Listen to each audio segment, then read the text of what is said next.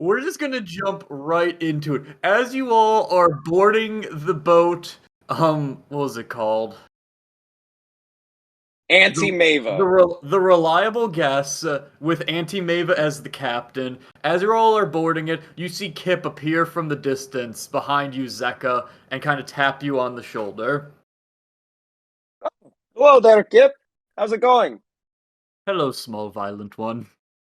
Oh, sorry. Moves over to Zeka away from Kezia. Hello, small violent one. Yeah, I was like, you're going to have to be more specific. Hello, small deformed violent one. Okay, we don't need to. I will fight. What's your question? Oh, no questions. Just before you go, and he kind of just shuffles over to kind of pull you away from the group. David, not to take away from your scene, we did get passage for everyone. We got passage for 10 people. Yeah, Oh, okay. Is Kip not coming with us? Kip is off doing a different thing right now. You guys told him basically go to the mind flayer. You told him this like, to be fair, 3 or so months ago, but he is splitting off to go towards that last Oh. mind flayer site.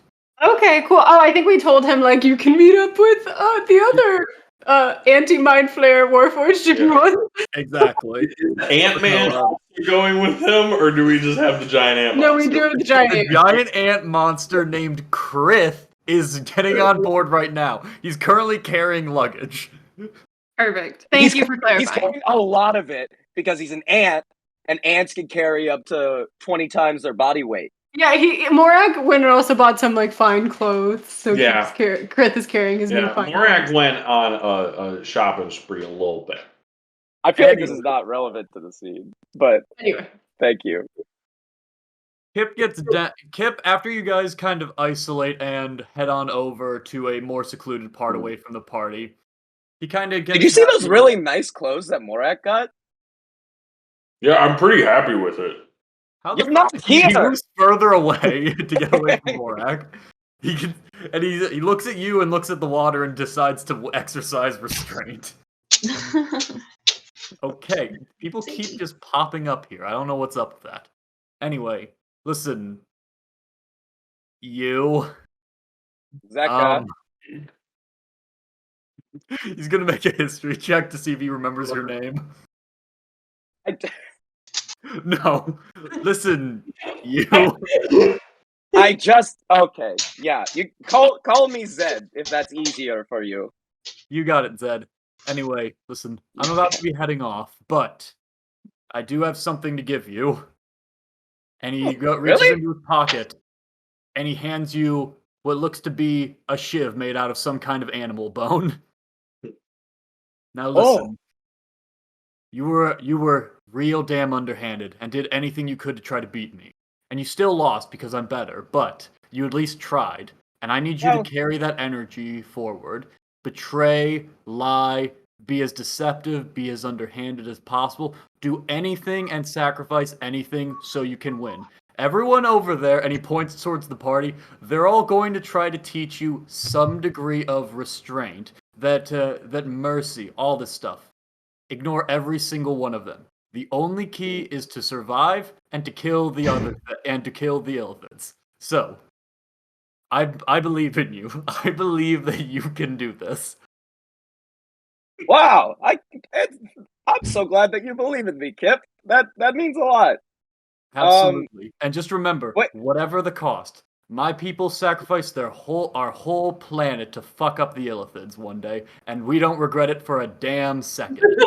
You need to destroy them all. All right. That's very yep. I will take that and I will move forward with it. Thank you. Let me see this shift. Sure, as you pulled out, it looks to be about the size of a regular It looks like he whittled it just from like a random animal bone. You don't know where he got the bone now that you think of it. Oh goodness. All right. Cool. You notice there's a little bit of blood on it still, not quite dry. Well, this is very kind. And Kip, for you, I have this, and I pull out some lembas bread. This will make you feel full for a long time, I think. I learned it from my elf baker friend. Sure. Sure. And he just takes a And bite. Go ahead. No, that was it. I just took a bite. And remember this. All these people over here, and I gesture to the city, every single one of them has a story to tell of some sort. And some of them are probably pretty good bakers. Starts walking away. And I grab him by the collar, and I like stare him in the eyes. I'm the best baker. You fucking remember that.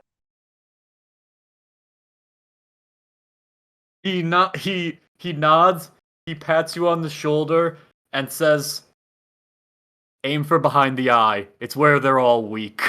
And then he walks off into the distance. Bye, Kip. Nice meeting you.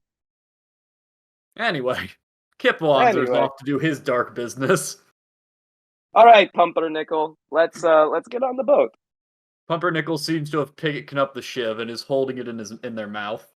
Oh, that's really cute. You can. And do you think hang that on to that. Becca is required to take a level in Ranger next? No, because Pumpernickel will betray Zeka in the end. Oh shit! What? What? I'm Pumpernickel. Did you just say you were going to? Anyway, let's get on the boat. Yeah, and just as one final note before you guys all move aboard, Scribe Alec does catch up with you guys and does hand Artuk and Ode their handouts regarding... I'm gonna forget the name of this forest again.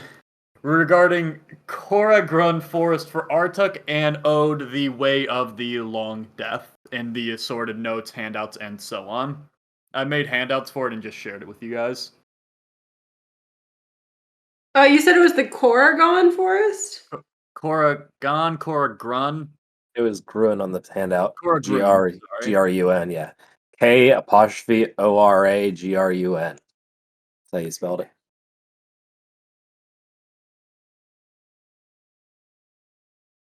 Cool. Ode thanks him and wishes him well.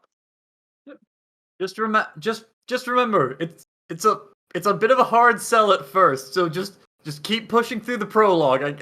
It gets a lot better as it goes on. Also, here's your stuff. Can you read? Yeah, it's fine. He walks off. Right. Well, I guess that gives us something to do on the boat. What is... Oh, that was nice boat music. Yeah. Thank you. This is the port town in Final Fantasy X. That's why I chose it. I was like, this sounds like Final Fantasy. Sounds very familiar. I like it. Just kind of cut off there for a second. Alright, but yeah, as you all finish moving the last of the cargo, your sorted luggage, your new shiv, your pets, your weird ant companion, and your other NPC, Banya, who just hasn't had a lot of screen time. David, so we're being joined by Banya, Prith, and Pumpernickel. Yes. Okay. Yeah, and you are boarding Auntie Maiva's ship, the reliable guest. And if I remember right, I think I quoted you, it would be like a 9-day... Is it a 9-day? Sounds about right. I can't remember. They're about, like, somewhere in the order of, like, 8 to 10 days of a ship passage towards Galterra.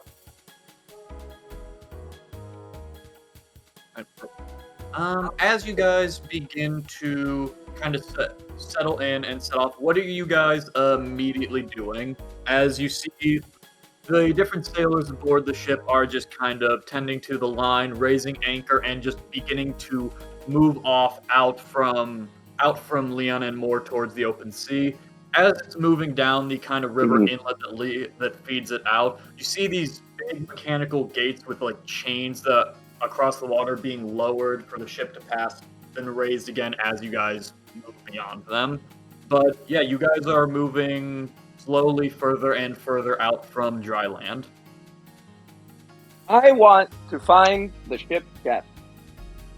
You see Auntie Maiva standing there on the middle of the ship, just kind of directing the different sailors towards their different duties and just making sure everything is going smoothly. That way they don't pivot and block the canal for a few months in the middle of the pandemic.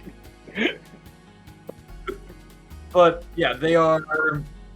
Auntie Maiva is there at the center of the ship. Hi, Auntie Maiva. Do you know who the chef on this ship of yours is? Okay, I hold on. I'm salute. turning down the music real quick. Say that again. Hi, Auntie Maiva. Who's the chef on this ship? And I'll throw up a salute. Oh, oi there, little lad. How are you doing today? Are you ready to go on the ocean? Ship shape here. There's wind in my sails, and I'm ready to take on the open seas. Oh, well, you're gonna be a real big help for us getting out on the open water. Let me tell you. You were asking about the cook? Yeah. Do you want to go and have a look down below and see what we're gonna be having? Well, I was gonna say, while we're on the ship, I could help out with the cook. I'm a little bit of a cook myself. Sure. I'm sure Presley would love to have a little bit of a hand with the different spices and stuff. But yeah, it'll be Mr. Presley. He'll be down below. You can't miss him. Zika's eye twitches, and he's just like, "All right." What's his name? Sorry, say that again. Presley. Preston, comma Elvis. Okay, cool. Thanks. Sometimes things just happen. David says that like he has no control over it. Sometimes things just happen. I don't make up their names away. Listen, I make up their names. That doesn't always mean I'm thinking of Elvis. Always. Artuk, or Kezia and Artuk, or just Kezia, whoever. You want to come meet the chef with me? Yeah, that sounds fun. Yeah, Arthur, fuck you. Am I part of this scene? Well, he just asked, "Do you want to be part of this scene?" That's how improv works, Adam. There. Sure. I don't have anything else particularly pressing. I'm on a boat for 9 days. Yeah, I can't seem to find Ode and Borak. I don't know where they are. I think I literally just was talking to them a moment ago. You know how Zeka asked us if we want to be the chef. I responded naturally by saying, "No, but I do want to go over here." I think Zeka, If Zeka's meeting the chef, then maybe we can like go see if they have any like special like dishes that might remind us of home. We can go meet Zeka there. Alright, let's go meet the chef. Yes, along the way. and we can do something along the way, maybe. As you guys head below deck towards the chef, you do find it's what? Can I keep an eye out for like good hiding spots and point them out to Zeka along the way? Make an investigation check, but sure. Okay. We can rock it in case he rock. I didn't actually have my character sheet pulled up. I just had Roll20 pulled up. One sec. Dirty 20. Yeah, there's so luckily, you know, this isn't like a full-on cargo ship. It's got space for cargo, but it's more meant about moving like pretty quick. There are a handful of like boxes and barrels with like little small areas that you could probably squeeze your way into. Now, luckily, there is of course a big old pickle barrel, which is your favorite hiding spot, down towards the back of the ship. So you can always count on that one. Mm-hmm. And speaking of the pickle barrel, as you guys all walk out, you see this probably like 6'3" tall looking human fellow, maybe human, maybe something different. Bald with a couple of facial tattoos. a massive belly, bordering on like a sumo wrestler, with an eye patch, wooden leg, and all the works, with two parrots actually on either shoulder. One of them looks like they're stuffed though, so that's a little morbid. And he begins to drag the pickle barrel inside into the galley.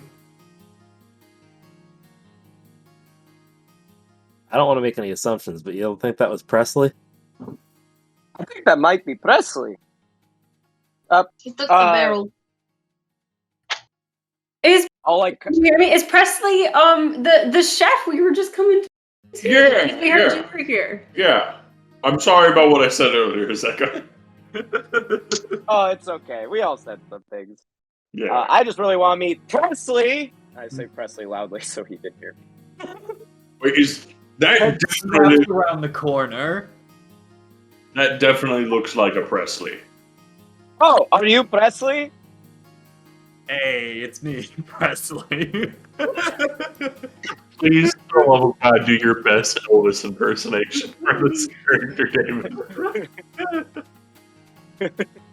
Hey, it's me. The Fonzie, David. Try again. I love the Fonz. Hey Presley, my name is Zeka, and these are my friends. Hi, I'm his friend.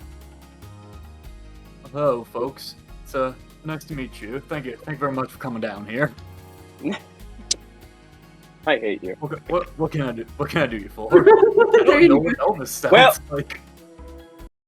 Well, Daddy-O, I figured that while I'm on the ship, I could make myself useful and help you out with the cooking, and I wanted to see what kind of dishes you had prepared for the journey ahead. Well, that sounds like a mighty fine time, little man. Here, let me show you what we're working with. And you look in and you see, well, it looks like there's like probably 15 or 16 plates that are already made, and it seems to be like a peanut butter, jelly, and banana sandwich. Just massively laid out with a bunch of cups of milk. Well, I need to look up a few things. Holy shit, did you use a whole stick of butter to make this sandwich? It's so greasy. It was actually a pound of lard, little man. What? Oh, wow, wow. Thank you, Presley. These sandwiches got me all shook up. Is that really worth it? I have 20 listed here, Mary. I'm gonna use them. You can try. I really like your blue suede shoes. Yeah, that was wasted, and you know it. Well, all right. And don't worry, folks. For dinner, we got fuck, what's it called? Pulling up gross Elvis food as we speak. The only one that I know is the peanut butter banana sandwich. That's the only Elvis. That's the only famous Elvis food. Well, yeah, but the listeners will appreciate the Easter eggs. That is true. We got some banana Yes. and bacon sandwiches coming for dinner tonight as well. Real food made by Elvis Presley. What the hell? Well, you know what they say. It's now or never when we're having You these can't- sandwiches. Like, if you have to look up the list, then it's not, people aren't gonna recognize it. I look behind him, and is there just like a fucking massive pile of bananas for this trip? Holy bananas! You actually see a Potassium small is tree no joke. growing them as well in one corner. Oh, see, Whoa! I'm trying to get off here. that's Yeah, perhaps interesting, the kitchen. Mr. Presley. Because like most people would prioritize like limes or citrus on a boat, but you're just over here with literally growing bananas. I don't know Well- what you want from me, little miss. I fucking love bananas. Do you happen to be of a druidic tribe because you're able to grow these trees just on the deck, on the below deck with no sunlight or soil? I've never seen this happen before. Is it melted Because in with we the have a floor? druid here. I'm sure he'd love to connect with another druid. Yeah. That'd be quite amazing, actually.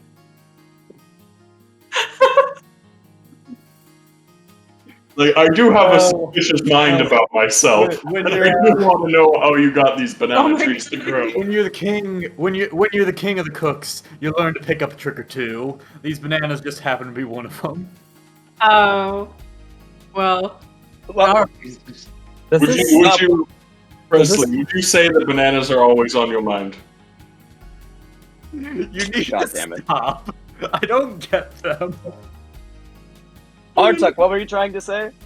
So does this banana tree seem to be magic of any kind? It is growing lightlessly below the deck of a boat. Make I a detect nature magic. check for me. Sure, I Does can that nature. I'll use my blue suede eyes to detect magic. Oh, if you just detect magic, no magic at all seems to be coming from the tree. Artuk, Holy what shit. was your nature check? Remembering how to pull up my character sheet, suddenly it doesn't seem to be where it used to be.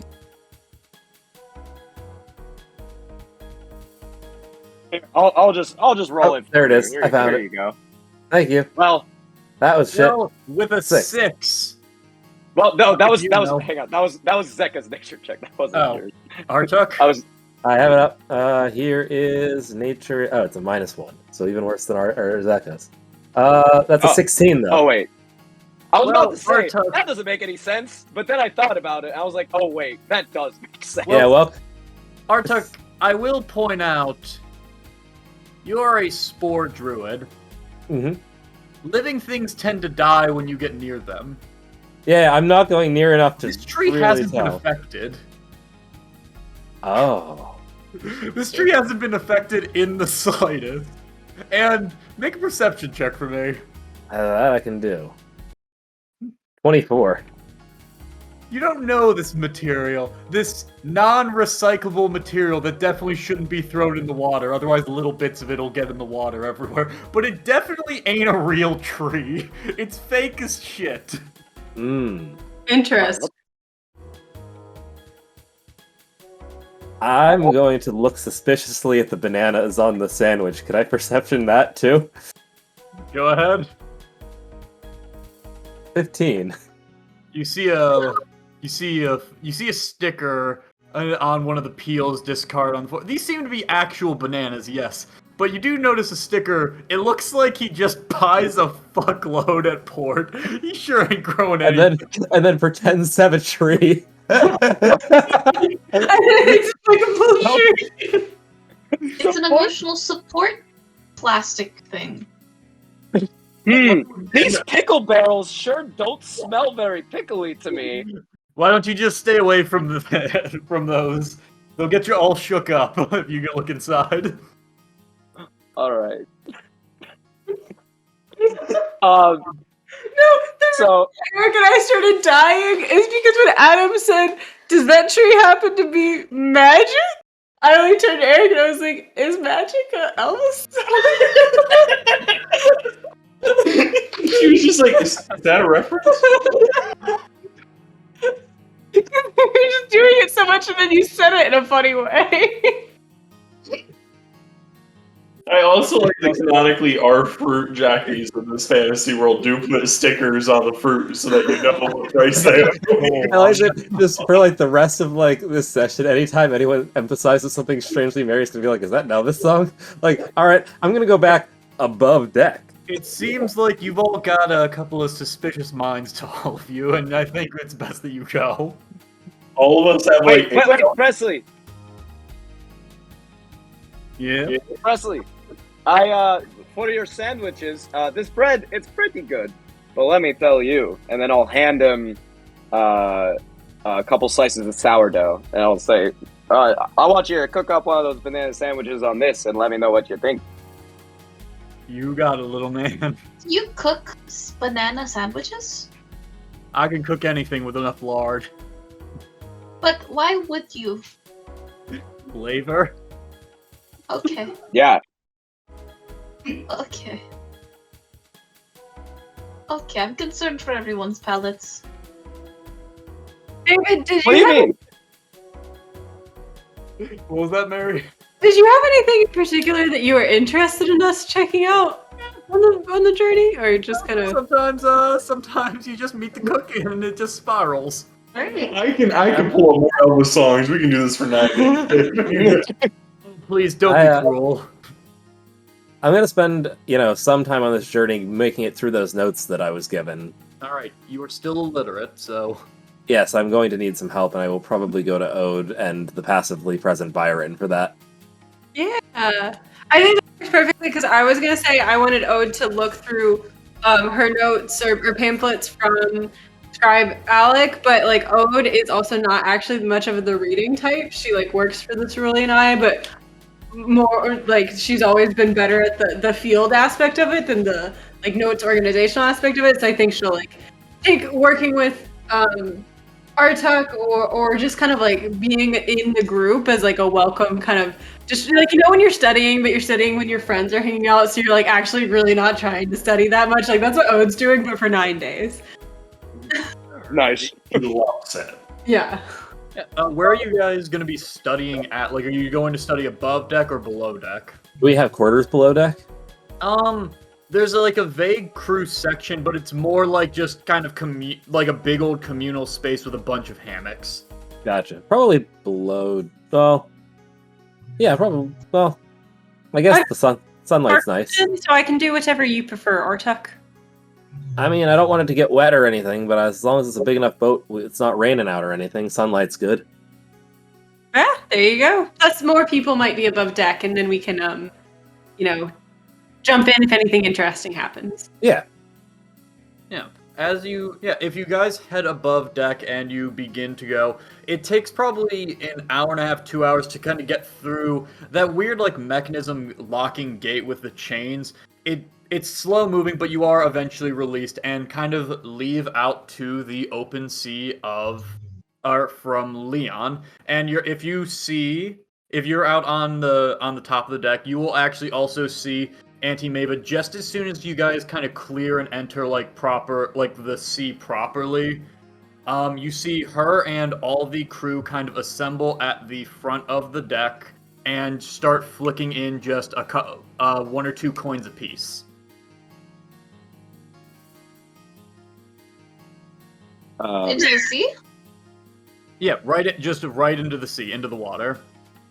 And you actually also see Auntie Maiva herself kind of clutch a necklace and just begin to whisper a few words with all the crew kind of heads bowed down as in like a not solemn but almost like a bit like a moment of reverence as they kind of set off.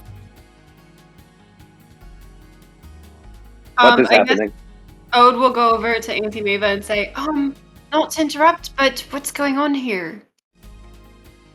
Oh, Missy. We're just paying our due diligence to the ones above. Have you all been on the sea before? Yeah. Once, but not as open as this. More like a gulf. Yeah, like a big cove. A gulf. Right. Well, just bit of a sailor's trick. Just paying a bit of due diligence and a bit of offering unto salt helps keep the journey a little less hectic if we can help it. Make a religion check. Ooh.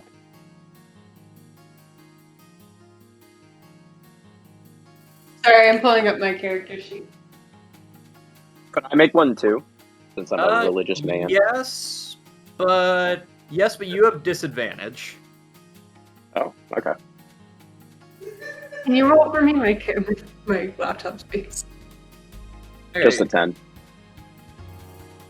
Okay, we'll see. Okay, so while she pulls that up, 9. Okay, was that Ode's? Yeah, that was. Yeah, that was Ode's. Okay.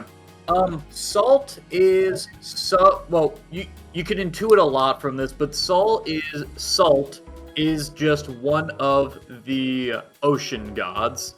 You can't remember exactly what pantheon, and you can't remember much in the way of like practices, rites, anything like that. But it's just like considered good form, kind of similar to sailors like in the 1600s here of like paying a little tribute unto like Neptune for safe journey. Yeah, Mm. that is basically all you remember. You think... Yeah, you can't remember quite what you can't remember whether it's like from a particular pantheon, whether it's a dwarven or like dwarven, orcish, or whatever. But you just it is a very much a god of the sea. Yeah, Ode will grab like a couple silver and throw them per where the crew, what she sees the crew doing. Okay. Yeah. Hey, does anyone else partake? Kezia sees this and just clutches her gold a little bit closer. Yeah, I'll toss. I'll toss. Sorry. I was gonna say I'll toss in. When I see Ode doing it, like I'll just dump a little pouch of silver and electrum out into the water. Okay. All the good luck for Artek. You could totally make a scam of like sending like divers to right in this area. Yeah, big salt. Big salt. This is all a scam. Yeah. Okay.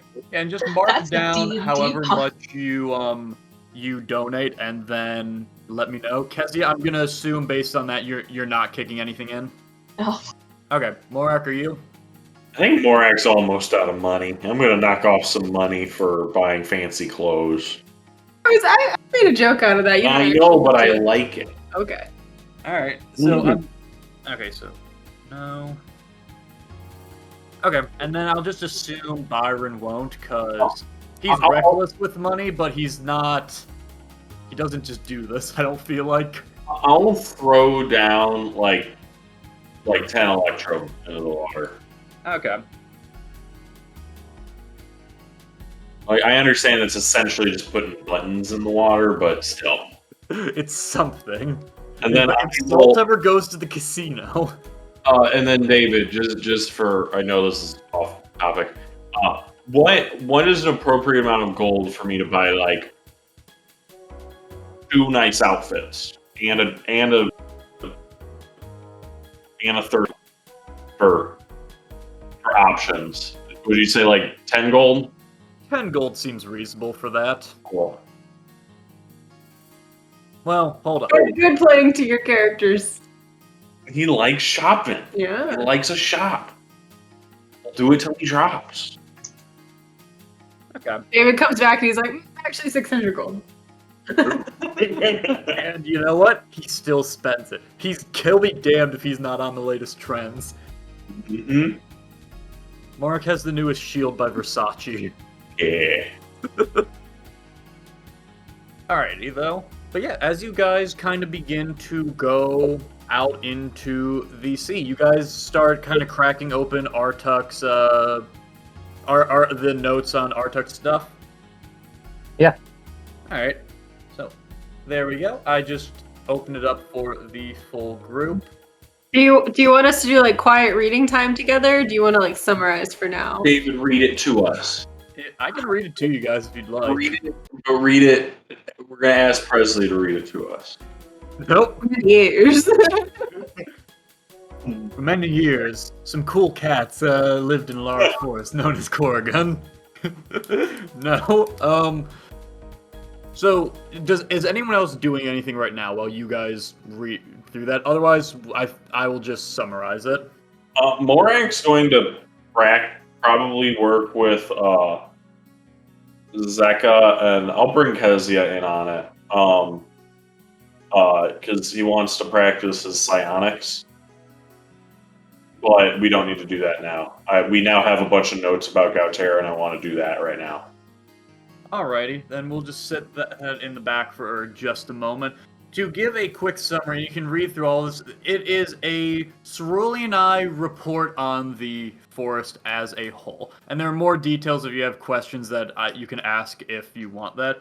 But essentially, it is covering that the forest is a known magical kind of hotspot. But efforts to kind of get into it have been very largely unsuccessful. It kind of just seems like every expedition that goes in either is pushed out, emerges beaten, or disappears inside and isn't seen again. There's not like, it hasn't been like properly like mapped out on the inside just because anyone who goes in to do it either isn't able to do a good job or disappears. Only one particular expedition ever had like semi-competent work done, but the person who came out who is Gideon the Tracker, went in there and then came out, beat the shit out of, dehydrated, likely poisoned or in the middle of an infection, and was in all likelihood hallucinating as well. And he kind of and in the notes for it talks about like it's a deeply magical place. There's like these powerful beings that will try to tempt you with bargains and like gifts and such.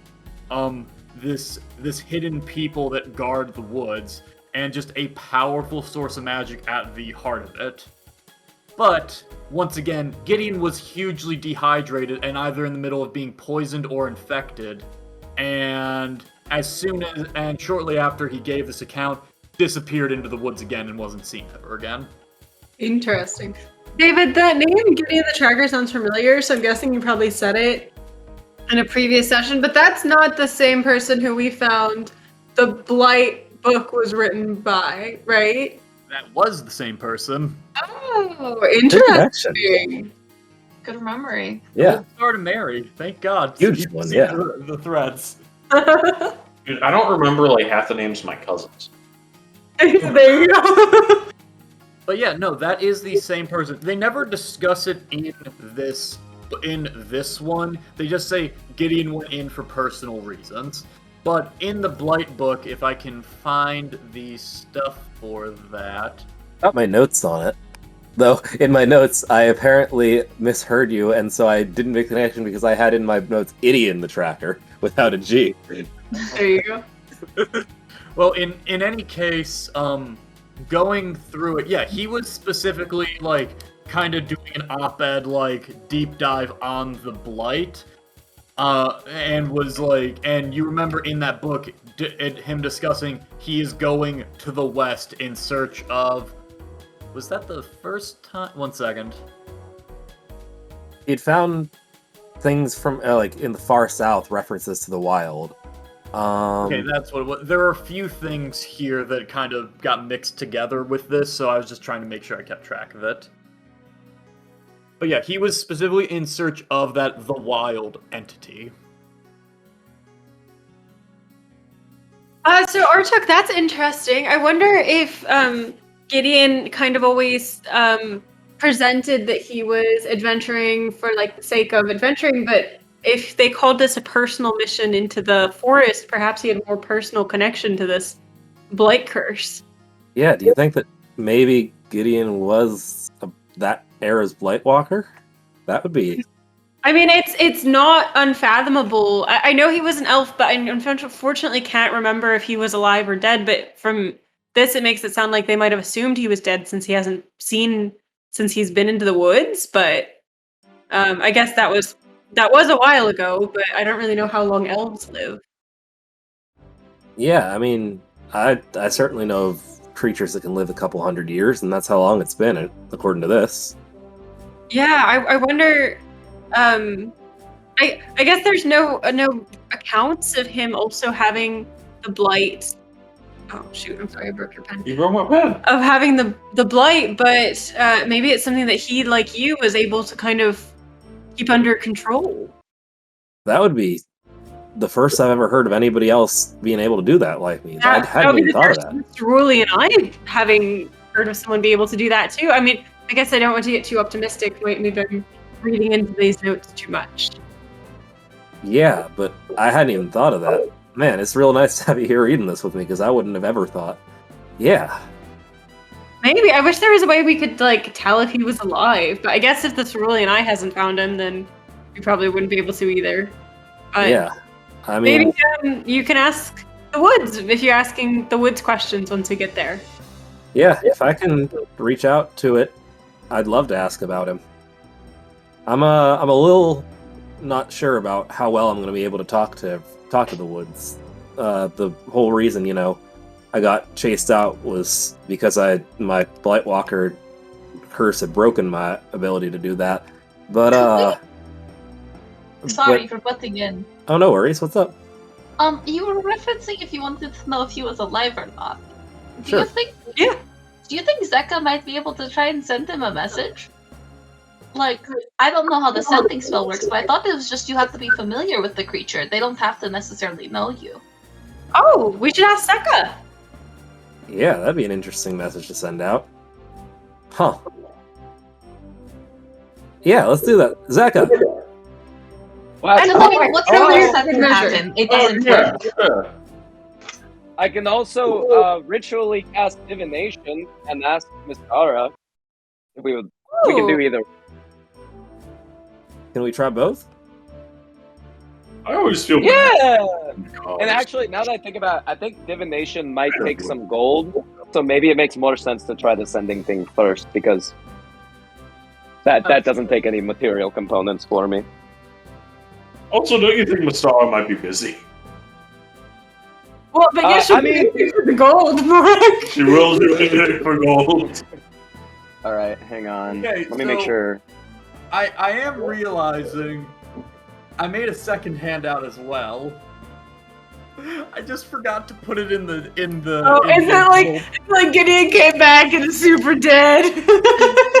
nothing like that. I just was scrolling through my notes and realized, wow, this is a really long Word document, and oh, I was definitely supposed to post this a while back. So further notes regarding the fight. Oh wow. Wait, guys. Oh wait, there's Oh, a whoa. second Guys, page. each of these pages have stuff on the back of them. This is so Oh cool. Oh my god, I totally forgot to that. Wow, I'm glad I found that. Like, I'll never Walker forget. Oh. In the we notes, should- there was just one blank page. If you flip it over, there's more book. Yo, I wish we had an intermission so I could read all this. Fuck, this is awesome. I am sure that we will have an intermission for this session at some point, so if you want to save it for that. This one, I can give a very quick summary, though. It's talking a lot more on kind of case files from the Cerulean Eye vis-a-vis the Blight, or Blight-adjacent things. And it's kind of like, at the end, kind of collecting stuff that may or may not be related that they think is somewhat relevant. Anyway, all right, we can save all that, or if you want to go through, we will definitely have time for an intermission. Yeah, I want- but So this is also from Scribe Alec, or this is from the Blight book? Just to this is from Scribe Alec. Oh, You guys asked for notes on the Blight yeah. initially, and then months happened, and I forgot to post it because I wrote them up immediately. No, that's really cool. This is just the same delivery. He's like, oh yeah, by the way, here's those other notes I forgot to give you yesterday. Yeah, this is like the Cerulean Eye. Like if the Cerulean Eye was a Word document and you Control F the word Blight, this is what would come out. Or Blightwalker, this is like what you find. Generally speaking, yeah. Anyway. Gotcha.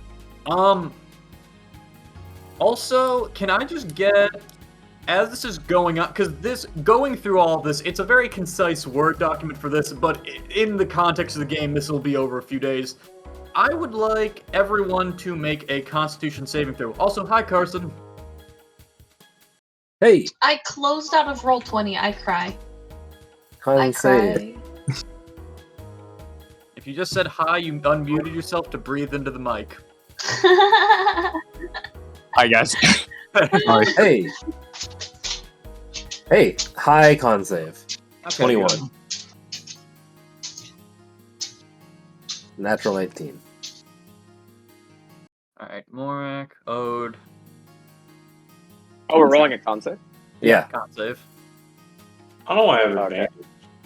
Oh wait, that's just con. Oh, it's the same. Boy. It would be the same. Many of you are well built. That applies to Byron as well. Whenever you get the chance, can someone just roll it for Byron while Carson gets roll 20 pulled up? I got you. Thank you.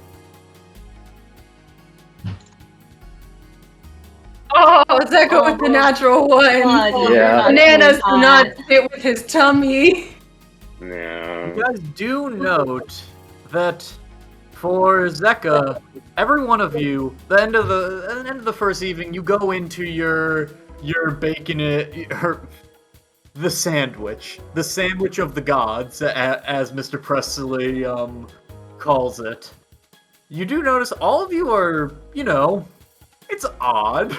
It's an odd flavor profile, but it's fine. It does the job. Depending on your role, you can enjoy it if you like, but Zeka, you do know, I don't know what it was. Maybe it's your stomach isn't built for that quantity of lard. Maybe you have a more refined palate. Or maybe it's the fact that sourdough, for some reason, really does not mix with it. Because yours is rancid. It is disgusting.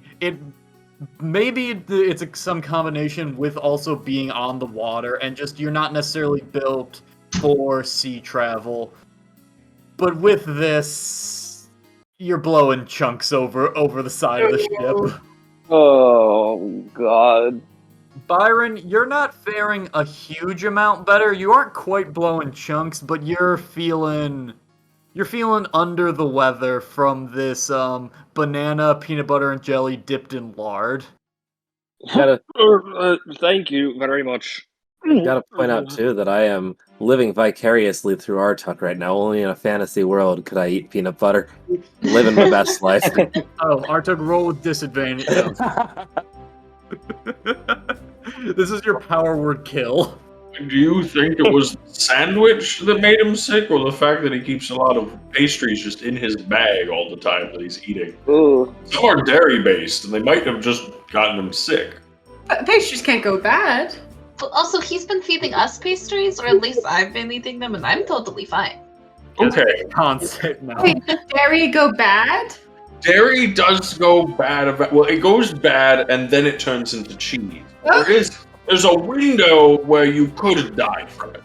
Maybe Kazi has been eating the cheese. Maybe she's been eating cheese and not the bad dairy. Byron, it's like there's a rock in my stomach. Oh, here, Zach. Eat a rock.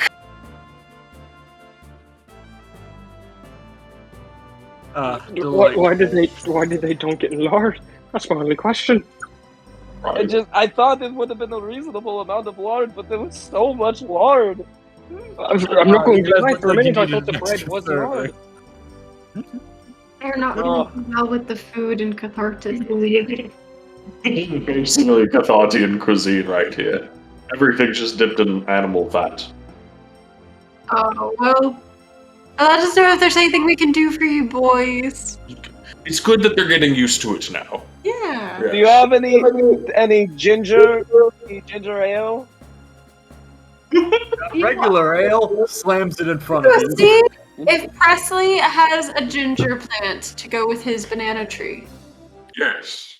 I would not trust Presley's plants. Well, What was I that? don't want anything that man has to offer. And I'd further I not will- recommend eating his plants. His magical plants. They're certainly not for eating. I just I take out Bailey and I'm like, here, just hug the boy Just eat and Bailey. feel better. And when you- Bailey goes for the hug, looks at the little bit of dribble that's still on Zeka's chin, reaches into the cartoon pouch, gets a little hanky, wipes it off, and then gives Zeka a hug. Thank you, Bailey. And when you are feeling better, Zeka, if we could get you to send a message, that'd be real useful. Oh, I'll just do it right now. What do you want me to say? Don't be cruel here. He's had a bit. He's had a bit of a time. We can Yeah, get- that's what I said. When he feels No, better. it's Grab a fine. minute. It's Don't be fine. cruel. I feel great. No, like tomorrow's fine. Literally, we have 9 days. You're good. What's his name? Unless something again? terrible were to happen, I look at Ode. Because we're on the boat. All right. I think that this is going to be an uneventful, really chill 9 days.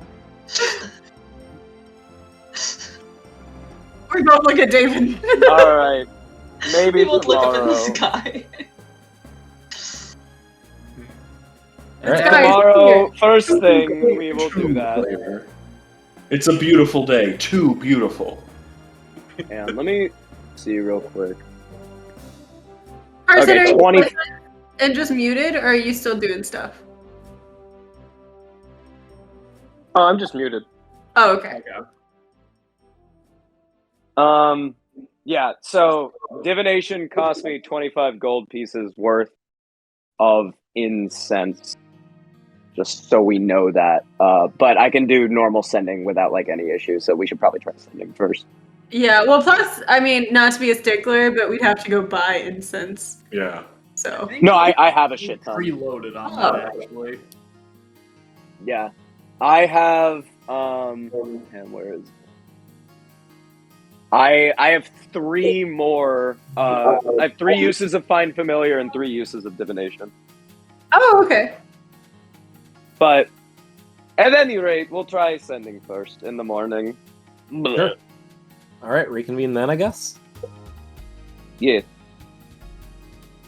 Cool. Star wiped. Oh, I feel As so we much move better. into night, Oh. you all watch. Any of you who are late, who stay out late at night, including Sunny because he doesn't actually sleep. You'll be treated to the views of sailors working the night and just an unprecedented darkness. You see on the horizon, even as it gets late at night, this kind of faint purple glow far on the horizon, but you're not sure exactly what that is as of yet.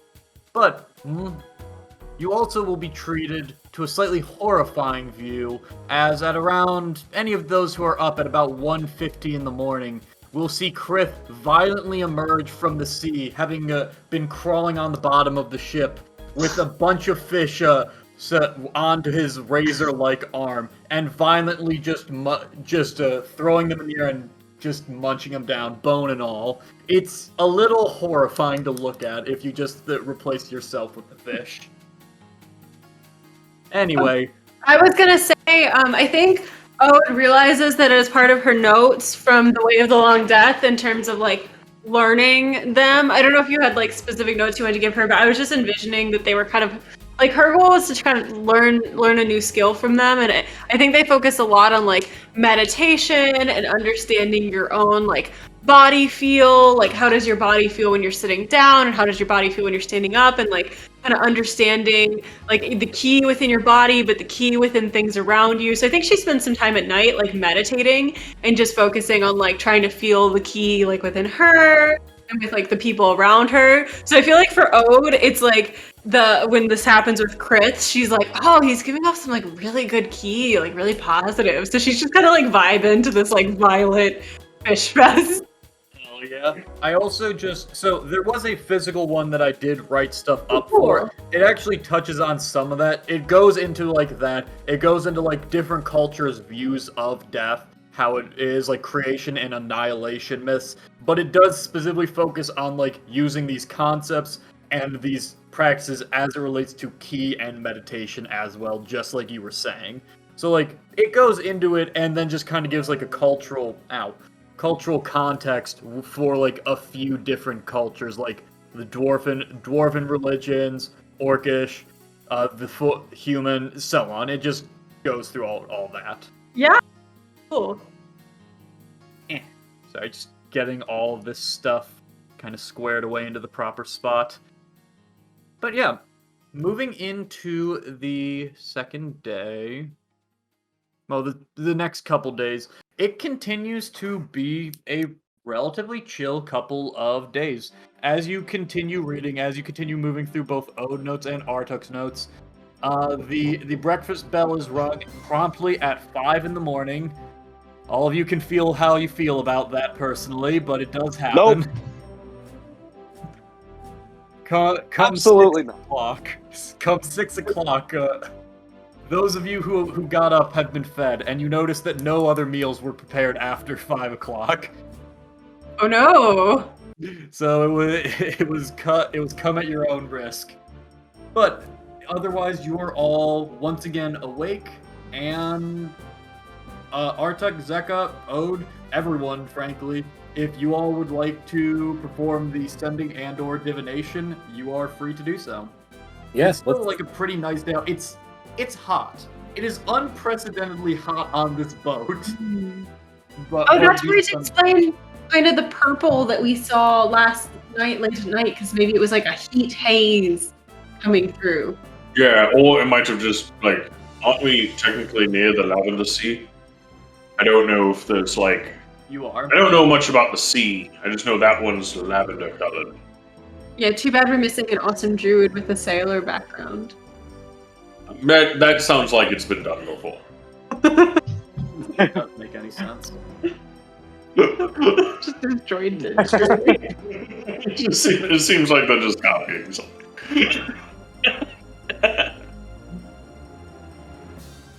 Anyways, real Haas. Yeah, I should have worn my blazer. But do you guys like this new blazer I got? It's like very well fitted. Yes, Morek, you look very handsome, but you're going to get Very salt good. on it. Greta, Hi. just want to Yeah, say, that tells you right. I know how to take care of my clothes. yeah, mostly because of stress, nausea, making me not want to eat. But hey, that and working in a kitchen is really fucking like. Okay. It, Artuk, it's one of Zeka. those more work. Anyways, Talk to one of the coloring. Who is what is that voice? He's talking It's to your brother. to Yeah, he's going on a date, so he's Maiva. getting ready. Okay, it's not an official date, but Oh, very cool. That's cute. Aw. Okay. Artuk. Oh. Yep. What is this fool's name? All right, so he's a Gideon the Tracker. He's an elvish fellow and was born. I guess I don't know when he was born, but he was an adult on an adventure of his own, like 150, 200 years ago. Mm-hmm. Okay. He went missing, last seen in the forest we're about to get to. And that's most of what I know about him. I don't know if we were specifically taking notes during the Blightwalker, like of Ode and Byron were taking notes while they were helping Artuk read the Blightwalker book. But if since he wrote it, Ode could kind of say like, oh, well, he was in the southern area of Altria, not Altria. What's the name? Panther. No, the continent. Akelia. Akelia, like in kind of like his early part of his life, and he was like talking to these kind of different tribes, and I don't know, is that helpful for you, Zeka? Is that enough for you to find him? Yeah, if you guys have any like object that's strongly associated with him, that might help me a little bit as well. I mean, we have a book of, findings. That I don't know if it was written by him or. It was, but Ode turned that into the Cerulean Eye. Yeah, I gave Right, it back, and I'm right. sorry. Well, that's okay. Familiarity is all I really need. So I mean, worth a try if you don't mind using the spell slot. no, I don't. When it spells a spell, whatever. All right. What's a spell slot? Zeka you're a will. bad wizard. All right. You're doing sending, right? Free spells. Yes, Zeka will pull out his little cooking pot, and he'll make some breakfast monkey bread, and he'll pop a couple balls in his mouth, and he'll cast sending. He does that very fast. Though. Here, since he was a member of the Cerulean Eye, maybe you can hold my Cerulean Eye badge, and I know it's mine, but would that help? We didn't get them until 6 years ago, but... Sure. No, that might help a little bit. I'll take the badge, and I'll use it to cut a slice of monkey bread, and I'll eat it. Thank you. I promise this helps. I'm not just doing this to be a dick. Vicky. I cast sending. Would you be so kind as to send it into the chat? Yes. Oh. Are you alive? Well, I guess the big things we want to know are like, I mean, you can tell him because to make sure he gives a shit, tell him that this has to do with the blight, with the Blightwalker, and specifically the Cerulean Eye too. Those are two things he seemed to give a shit about, and we have questions for him. We want to know if he's alive. That's great. Okay, and what's the forest that we're going to? That would be the Koragrun Forest. Koragrun Forest. Yeah, I had to remember. Koragrun? Koragrun, like Grun. Oh, like Koragrun. Okay. It really All should right. be an umlaut, but orcs hadn't invented the umlaut yet. I mean, no, that's not Orcish. That's Giant, actually. Groon. There's a whole history to the name, but you know, I don't have to go into that with all y'all right now. We're about to send a message. All right. Zeka finishes his portion of the monkey bread, and you see a small divine flare that kind of like, just like briefly like shoots around his body, and his eyes like do a little like whoop, little flash, and he says, "Hello, there, Gideon. My friend is a Blightwalker. We're coming to Koragroon Forest. Would love to meet you and ask you some questions. Are you alive? Are you cool? Bye." I think it cut out at "Are-you?" No, it's 30 words, right? 25. You know what? Are you alive is actually the worst question because if he responds, Yeah, he's alive. I think he got "Are-you?" Hey, go ahead Oh, and it roll a is D20 25 for me, words. Zeka. Fuck. What's Come that? again? Go ahead and roll a D20 for me. Ooh. No. Do I get advantage with the notes or anything like that? Nope. Is it worth it to use an inspiration? Can we use an inspiration? You I don't can know. I if you don't want have to. one. You just have so to someone would have to decide. give me one. Someone would have to give it to me because I don't have I have one. an extra one. I feel like this is important. Well, we could always try again. It kind of depends on what the outcome feels like. That's true. I don't have one. Otherwise, I'd give it. Yeah, I say. Oh, Zeka, I thought of something else. Also because he was from was he from the Way of the Long Death, Cerulean Eye Monastery? The vibe you got more was a contractor. Oh, more of a contractor. Okay. Well, if he spent a lot of time in Leon, maybe he like went to that same. You know what? This is nothing. I can't even think of a good way to inspire you. All right, the 5 stands. Sure. All right. I await a response. I need to look over this real quick. Hold on.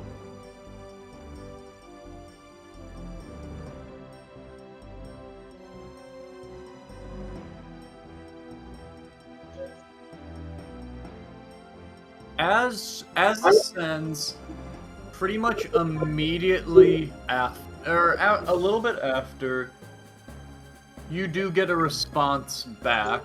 Ooh. Oh, it's just a 5% chance that the message doesn't arrive. So basically, if I didn't roll 1, right? Well, anyway. Sorry. Anyway. Continue. And the message is just, no more blight. No more blight. No more blight. Just repeating until it cuts off. So just that. Ah, Zeka, you look like you got a response. I got something. He just said no more blight over and over again. He didn't say anything else. Did it cut off? Because if he said it enough times, it would have stopped at no more blight, and then he would have hit 24 words. Did he, like, continue going and say no, or did he not? This is very important.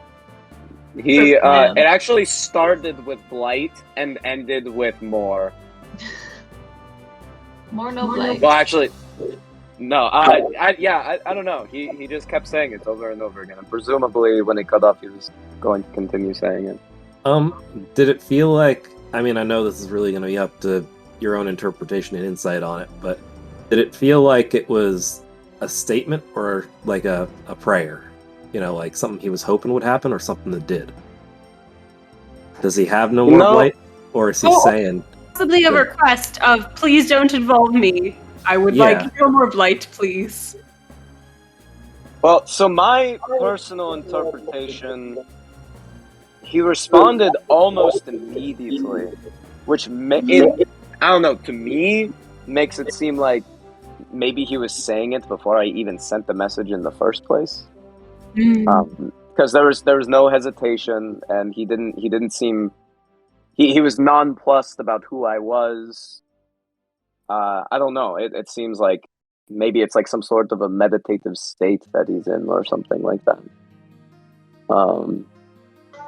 Either that, or he responded very violently to the fact that I said that I have a Black Walker friend, and he was like, "No, I don't want it." But I mean, the fact that he didn't, he wasn't very eloquent exactly with his words, so it's kind of difficult to say. It's funny how many different things those 3 words could mean. Yeah. Hey, David, could I roll an insight check to see if like one of those theories seems more likely than the other? Go ahead. Nice. Not bad. It certainly didn't sound like he was saying, no, I don't have the blight anymore. You feel pretty confident you can rule that one out. Whether it was like reverential or fearful is kinda up in the air, but it certainly was not a I don't have the blight anymore, don't bring this back to me. It was some degree of like, oh no, oh no, oh no, oh no.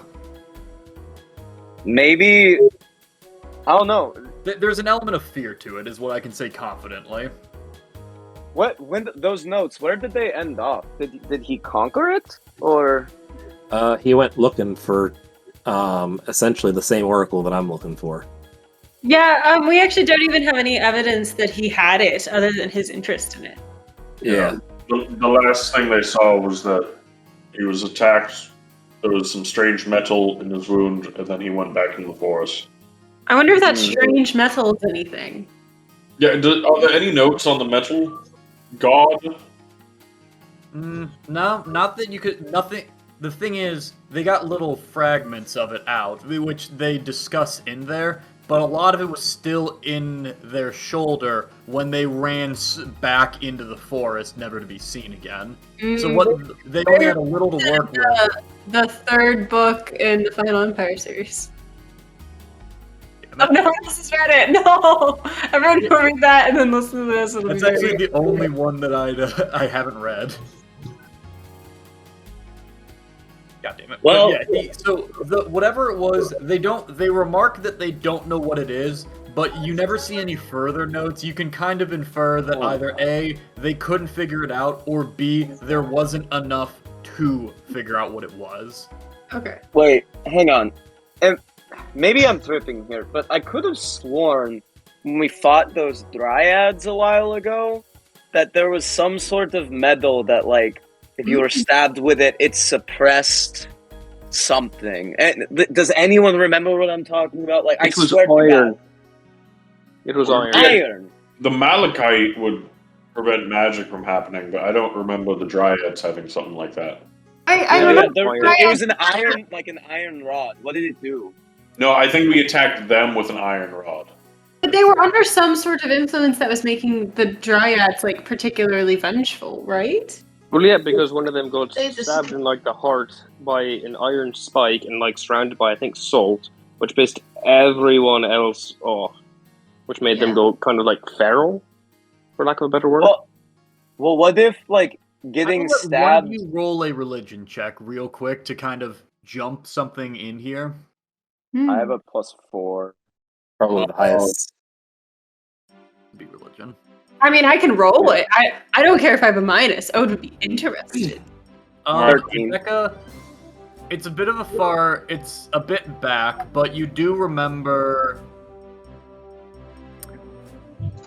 the Fae and elves of the the Fae and creatures of that ilk have like a natural weakness to iron.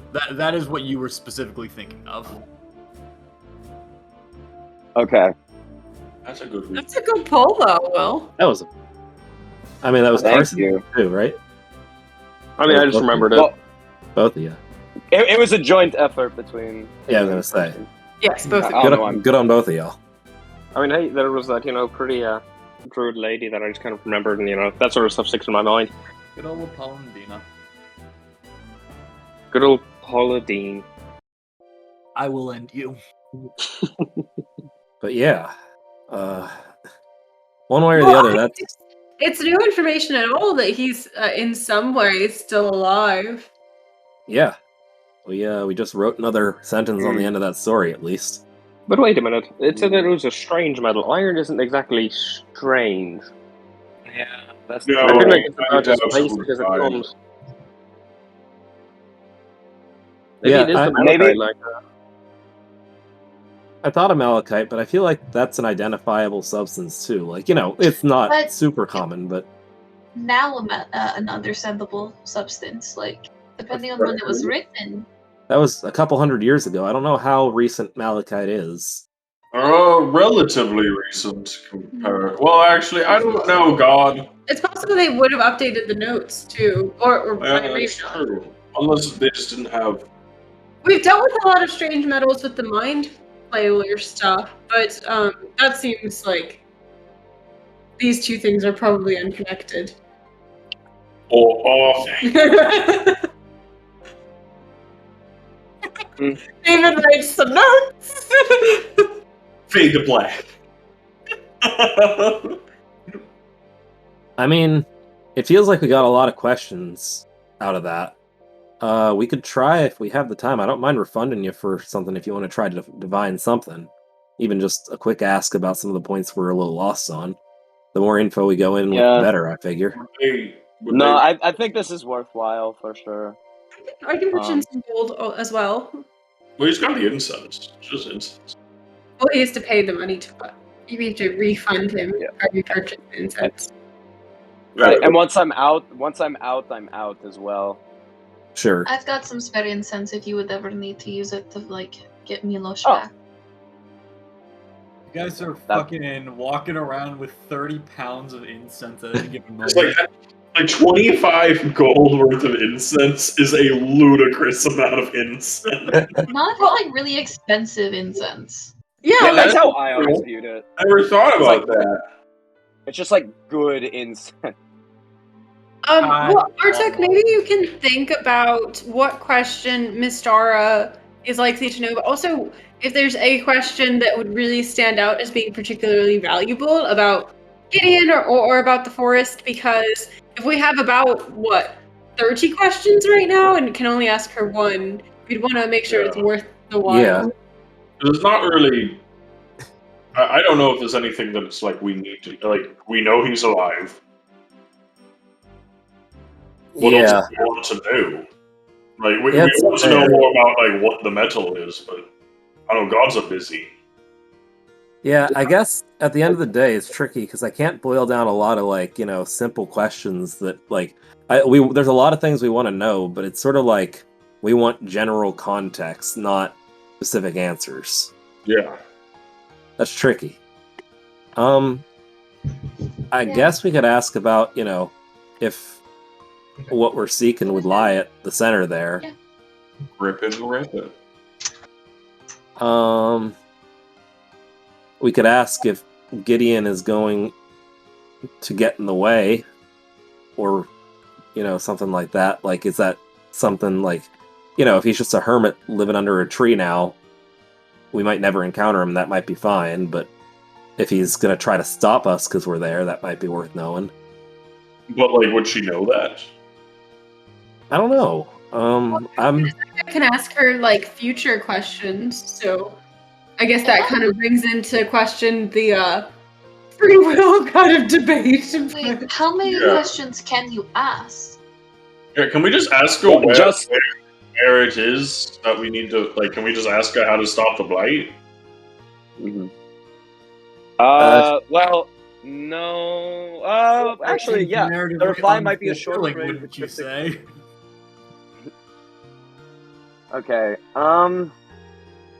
We could ask bluntly, what Is he dangers worth does she? saving? I was thinking, what dangers do we face on the path that we've chosen? I feel like like all credit to Mistora. We kind of asked that when we were in that cave. Yeah. And she said, "Down below is dangerous." We were like, okay. Fair enough. Yeah. Fair enough. Like, we already know that it's going to be dangerous when we go into the scary woods place with all the monsters. Yeah. I guess maybe we don't have anything specific enough to ask her. It could be worth asking, like, is it worth it for us to seek out Gideon? Yeah. All right. But I like that. I think that's Yeah. good. Let's take that one. But, like, would that stop us? I mean, I think we want if he to. is a hermit and he's like, I don't know any more about the blight, or I'm gonna attack you if you approach me about the blight, or like harm myself, then we wouldn't. yeah. At the end of the day, he might just be a disgruntled historian who's living under a tree now. You really like the idea of living under a tree, don't you, Artuk? I mean, I'd say a rock. He could be living under a rock. Nothing wrong with rocks. Fair enough. All right, I'm gonna set up my ritual. I'll give Zeka 5 gold, and I'm marking it on my I'll sheet. give Oh. Zeka two platinum. Whoa. Oh, wow. Wow, you guys are great. Yeah, I got you. Zeka bites on it to make sure it's real.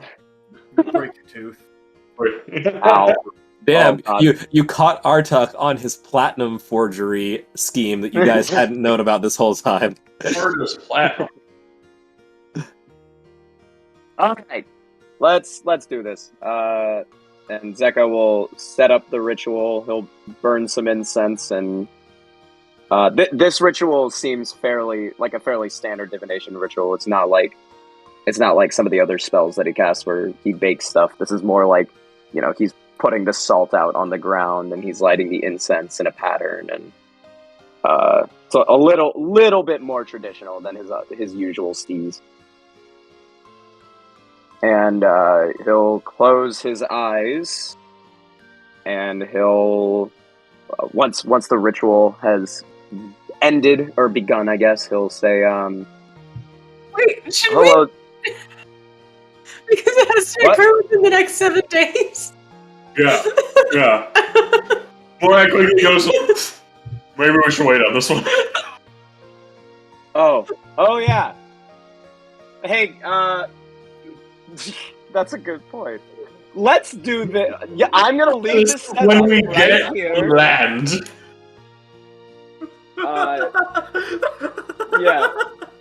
Yeah. All right. Like, instead of going out to seek this dude, we're gonna be on the boat for the next 10 days. All right. I'm just gonna clean up sheepishly and say, okay, well, we're gonna revisit this in a few days. Practice. Sorry. That was not that Sorry, close.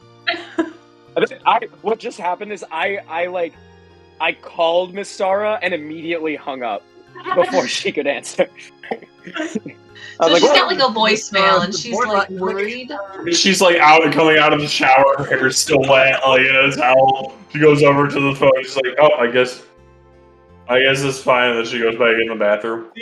No. Here's the thing. Zeka's trying to bait her into calling him. That way he doesn't have to spend the incense. Oh, there we go. Is everything alright, honey? She's like, I'll be back in 5 days. He only has so many minutes, okay? Yeah, be on long distance calls. Hey, are very expensive. wait. If it's going to be 7, okay. Do you have access to divine intervention yet, or whatever it is? Oh. 10, I believe. Yeah, it's Aw. fine. I do not. Darn, that'd be so fun to just start messing around with, honestly. Yeah, two levels. We're to two play a levels. cleric that's trying to mess with her god. Fucking trickery domain to the highest order. Oh, that'd be fun. Anybody except the god.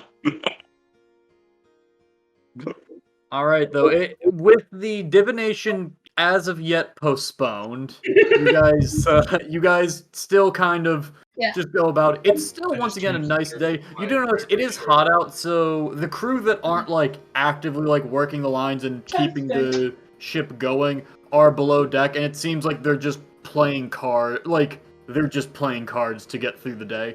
Auntie Maiva's just kind of at the helm or between her cabin. It just seems like another modest day. We're all Is wearing our hot weather clothes. Byron's taking the opportunity to walk around shirtless. Kezia, I wanna. Is there like a mast that I can climb up?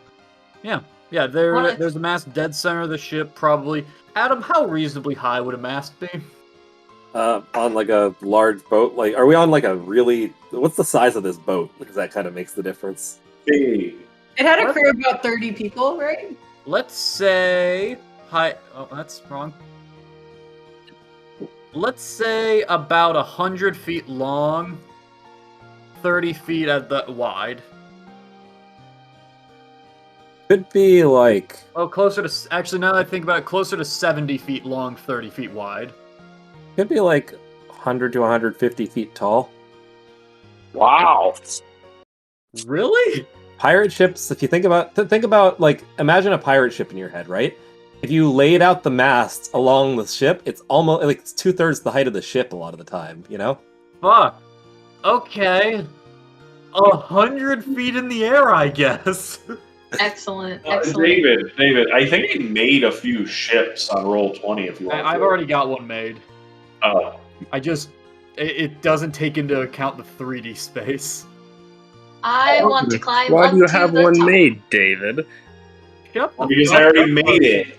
It took like 2 hours. Anyway, roll initiative. No, yeah, Kezia, you're able to get up there. You actually do see a crewman who is current. You see one crewman climbing down and the other climbing up as you just begin to scan. They're like, hey. And they're like slowly climbing the line because they are not adventurers. They're just sailors. But yeah, as you get up to the very tippy top, you actually can see at the very far edge of the horizon as you guys are going, even more of that kind of vague, like, lavender purple glow growing. You can't see exactly, like, what is causing it, because it's very far on the horizon as well. You also do see it... what's clearly a weapon just sitting here at the very top. Ooh, what kind of weapon? Well... It kind of looks like... A Glock. A Glock. No, it looks... Is someone playing guitar? Oh, sorry. Let me just. Thank you. Yes, that was my brother. Just ignore it. It vaguely looks kind of like a lever-action rifle, at least insofar as like outward appearance, but with this massive hand crank on the side of it. What? A massive what? Like like a crank, like you would use to like crank something. Harpoon Is there anybody else up there?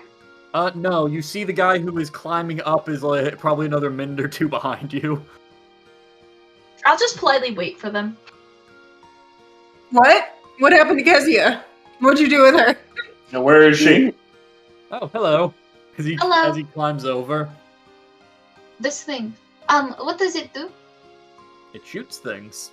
Excellent. Would you? My name is Kezia. Hi. Hi. Would you show me how it works? Oh, that's a Kezia, I know. I think you're going to be my new best friend. Thank you, Miss Kezia. My name is... Elvis. Presley Crosby.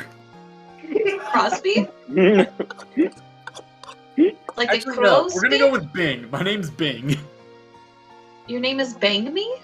Bing? What? Whoa! Whoa! Like, there's a reason I was like, what did you spell it? There. Just send it. Bing. Whoa. Alright. Bing. Okay. Hold on. Awesome. Anyway, so you see, have you used a crossbow before? Yes. Okay. So basically, and he just kind of aims it, and he's aiming it and using it in much manner similar to that of a crossbow. And he kind of just looks around. You're on the open ocean, so he doesn't really see anything to aim at. Okay, fuck it. And he just shoots it off, and you just see what is... Bing kills Krith in the water. You think that's enough to take down Krith? But no, you see, there's just this very high-pitched, like, bing! that actually hurts your ears a lot, and a crossbow bolt just rockets out the front of it a lot faster than than a normal mechanism, and he takes it back and takes out another crossbow bolt, loads it in the top, and then kind of begins to hand crank the rifle again. So the top closes, and you hear like this ping, ping, ping, ping, ping of kind of like a like a mechanical noise of like gears like clicking into place, and he just keeps winding it for a while. Ping! Fires it again off in distance, and then just repeats it. Huh. Yeah, it's called a tension carbine. We picked this up from some of the turn malls just before we left. That's really cool. So Thanks. then this part is new to the ship. Yeah, well, I mean, it's new to me. I own this. The ship doesn't own this. Oh, that's awesome. Yeah. Anyway, do you want to fire it? How many bolts does it have? Just the one, right? That just goes. I mean, just one at a time. Yeah, it's not. I mean, fuck. If you could somehow make a weapon that could attack twice in 6 seconds, holy shit. No, but I mean, like, if you it has like it has like a chain on it, right? A chain? She's Yeah, asking how many crossbow bolts or bolts he has for it, or if it just. Sorry. He has enough. Okay. Like, he basically has, like, you see, like, there's a very small bucket right next to him, and you just see it looks like a bandolier full of the ammo is just dropped in there. Oh, okay. Yes, excellent. I would love to try. Yeah, sure. So, Brenna, I would like you to just make a general intelligence check. This is a bad idea. 11. Okay. You feel I confident. have used a. Okay. Excellent. I do have sharpshooter. I don't know if that helps. And I do have proficiency in crossbows. Go ahead and take a shot with it. Okay. Where are Dexterity? you aiming? There, you can see like some rocks on the horizon. You see like a couple of like strange-looking birds that are just like kind of coasting over. Huh. You see Krith emerging, having slain a shark. I as much as I would love to impulsively fire at the shark that Grith is holding, I think about how Ode would be very disappointed in me if I accidentally hit him. We should have someone who can like shoot something for you, like a pole, and then you shoot at it. Yeah, I would be terrified of hitting them. Someone put an apple on top I'll of Krith's just- head. You know how like you like throw like the clay discs? Yeah, the skeets into the air. Like someone who can do that. Oh, yes. If So you we want need to a like supply disc. grab someone in the party to involve them in that to set that up, you can absolutely like go down, back up, and then get ready. I'm trying to think of who can. That's the thing. Because I was like, oh, Ode could, but her darts go 20 feet. So It's also small. Like, I need somebody to chuck like a frisbee or something. Morak! Me. Oh. He throws that. Come down. Morak! Yes.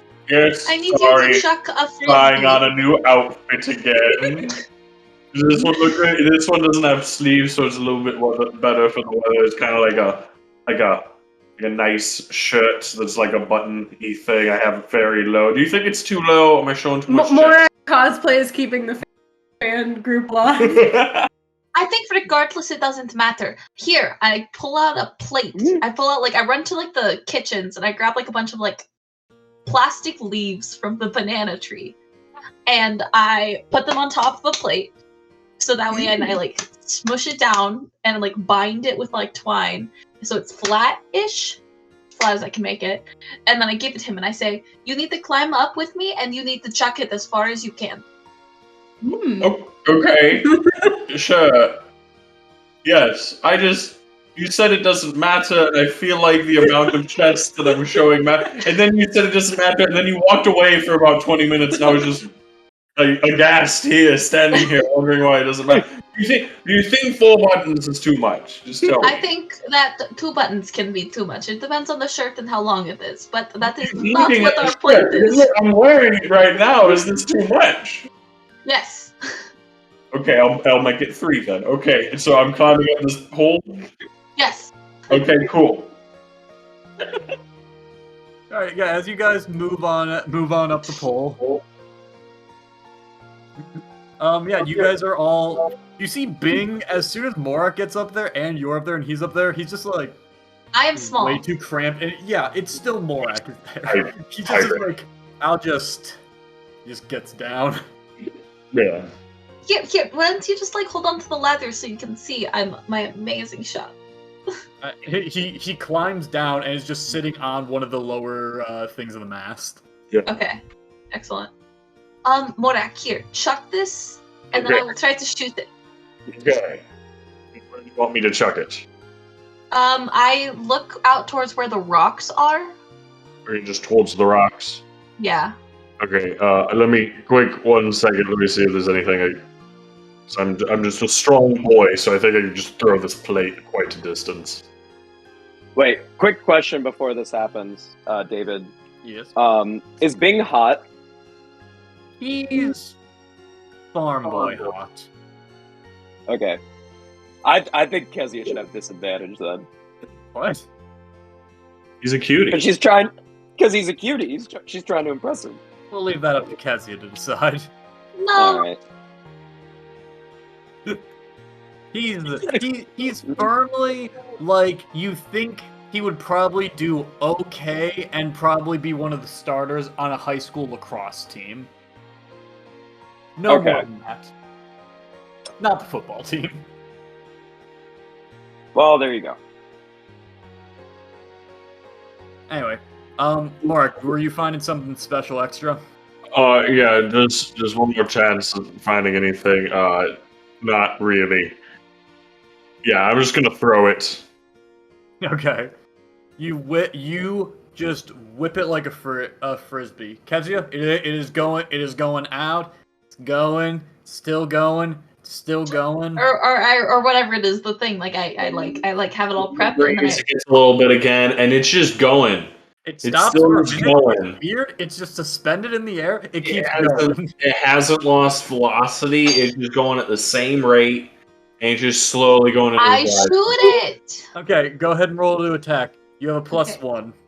Great. It's just dexterity d20 plus 1. Yep. Just a plus 1 heavy crossbow. Ah.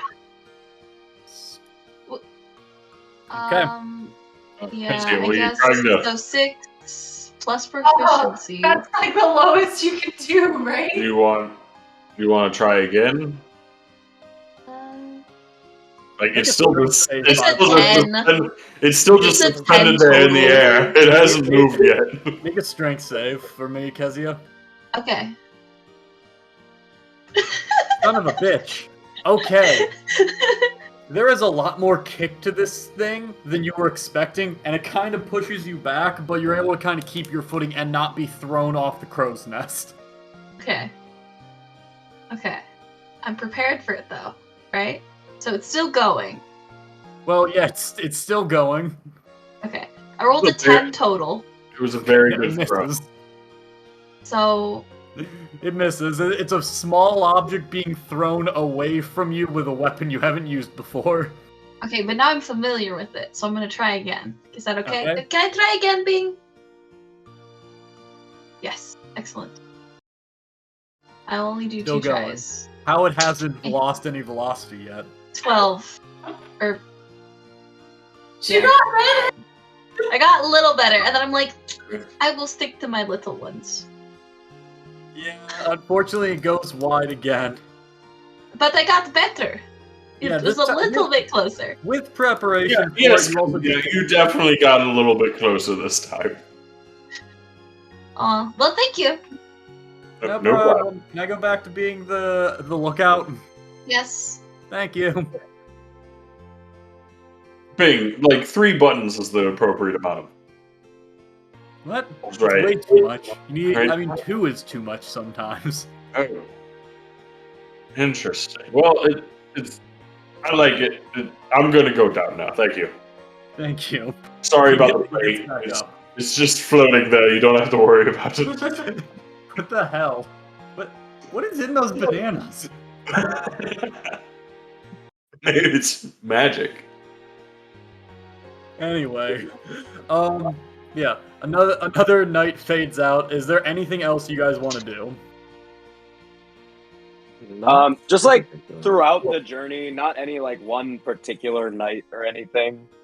Zeka's gonna be, well, one, he's gonna be trying to work with Pumpernickel and like get him a little bit more domesticated, like a couple hours during the day, and then two, he's gonna be working on his spell. Okay. Which do you want to focus on right now? Definitely more on the spell, I would say, but like it's the kind of thing of like he wants to spend like 2 hours in the morning with Pumpernickel and then the rest of the day on the spell. So a lot more emphasis on the spell. Okay. Yeah. How's this spell makeup looking like? So I think, actually, does Zeka know Mage Hand? I don't think he does. No, he definitely doesn't. Okay, so it's interesting.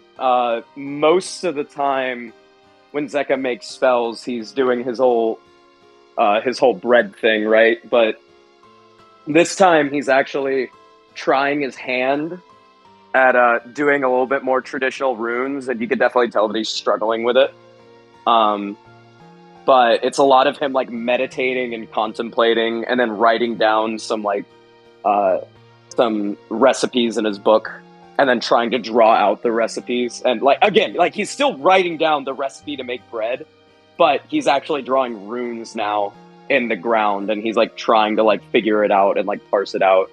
And you just see like, depending on how successful it is, you see glimpses of like arcane energy flash in front of him that kind of looks like spiritual weapon, but a little bit bigger and more broken and shifting.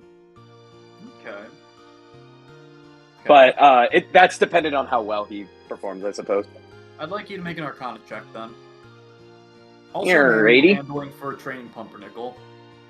Okay, since I put more focus on the spell, could I have advantage on Arcane? No. Alright. Gotta ask. Alright, we'll do animal handling first. I actually have pretty decent animal handling. Well, alright. Pumpernickel That's is an not 8. a willing student. Alright, come on, you just like, sit. Oh, well, okay, I'll give you the treat anyway, because I love you so much. Yep, that's accurate. Yep. You look cold. And then Arcana. Let's go. You really were giving more attention to this part. But yeah, as it looks around, it still is definitely looking in that kind of distorted, almost like glitchy appearance. But you're starting to make you're starting to make at least some amount of progress. It seems like an extension of your spiritual weapon, and it just seems very broken because you're trying to use a hammer as a screwdriver right now. You're gonna need to make more shifts and changes to it before, but you've still got a hammer. You've got a very highly powered hammer. I think like every time he conjures it, Pumpernickel will like run out and like try and grab it, like a dog trying to chase fireworks. Dog. And so Zeka kind of starts turning it into a game, and that's actually helping him learn a little bit more. He's relaxing. Go with the flow, baby. It's all jazz. That's all spellmaking is. But no, I think that you're definitely getting. You've got some very good, solid starting points to this. Yeah, and of course, like whenever Morak's around, like he'll like show Morak some of the runes, and he'll like talk shop with him a little bit as well. Yeah. Probably while he's doing that, Morax like has his Mind Flare helmet on and is probably practicing psionics. Okay. What does that look like? He's just more like I feel like I don't know. It like turns him into it makes his vision like monochrome, but he can like see psionics and somewhat magical energy. Yeah. Yeah. So I think he's just trying to honestly, just like kind of walking around trying to maneuver with only that version of sight. Okay. Yeah. Yeah, a little bit of that, and then probably whenever Kezia's doing Mage Hand, which I feel like is often, he's Yeah. going to be trying to recreate it. Like whatever she's doing, like whatever her Mage Hand looks like, he's going to try to recreate it. I intentionally make it invisible a couple times. Well, see, but I think I could see the magic still, right? With the psionic helmet. Kind of, a little bit. You Okay. can see the hint of it. I gave myself Mage Hand for my feet last time, so I'm trying to. But it says but psionic. So. Yeah, no, that's absolutely, and I like you're trying to figure out the space. I'm imagining when you're not in the zone on an Oculus right now, Yes. where it's like almost there, but like you're still hugely disoriented. Yeah. Yes, that's essentially what it is. Imagine if you're wearing an Oculus and you're trying to find out where you're supposed to be. Oh, so it's the AHA music video. Yeah, it's just the AHA music video. Well, I don't know. David, this is David's item. Is it the AHA music video? It's getting there, but it's more like the middle ground between there. You aren't quite able to sing yet. Damn it. One day I'll fight those bikers or whatever happens in the music video. It's a great music video, by the way. Anyway. Great. You know, no one ever talks about how AHA made a great song in Take On Me. They really, I mean, yeah, all credit where credit's due. That's a fantastic song. Yeah. It's a really good song. Anyhow. I can't believe Morak's the one who's going to make it for Akelia. It's the universal constant is AHA's music video.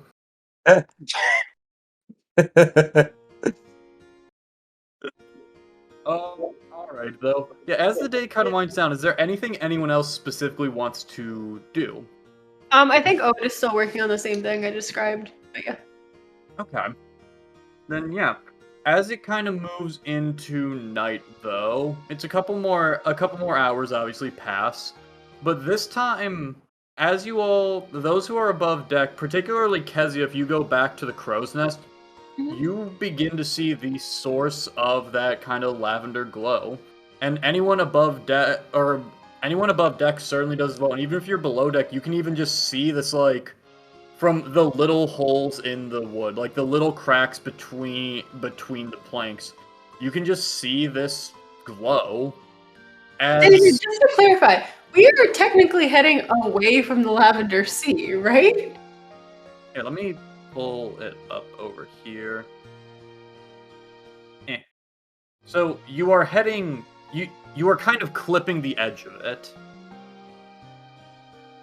Like, if you follow that red thing, you are kind of just clipping the very edge of it. If you went east, you would go into, like, the heart of it, but you're even still seeing parts of it over here. Oh, interesting. But yeah. Speaking of, though, as you kind of pass through it and over it, you see just seemingly out of nowhere this massive, beautiful luminescence begin to overwhelm the bottom of the ocean, and this massive multi-mile wide coral reef just begin to develop and become apparent beneath the water. All around it, one second. Whoa. That's really cool.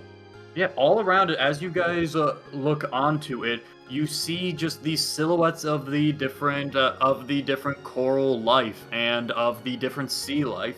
Like, you see, like, a shark chasing through a fish, but you're not quite able to see the full thing, just the form of the hunt. You see just little crabs chilling out on a particularly bright bit of coral that seem to be dancing around each other. As you move around, you all also just feel this, like, almost electric, like, static field over all of you. Artuk, make a wisdom save. Oh. Uh-oh. You should should go check it out. Your aquatic abilities. Yeah, shit. Yeah, 13. but as you guys all move around and just kind of feel this thing, this just massive biodiverse, like this massive biosphere just in the middle of the ocean, seemingly disconnected from all of it. It's just impressive and it's just awestruck. But yeah, just as you begin to pass through, you get told by one of the crew, let's call him Frank. Yeah, you see, Frank just tells you you're going to be passing through this for like another day or two as you just kind of begin to, like I said, skirt around the edge. You're not sure exactly how far out, but as you pass further through, you'll begin to kind of wean back west. But yeah. That's really cool, David. I'm sure we're all marveling, or at least I know Ode is marveling appropriately, but I don't have too much that she would go jump in and do with it. Hey, Artuck, Yeah, what's up? do you want to turn into a shark or something? I'm moderately worried about being too close to this stuff right now. Yeah, but don't you kind of want to know? But more, Do I want to know? weren't you entering Yes. time? Fine. Maybe we could like tie a rope. I think first. Oh no. Oh no! You guys are fine. We hear you. Oh, now we're back. You guys are back. We were never gone. Anyway, we could tie Yeah, a you rope were to your here. leg or something. Yeah. Or you can tie a rope to your like fin. No, I meant to the boat, so we don't lose you since you're. We could not lose either of us because I don't want to go down there alone. It's scary. Well, I won't go with you. Is there anyone else that wants to go? Yeah, you're a swimming? cat. You can't Well- swim. Hey, Artuck. Sorry, go ahead. No, I would go. I would absolutely go. Yeah. I I've mean, never- I can I've never turn been near the myself ocean or as one of big you as this guys is. into a fish. Well, it could be like it could be cooler than a fish. No, for you, Morak, I think you would be a fish. I'm thinking a guppy. Well, I could do this without being turned into anything. Well, I'm fine. Kezia might need to be turned into a Yeah. fish. But probably something cooler than a fish for Kezia. Like an octopus. Turtle? Like a little squid. That's a fish. No, it's This a is not a fish. cephalopod. What do they teach you in your schools? I didn't go to school. I was Well, this running. explains a lot now, Byron. Okay, anyway, who wants to jump in the water? Well, doesn't Artuck know water breathing, or am I making that up? You can turn into a fish. I don't know if You're Arthur also should breathing on cast many people. No. right now. Water breathing affects 10 willing creatures, so he doesn't have to go in the water. Well, I can say I'm not willing. I don't want to go in the water. I Oh. really don't think he should cast anything. Yeah, actually, that's kind of where I am too. The last time I cast anything, I turned the whole room of you guys into, like, mushroom explosion and almost hurt you all. I'm trying to ease off as much as I can until we get there. I mean, that's fair, but like, don't put the situation out of context, which is you were trying to see what would happen specifically if you like let down your wall a little bit. So I mean, yeah, which is good, but Yeah, so I just think- keep them all up and keep those If we were- emotions held in like a good person. yeah, that's the Well- hope. If we were, Well, I. so let Don't- us see. Don't let them see. Just turn into a shark real quick and then jump in the water with me. That's what we are.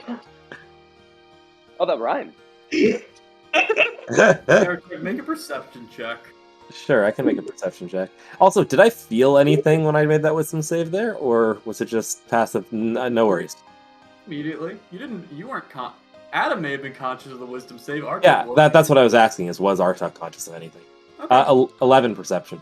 Okay. I have a very big passive perception, David. This, I Sure guarantee you you wouldn't have noticed. Okay. Passive perception. Hey, hold on. Actually, No, there's no conceivable way you would have noticed this. Okay, well then there you go. Well, I want to go in the water. Well, can you guys polymorph on 2 creatures, please? You guys have fun. I'll just chill up here. Oh, Cassia, you said you wanted to. I thought you Eh, were. not. Well, the reason I want to Bye. go in Stay safe. is if everything goes bad, I can cast Water Walk on all of us, and then we'll shoot up to the surface. Yeah, and die because Very of the quickly. pressure differential. Magic. Well, Oh, that's where magic comes in, God. Let us live. I think it's actually addressed in the spell walk. Really? Yeah. Oh, shit. Damn you, Gygax, the greater god, the outer god. The great primordial being that you are. Damn omniscope. well, I don't have to go, and I actually, if I'm turned into a fish, I don't think cast spells anyway. So maybe, yeah, Kezia, you just go. It's fine. I'll watch from up here, and if I have to jump in and save y'all, then I will.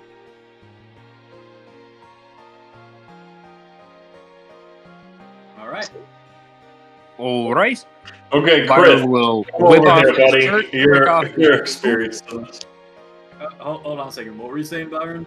Byron will whip off his shirt, take off his boots, step, leap, cast polymorph, turn into a dolphin, and dive into the water. Okay. Dolphin Byron is a go. Who else is going? Dolphin Byron is canon now. Dolphin Byron is canon? Byron can now play GameCube games?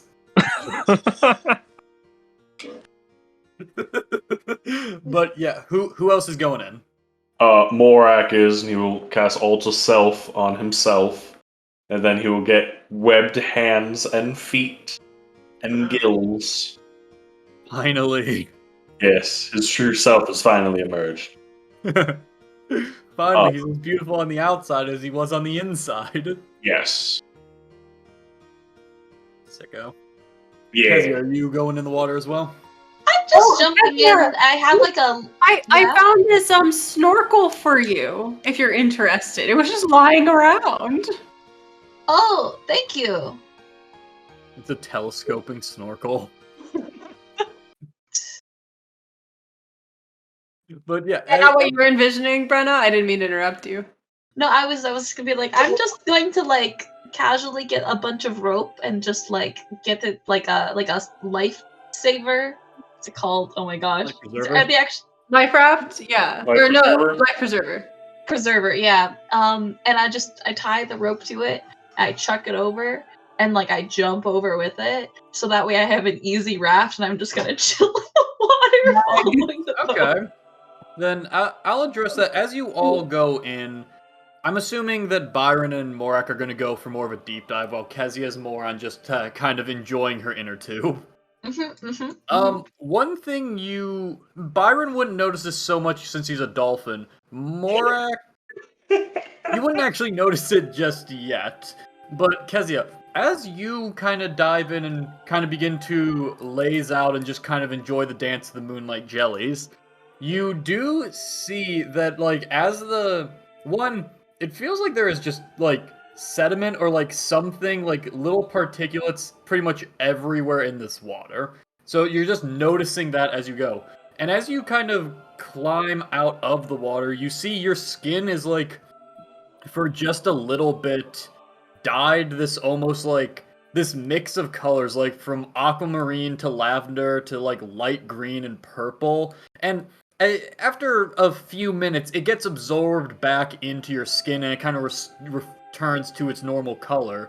But just the more that you're in, like, as you're in the water, it just, like, the water itself just kind of, like, dyes you, almost. I'm gonna get out of the water, and I will go up to the top of the ship really quick. And I ask the people, I'm like, are there any adverse affections if jumping into the water? What? Oh no. Well, I mean, if there's stuff there that grabs you, yes, but like just the water itself, no. And actually, some people think it cures headaches. Oh, okay. Sounds good. I jump back in the water. All right. Kezia, that headache that was growing, gone. I think that's because Byron's a fish now. Speaking of blub blub blub.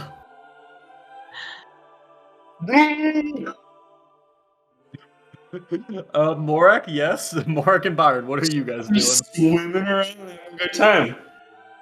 Yeah, as you guys move Anything- around, I you mean, get a, yeah. What else would I be doing? just having a great time. Going You know around. how there's like the Going down videos. trail. You know how there's the videos of the people that like grab the dolphin and then the dolphin swims and they swim with them. That's what Morak's doing. Oh, yeah. hell It's Byron. Oh yeah, 100%. So like, what parts are what? I don't know. Just as you go through, like if you begin to dive further, you can swim through the whole like coral, just the entire underwater coral section, and get real close. As you near, because they don't recognize you, like those two crabs that were in the middle of their little dance battle, they scamper away.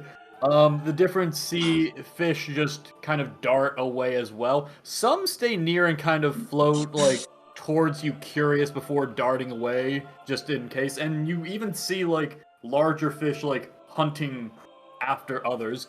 Nothing too big. There's not like a barracuda that you see as of yet. But yeah, it's just a very chill and relaxing experience. I need you both to make a dex save. Do you know what dolphin stats are? I'm gonna say you have a +3 as a dolphin, and we can figure it out later. Sweet. I also have a +3. Nice, good dex. I'm as strong as a dolphin. 13. Yeah, just as you guys are moving through, Byron, maybe owing to the fact that you haven't been a dolphin for very long or for many times before, as you kind of move through, you do kind of scrape up against just a little bit of like coral, and you actually get a little cut with, so a little blood kind of trickles out. You're on the opposite side, so you're fine. Oh no, we got blood in the water. But after just another minute or two, Byron, Morak, you might see it. Actually, you see like the little scrape in the little wound. After maybe another 2-3 minutes or so, it just kind of seems to fade out. Morak in the best way that he can. He's explaining it to Byron. Byron, yeah, you get it. Yeah, he was kind of like dolphin nod and then dolphin How straight smart back. is a dolphin? Like, I know they're pretty intelligent, but doesn't he have dolphin intelligence right now? Yes. It does, Okay. but how's... Okay, hold on. Now this is coming up. They're So like intelligence higher or lower than what Durab had in the last game. they're like I have 11 hit points. they're a little smarter than dogs. Well, yeah, but my dog's real smart, Adam. Oh no, I was saying that as they are fairly smart. Oh. Well, I don't think that even a dolphin could understand the concept of this water could have regenerative properties. True. Hold on, guys. Most important part of all of D&D right now. Look at this stat block for dolphins. Oh no. Oh Hold god. breath, action, sling. Hold breath. Hold breath and slam. Hold breath and slam. And jam. So yeah. Let's say Byron. Wiggly wham. Dolphin Byron just pretends to understand, nods dolphin like, and just kind of daps him up. With the flipper. Yeah. How long does alter It's self last? for an hour, as long as I don't get hit by anything. Well, actually, no. I revert back if I drop to 0 hit points. So it's for an hour. Alright, yeah, and I think Dolphin Byron lasts about as long. After an hour of you guys kind of cruising around this little coral outcropping, and you can see from below, this thing just goes on and on and on. You return to the ship. Can I say, before I go, I try to get some like sea grapes and stuff, like some little sea vegetables, so I can give them to Zeka. Absolutely. Ooh. I'm gonna Also, swim. You do have one sea crab just catching a ride with you guys as well. Oh, sweet. I'm gonna swim as fast as your I ass. often can and try to launch myself out of the water, turn back into Byron, and land back on the ship. I want you to make a performance check as a dolphin. No, an what? Acrobatics as a dolphin, and then performance and dex save as Byron. Well, okay. I don't know performance because he's a bard, so I don't know if this actually counts as Performance. The key part of this is also the dex save. Okay, there's the dolphin acrobatics. All right, dolphin emerges gracefully as dolphins are wont to do. Okay, now dex save Yeah, dex save. as Byron. 23. I think you're having to think that the dolphin could have gotten high enough to get level with the dex first, too. Which I don't know if that's possible. I don't know if that's possible. Performance check. He's a magic dolphin. But he may land it. He lands it really It's a ugly. magic dolphin. You shoot out like a torpedo from the water with Morak, and the transition back into Byron. You actually nail it. It looks beautiful, and then you fucking eat it on the way down.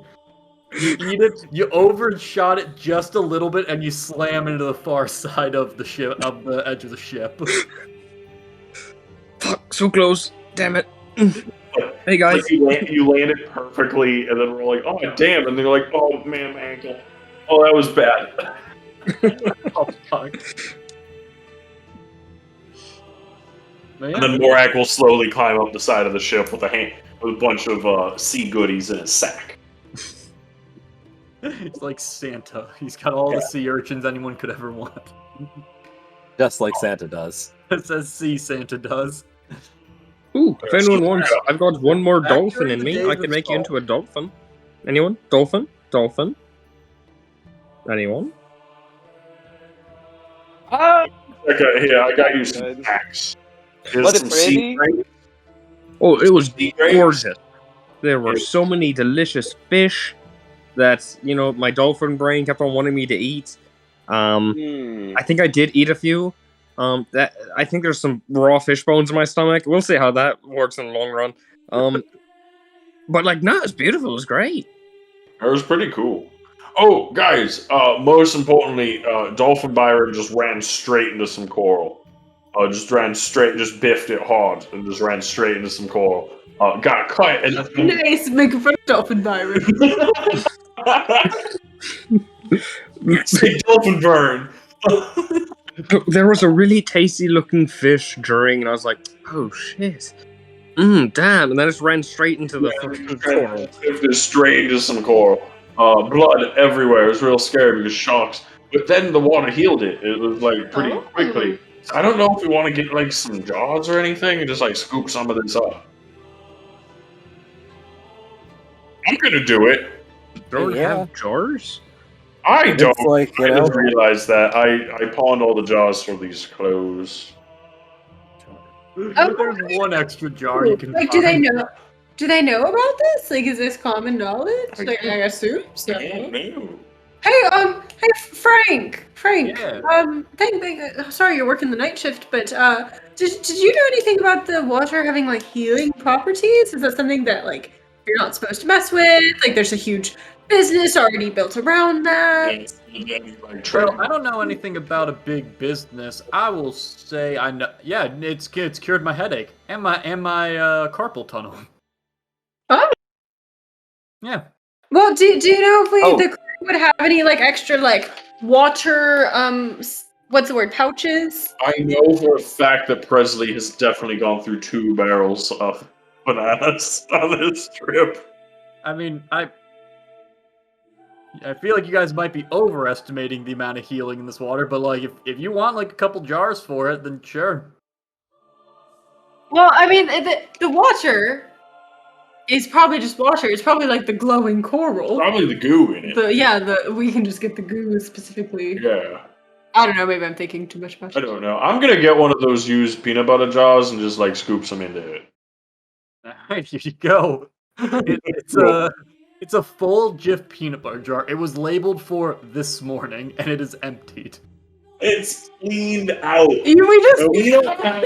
with his like hand in the He looked human, but his tongue's real long, and it cleans out the jar somehow. He's a part dog person, and He's we're a meeting dog more person. hybrid people. That's why he loves peanut butter sandwiches. So I had big floppy ears. Yeah, and the tail and the fur all over his body. In retrospect, we should have figured he was a dog person when we saw the ears. But we didn't figure it out until we saw the tail. Alright, yeah, if you guys want, you can get, I'll just say a jar of lavender seawater.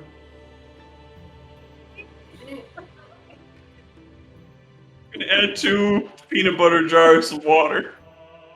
Yeah, I was gonna say, is it contaminated with peanuts? We'll No. find out. We'll give it over to Artuk and we'll find out. They contain traces of peanut. It would be at the bottom. Alrighty. Yeah, as you guys... Eric just has in his inventory big bag of weed, which makes me laugh every time. Got it. David wasn't here. I had to DM. What was that? No, I put big bag of weed in my inventory when you weren't here. And I was like, fine, I'll DM. Everyone gets a big bag of weed. He actually added a weight to it and Yeah, everything. it's 3 pounds of weed. Oh my god. You're gonna die. The Turnmall cartel is gonna come for you. Okay, I'm gonna go to the restroom. I'll be back. Alrighty, though. As you guys shove off and kind of just enjoy the night, you will continue on for this particular, it being near the Lavender Sea for another day or so. But you do see that rain kind of begins to just a light storm is beginning to kind of enter into your way. You can see it on the horizon. So we are going to enter a very small skill challenge for you guys. And the goal is going to be just helping the crew navigate the storm and continue on the journey. Very cool. Alright. But one thing before we start that, Artuk. Yep. As you're going to bed at night, as you're kind of just getting in for bed, you do see something right on your chest. And it looks like just a small patch of spores. You didn't put them there. You haven't noticed them before. You don't, and now that you think about it, you don't know how long they've been there. I'm gonna will them back in. Most of them go. I'm gonna... Small, almost like about the size of a marble. You see just one that just will not leave. And you just feel this almost like head rush as you're doing it. Yeah, head rush even, added to from the panic for a moment as I'm gonna, panic push harder. Have you ever, if you got something in your hand, you can close your hand around it and wholly contain it in, but you don't need to, press your hands hard together to hold it in. I'm going to start pressing my hands hard together.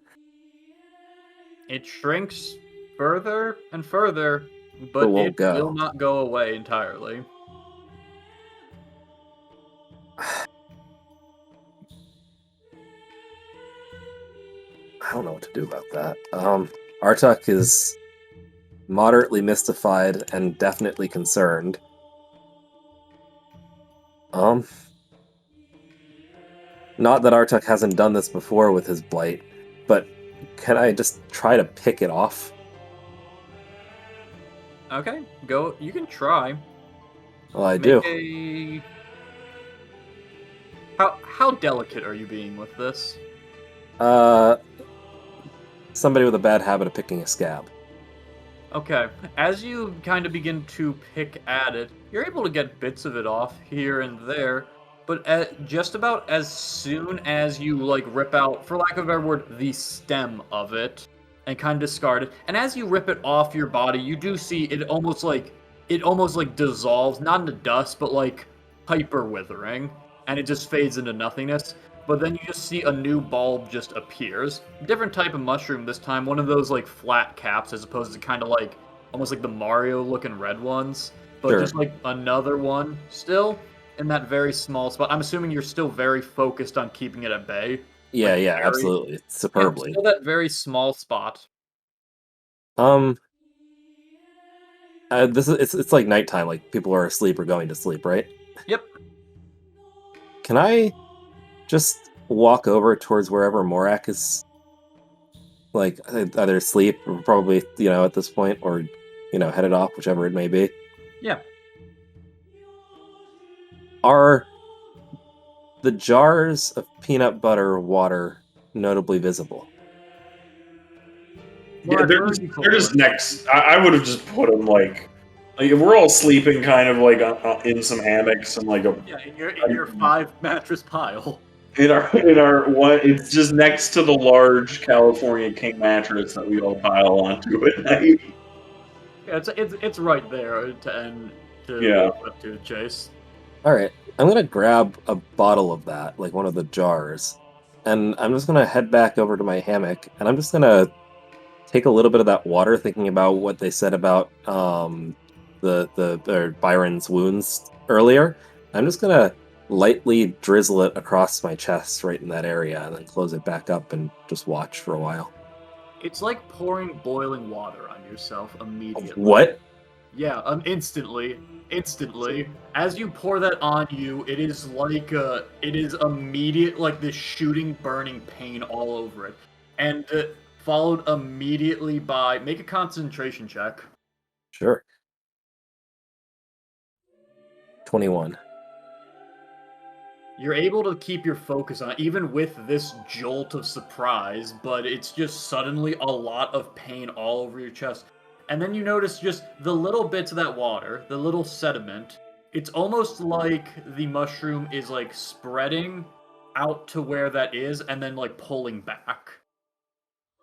And like little bits of water. You notice like after the first second or after like 20 seconds, the immediate area around where that mark is on your chest is exceptionally dry, as it seems like the spores just spread out and then collected it all in. Oh. Also, I feel like this goes without saying, you dropped the fucking jar. Yeah, I figured that much. Clash. Fuck. This wasn't the deal. Can you hear me? Can you hear me? This isn't the deal. Got something to say about this? Is this something new? Are you trying to do something here?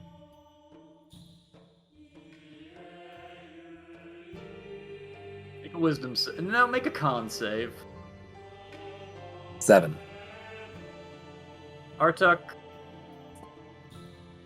you see that little spot on your chest, and you see it just begin to kind of thread to your left arm. Not a huge amount. Not like you're overgrown as when you like release your aura, but just enough. I'm gonna walk back over to where I grabbed that first jar, and I'm gonna shake Morak awake. Yep, Morak? Yeah, what? Yes, what's going on? Sorry to wake you up. It's fine. I was headed back to sleep, but I noticed, and I like pulled that part of my shirt down over it so that he can see the little bit of spore growing on my skin there. I can't get this to go back. This is the strongest I've ever felt it. I'm doing everything I can, but even holding it all, it's coming out a little here. And when I tried to pry into it, when I tried to figure out what it was doing, or ask it in any way, the only thing it did was push a little closer to my arm. I do my best when I'm asleep to hold up that bit of concentration there. It's stressful, but it's what I can do. but I'm a little worried about it if it's reaching towards my arms or, what it could do. Yeah. This is a kind of morbid thing to have to say, but keep an eye on me. If I start to move or do things that don't seem normal, keep an eye on me. Will do, friend. Okay. Thanks. Do you want me to...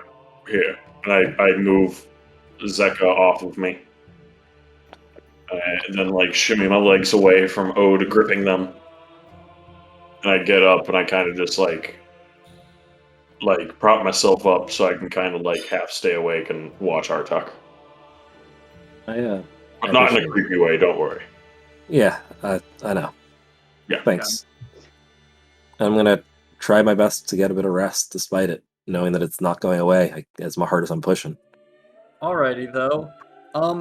Is anyone awake right now, having gone... Morak is, half awake. Okay. Yeah.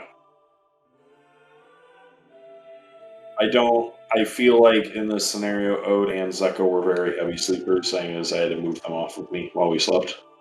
Okay. Well, we all sleep in the California King bed except for Artuk in this situation. How long do you stay awake, Morak? Probably, I would probably stay up for, the next 2 hours. I was gonna say, before you left, I would want to put the Mind Flare helmet on and see if I can notice anything on Artuk as he's laying there.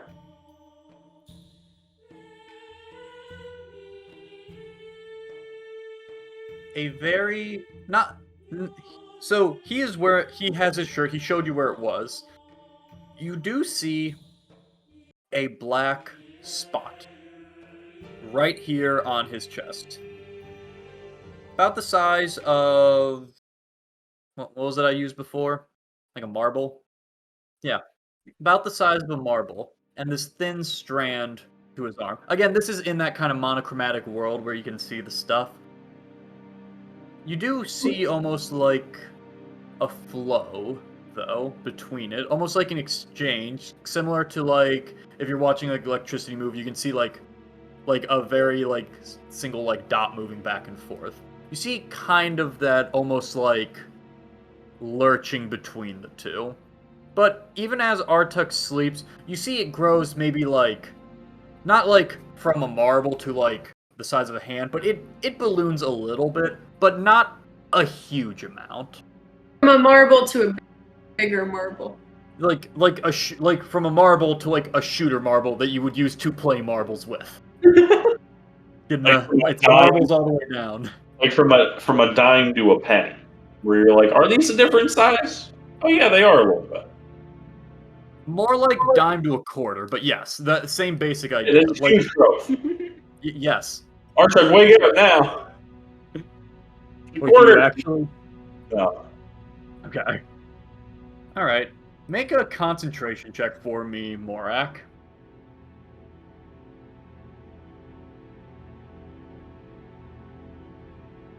That's Constitution.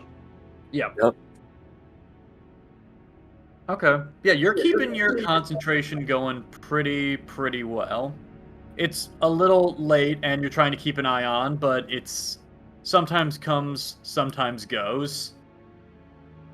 And then you feel this sudden lurch forward, like someone just hit the brakes on the ship. Just a very sudden, not violent, but as if the ship... Like the ship hit something? Because there's no brakes on a ship. Yes. Okay. Precisely. I'm well aware that a ship doesn't have brakes. But no, it very suddenly shifts forward. You see the hammocks, a few of the sailors who were in deep sleep kind of nod forward. And those among the party who would like to be woken up by it, maybe. I think Zeko would snap awake. Cassie has always been a little pretty light sleeper, honestly. Yeah, Byron will probably wake up.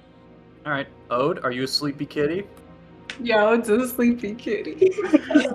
Oh, it's a sleepy kitty. Okay, but yeah, everyone else, you kind of. Artuck, are you awake? I think I'd probably have been sleeping lightly, given the situation. Okay. Then yeah, those of you who awaken just felt that sudden shift, and you see some of the crew over on beside the bunks or beside the cots also are like and getting up. Then you feel a second lurch from the back. This one like semi-violent, like not like someone just like shifted the couch you were sitting on. Or like ran into the back of it. You guys are fine, but you definitely felt it. Oh shit. I'm gonna Byron shake looking, like, Ode awake. groggily going like, Okay, yeah, oh no. He'll I spring grab out. my bow and I Right up. sprint towards the deck. Okay. Yeah, Byron's running the top. Kezia's first out the front. Second. Okay. Kezia hold has on, a stop. 50-foot movement Stop. speed. I would say Zeka would try to be one of the first ones out, but given his everything, it takes him a minute, and he's one of the last ones out. Kezia, I want you to make a perception check since you're the first one out the gate. Yes, sir. Okay, para percepción. So is now the time to tell you that I can't find my my chat anymore? It's disappeared. So I have no idea. what Sometimes I'm that doing. happens if you click the 3 lines in the upper right. Is that where it is for you? That like hides your chat to or not. Kezia, that would be a natural 1, but you're a halfling. Oh, okay. I can't roll natural ones. Thank you. What's it now? 15. Well, you figure that out. I need to Here, find. I'm gonna exit and restart. Okay. A 15 total? Yeah, 15 total. Thank you. Yep.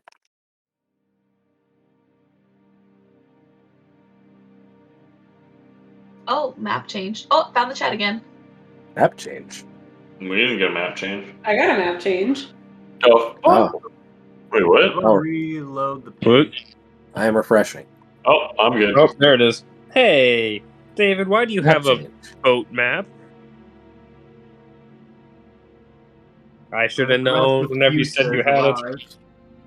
Kezia, you see coming out of the water at the very front just these monolithic figures on other side and something riding them. And then you see suddenly several more things that are riding them appear also from the side and jump onto the boat. And one raises a javelin and is going to throw it at you. He's gonna have... Oh, you saw him. I'm gonna say he has disadvantage for this one. Well, wouldn't this be a surprise attack? I shouldn't be saying anything. We're attacking us. That's Shut kind up. of weird. Anyway. Kezia, what is your AC?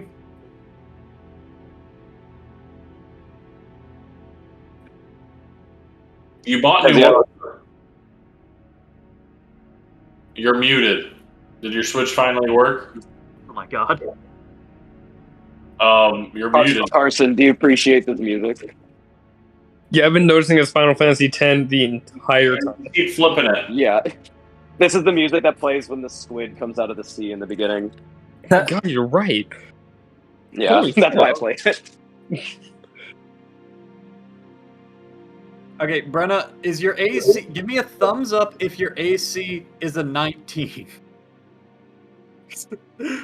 Brenna, you take 9 points of piercing damage as a javelin erupts from the front of the ship and shoots towards you. You are going to be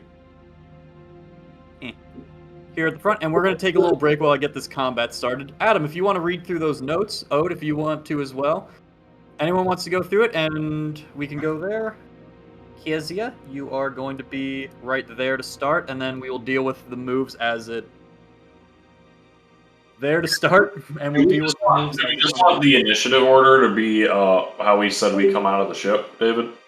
No, we're gonna roll for initiative, but I will get this all sorted. Wait, when are we coming? Wow. When are we coming back? Like 5 minutes, 10 minutes? I'm gonna say 15 minutes. That way I can get this all sorted, and people Okay. can read and do quick Cool. eats in the bathroom. Sounds good. Yeah, I gotta go Okay. back. Well, we're gonna go You want cook an entire dinner. Nice. No, I'm joking. 15 minutes? Yeah. Impressive. He said we could do a quickie. Ooh. Hmm. Who is currently circling the sailor man? He is up Me. in the crow's In the- nest as well. By the way, Is that where the gun was? yes? Okay. That's Sorry, actually why I was. Hey, tension carbine. That's why I was. That's why I was asking, or why I was circling. Actually, I was about to ask. Yeah. Hey, so where's that all is the guy life with- preservers? Oh, that's a great question. For no I've got reason water in walk. particular. We'll come to that on your turn. All right, Artuk. Wait, is All right. Hydra playing music? Ah, Yeah. perfect. All right, Sure is. Artuk. You Sure. are at the top of initiative. As you come out, you see a javelin pierce Kezia dead center in the chest, and then she pulls it out and then goes on because D&D combat's on. What looks like it threw the javelin at her? It would be a bunch of, let me just, what looked to be almost like fish folk. We'll just, see. uh, All right. All right. and it And was then- from one of the ones down here at this end. Are they And angry you took their water? They just look generally angry. And then at a quick glance, what are the tentacles and the snake monster-looking things? Well, the big snake monster-looking thing is a massive sea serpent that seems to be kind of saddling up on either side. The tentacle over here is just the other end of it. Sure. So it is basically this part underwater connects to the other end. Same for that. And then there are just a collection of these sea monsters and several that seem to look just a little bit different. Okay. Cool. Yeah, Artuk, you are up. You are top of the initiative. You see all this before you. You see several of the sailors that are. You see several sailors all throughout the board as well. So already grabbing their swords and assorted crossbows and/or tension carbines. All right.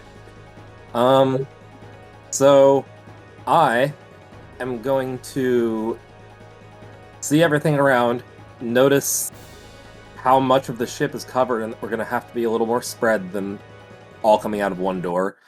I'm going to grab the gateway dagger, and I am going to take a slice through the air next to me with the gateway dagger. I'll do that in purple here so that we have a visual reference as to where it might be. All right. So That old chestnut. right here, a rift opens, and then I am going to go ahead and run 30 feet, which could put me like here, or if you let me like take a path that goes through where the mast is, I could get to here, but I don't know if the mast is like something I can skirt around without movement or not. Sorry, hold on.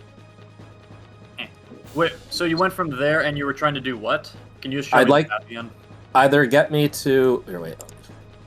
This is 30 feet, but I don't know if I can go quite through the mast. If I went around the mast, I can only get to like here. You would only be able to get to there. You can't Okay. quite ignore it. Okay, cool. That's what I was asking, is can that square be treated open? Alright, cool. Then I get to right there, making absolutely certain that I am in not within 10 feet of anyone in particular. I'm going to take a deep breath, and I'm going to put up the spores. Okay. Artuk. Normally it's like letting go and letting your breath kind of come out. This time, it's that relief, but there's also this like pulsing, this hunger that is just inside you. Like you feel like your mouth dry, and you just feel this impulse to go. What does this look like? I think that normally when I do the spores, it's, that same bursts of my eyes sort of glaze over for a moment and darken, and I take a breath and look like I'm like relaxing my shoulders, and suddenly there's a sphere of shroom, like the spores around me that you can see.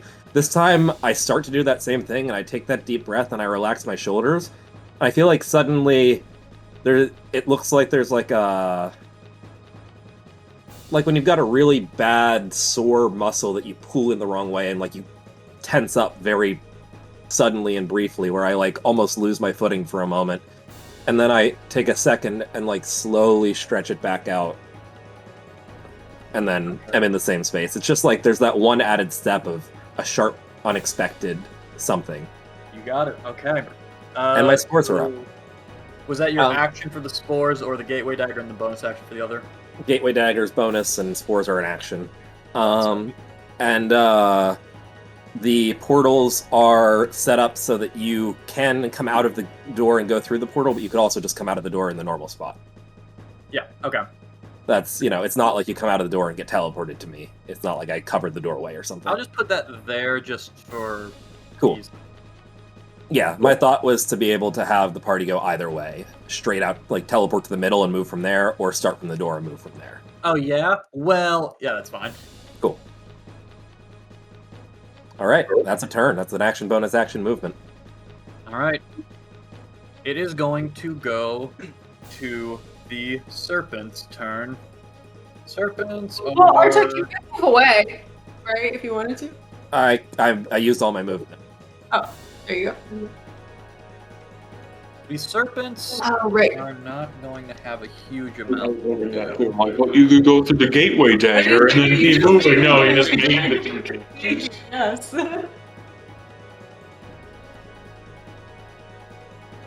Anyone within range of that? No one's in range of that. No one's in range of that. Both of these serpents are going to recoil ever so slightly. Oh. And just let out this massive toxic breath in a straight line. I need to find the exact angle. What makes the most sense? That won't reach there.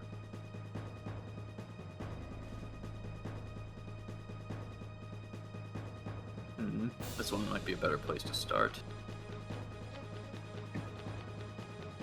Can it hit both of them? No, it can't. I love carrots. So, Arctic do something Fiber. big. I don't even go to fiber, right? What is it? They're like vitamin C. Okay. Okay. This one back here, the one with the purple dot in the top right corner, is going to release this breath line attack over at this poor unfortunate sailor. Oh no, Frank! No. Alright, let's see how Frank does. He is going to make a... I was like, no, we need Frank for the mask thing. And I was like, oh, no, that's big. Frank is an unfortunate loss. Frank is dead. Frank is going to make a con save. And he fails. And is going to take... Oh, no.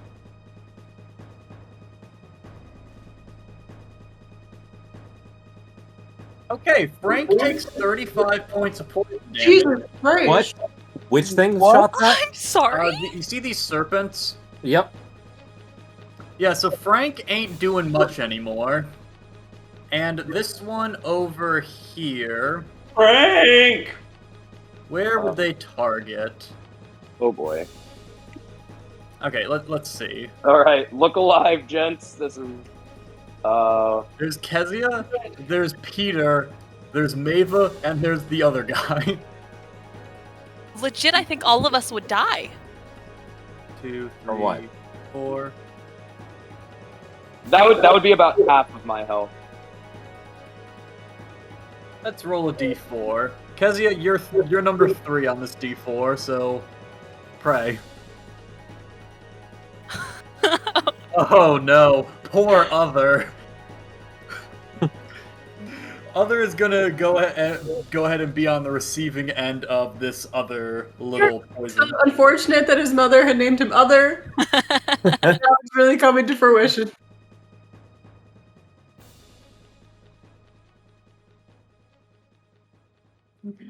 Yeah, he's also done right there. As just this eruption of poison just lurches out in a line from this thing, and these serpents just kind of continues to drip. That is all that they are going to do, though. That's all they're gonna do? Yeah, that's all they're gonna do. Oh, I'm sorry. Was killing 2 men not enough for you, bastard? No, that was my. Okay, yeah. I know what you Moving meant. Yeah, these guys are gonna just kind of begin to board. Go after Maiva. This one's gonna come after Kezia.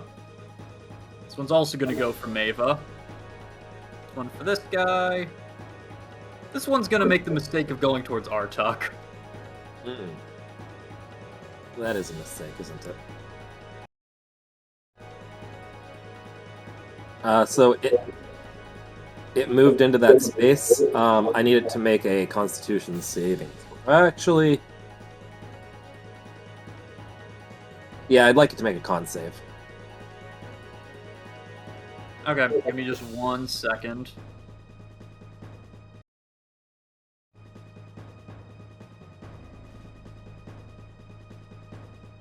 Okay, so there's 3 of them that actually just started to rush you. So all con saves all around.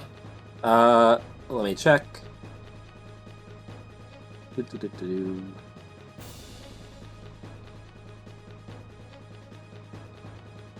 No, just from the first one that ran in. Okay, that would be this one over here then in the bottom. Sure. To your down and to the right. Yep. Let's just. All right, that's going to be a 7, so he fails. I'm assuming. Absolutely. Okay, so he's gonna take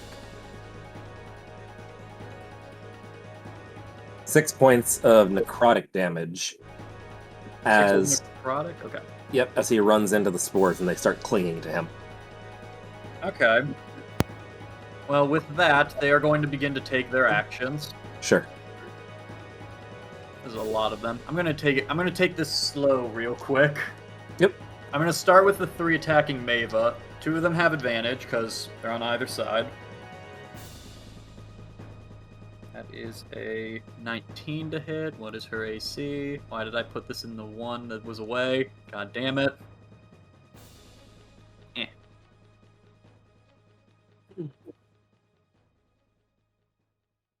Yeah, that's gonna get her. That is going to be a 17. That misses. And oh, that one was an advantage.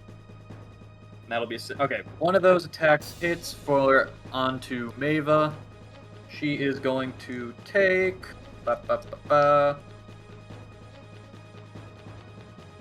7 points of piercing damage.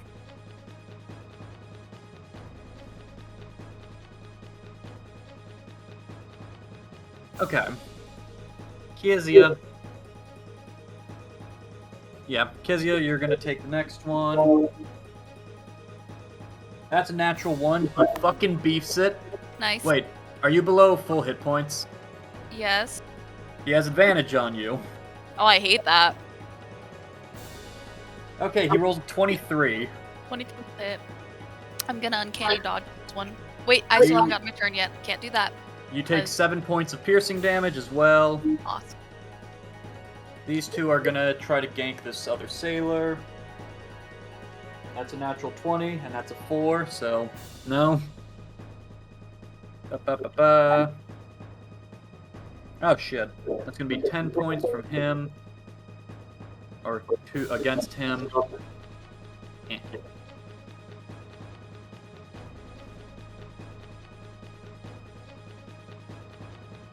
Let's see Artuk. These guys will have advantage.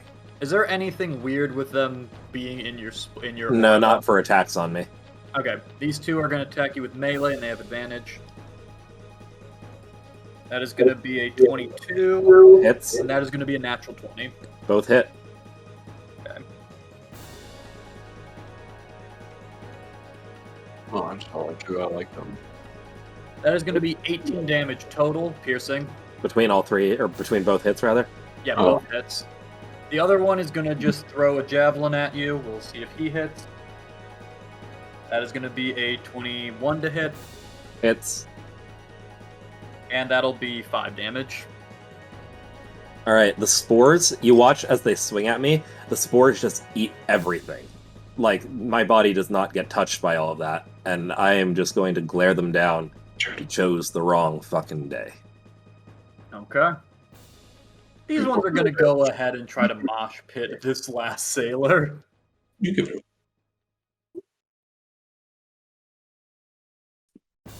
it. You like how you actually choose carrots. He is, or no, he is done.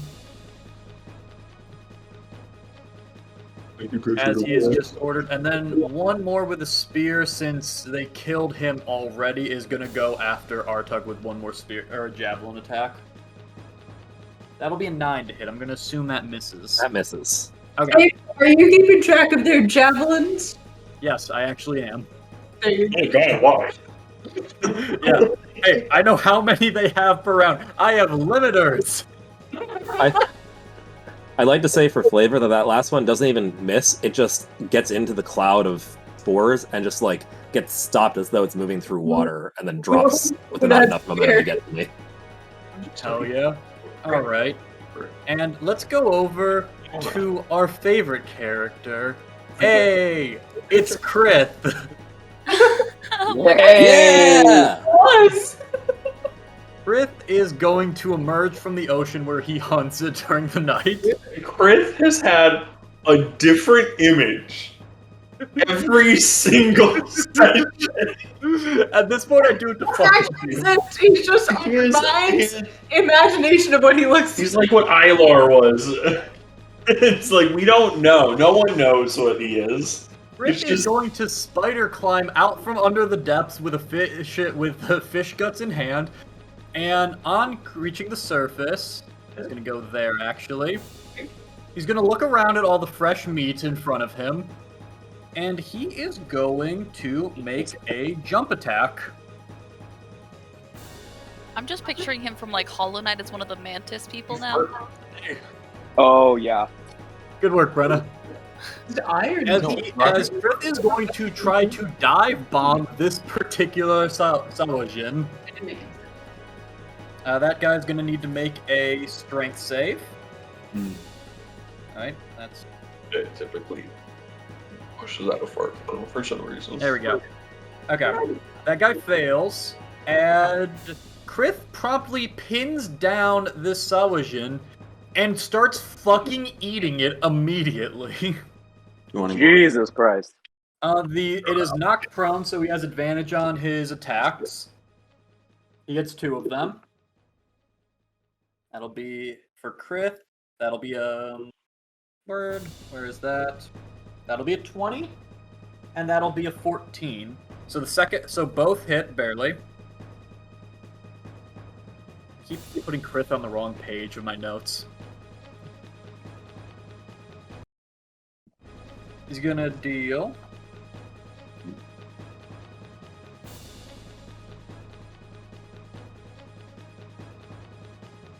Krith is going to deal from both attacks and the successful jump attack 22 points of damage total as he just fucking barrels onto this thing and starts ripping its throat out and just continuing to munch.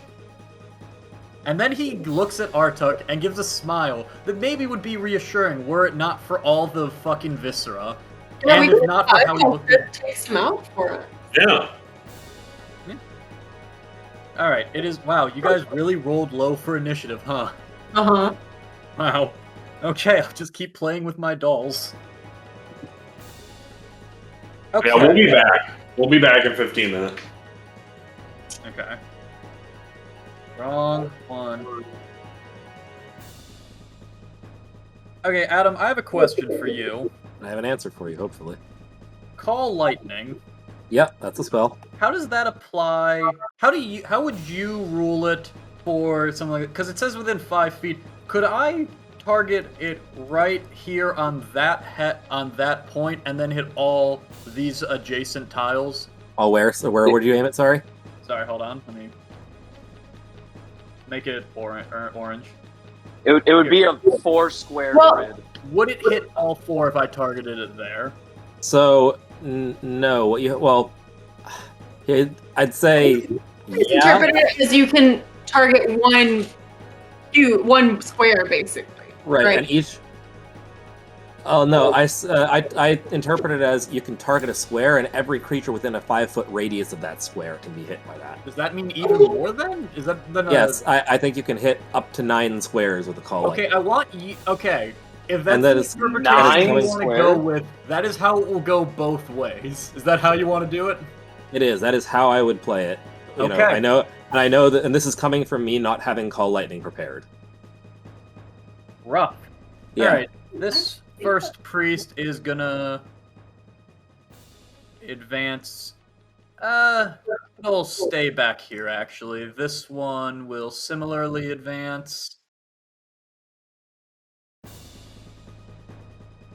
And saw you kill. Well, it saw Chris actually kill one of those things immediately.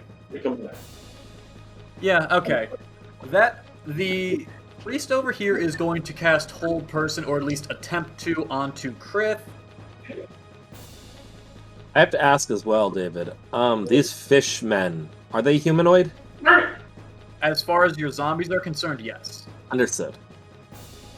Krith fails the Hold Person check, so that'll be fun for him. This one over here is going to try to hold person against you, Adam, or Artuk, rather. So I need to make wit save?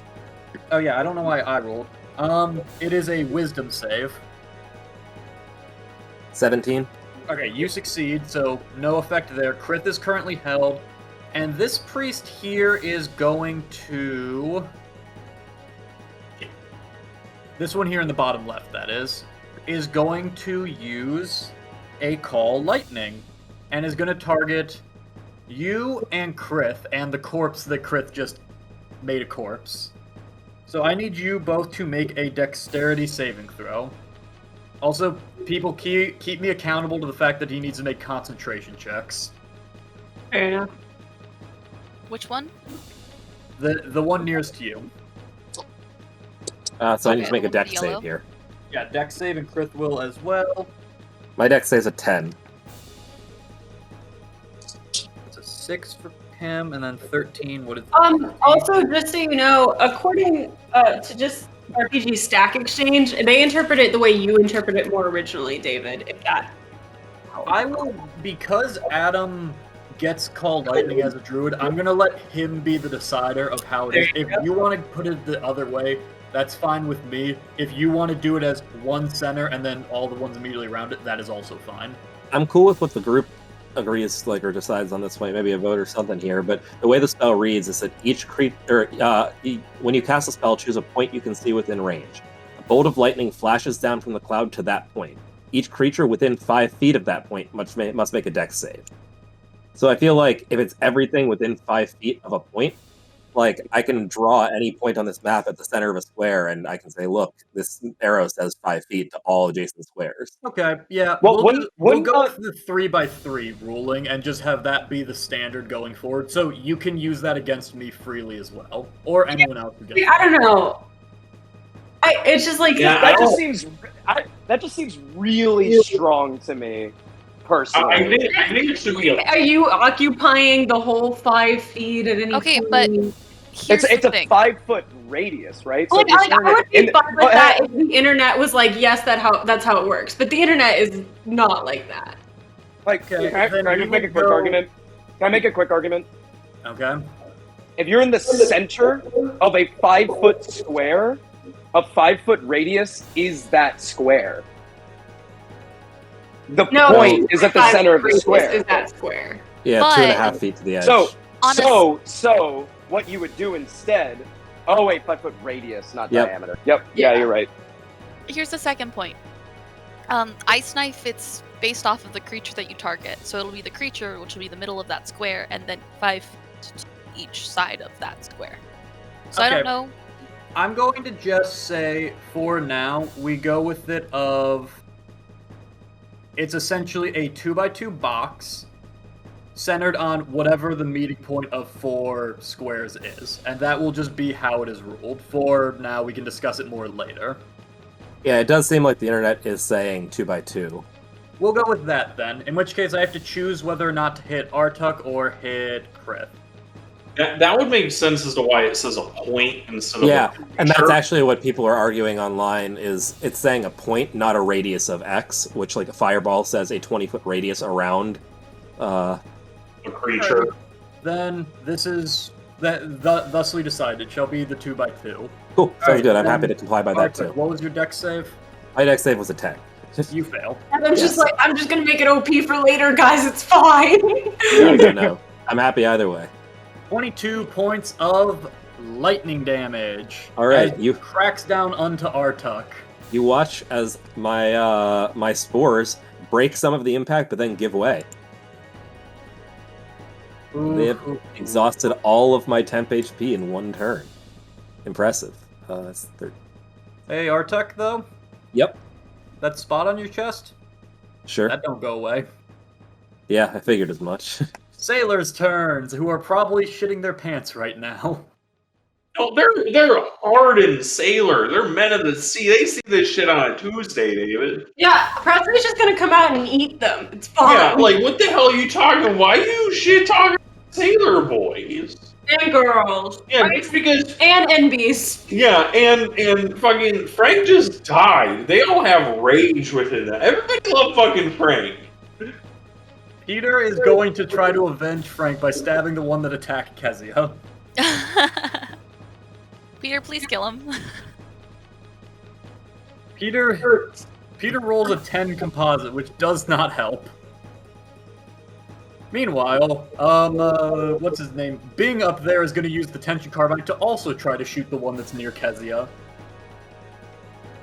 Natural 1. Oh shit. Alright, let's see who he hits. Kezia, high or low? Low. No matter what, it's gonna be whatever. Alright, it hits Peter instead. No, Peter. Let's see how this goes. 7 plus Peter Cottontail. 4. That is 11 points of damage unto Peter over here. Oh no, Peter. Not a great showing so far. And finally, Frank's cousin. I already forgot his name. Wow, you Gonna dick. fight for his life. It's gonna be an 11. That misses. That misses. Zeka, though, you are finally up. You Okay, begin your turn so- here. alright. I'm gonna real quick poke my head out. Oh, they changed the UI. What the fuck? These so just so I can get a better idea, the tentacle and then the big guy. So It is this right. head and it is tail. The rest of it is submerged underwater. Okay. And what's this blue indicate right here? That's just to indicate which tail is tied to which one. That's for my sake. I understand. Okay. So I'm gonna poke my head out, and I'm gonna look over at. I don't like the whole situation going on over here, with Artuk being surrounded. So I'm going to bonus action at 4th level. Cast Spiritual Weapon. This is new. I've never cast it at a higher level before. So normally the saw blade, so it's like Mistar's symbol, and he kind of uses it as a saw blade, right? Yeah. This time, when he casts it, there's 2 of the symbols, and kind of Voltron-esque, they start out separate, and then they rotate around each other and connect, and then you see them spinning in opposite directions, and then they shoot forward and buzzsaw towards this fellow right here. Okay. Go ahead. Go ahead and roll to attack. Also, do you have a Oh, you, wait a you minute. have a token for your spiritual weapon, right? Yes, hang on, let me throw that out here. I don't know. It used to be a different token. I don't know what happened. But here, I'll just make it. I just put it there. Oh, you already found Oh. it. Cool. Never mind. Okay. Oh, And sorry. I'm gonna put it on this side just so that I'll be closer to over here in case I want to move it later. And then the way it works is third level or higher, the damage increases by 1d8 for every 2 slot levels above the second. Okay, just making sure I have that right. That's So my third level, because I'm bad at economics. diminishing returns, baby. Okay. Natural 20. All right. Let's see. Let's start this merry band off. Okay, so that's gonna be a cool 34 points of damage. Yeah, you killed it. You've killed it, and you've killed its ancestors. Holy shit! Yeah. So, Artug, I think you're like staring this guy down, and then you just see like over his head what I just described with them like circling each other and like connecting, and like he's like rearing up and getting ready to hit you again, and then just fucking dissecting him slowly down. These 2 buzzsaws just grind him down into the ground. Delightful. So that happens, which that was very unexpected. And then from my little perch here, okay. What's this purple thing right here? That's the portal. You can use those 2 portals or 5 feet of movement to get between. Riddle me this, David. Oh no. Could I shoot a firebolt through the portal to hit this You guy? would have disadvantage. Damn it. Alright. Because you're using the wormhole. Okay, no. If This Mage- guy... If Mage Quit has taught you anything, that's not easy. Yeah, that's true. This guy's the guy who cast the spell, right? Yep, Yeah, he's the one. that's He's the right. lightning boy. Yeah. Man, I should have hit him with the spiritual weapon. Oh well. I'm gonna hit... Does he have... Can I... Do I have full sight of him? Yeah. Okay. I'm gonna just hit him with a regular old firebolt. Okay. Go ahead and roll. I clicked it. Whenever Oh, it loads that's in, weird. we'll just go with whatever the first one was. Hang on. Maybe if I click this one. Oh, there we go. Fucking bitch.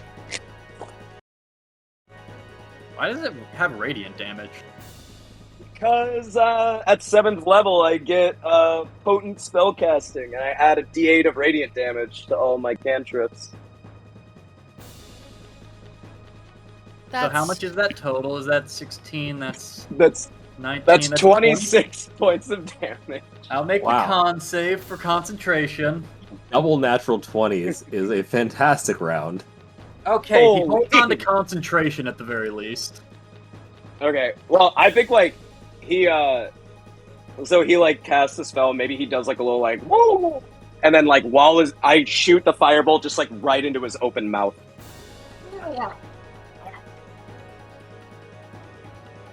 Ow. God damn. Yeah, thanks. Thanks for that. I'll be punishing you now. Okay, I'll well be now billing he's for gonna your run. He's services gonna later. run back below deck. No. I'm What? nixing that option now. It's Oh, what? It's not impossible to say. It's like a ladder up to the door, and everybody else is coming up behind you. I'm not Okay. dealing with this peek around bullshit again. Yeah, I guess that's fair. Okay, in that case, oh boy. Well, okay. So if I stay here, would they be able to get around me to get up? I think you need to move one forward in any direction. Like one to the side, like so you'd be adjacent to it, or so you'd be directly beneath where Kezia is. Here's what I'm gonna do. I'm gonna go right here, and that way neither Kezia or I can get flanked. Okay. Yeah, and I really don't see any good place to take cover, unfortunately. So this is what we're going with. And so Kezia and I are back to back right now. You might want to move, bud. Why? No, I'm not staying here. Oh. Well, fuck. You know what? Fuck it. No, I'm gonna go join Artuk. I'm gonna go through the gateway. Wait, are your spores gonna kill me? Not Spores to the are best of my bad. knowledge. Okay. Well, as far as I know, that hasn't happened so Yeah, far. never before has that been a problem. Also, his spores just died. They did. They just went down. I'm gonna run out and I'm gonna get. I can't stand in the portal, can I? No, you have to No. move one away from it. Okay. I'm just trying to figure out the best place to stand. I would just like to put forward, don't move further forward on the ship than Chris. Yeah? Yes. Okay. If I go right here, well, then I can get flanked. Fuck. Yeah, no, I'm just gonna stand over. I'm just gonna squelch on top of that dude's corpse, and then I'll be back to back with Artuk. Lord.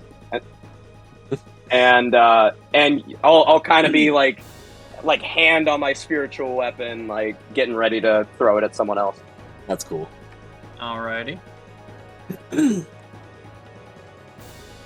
Heck of a turn. Alrighty. Then Byron, you are up.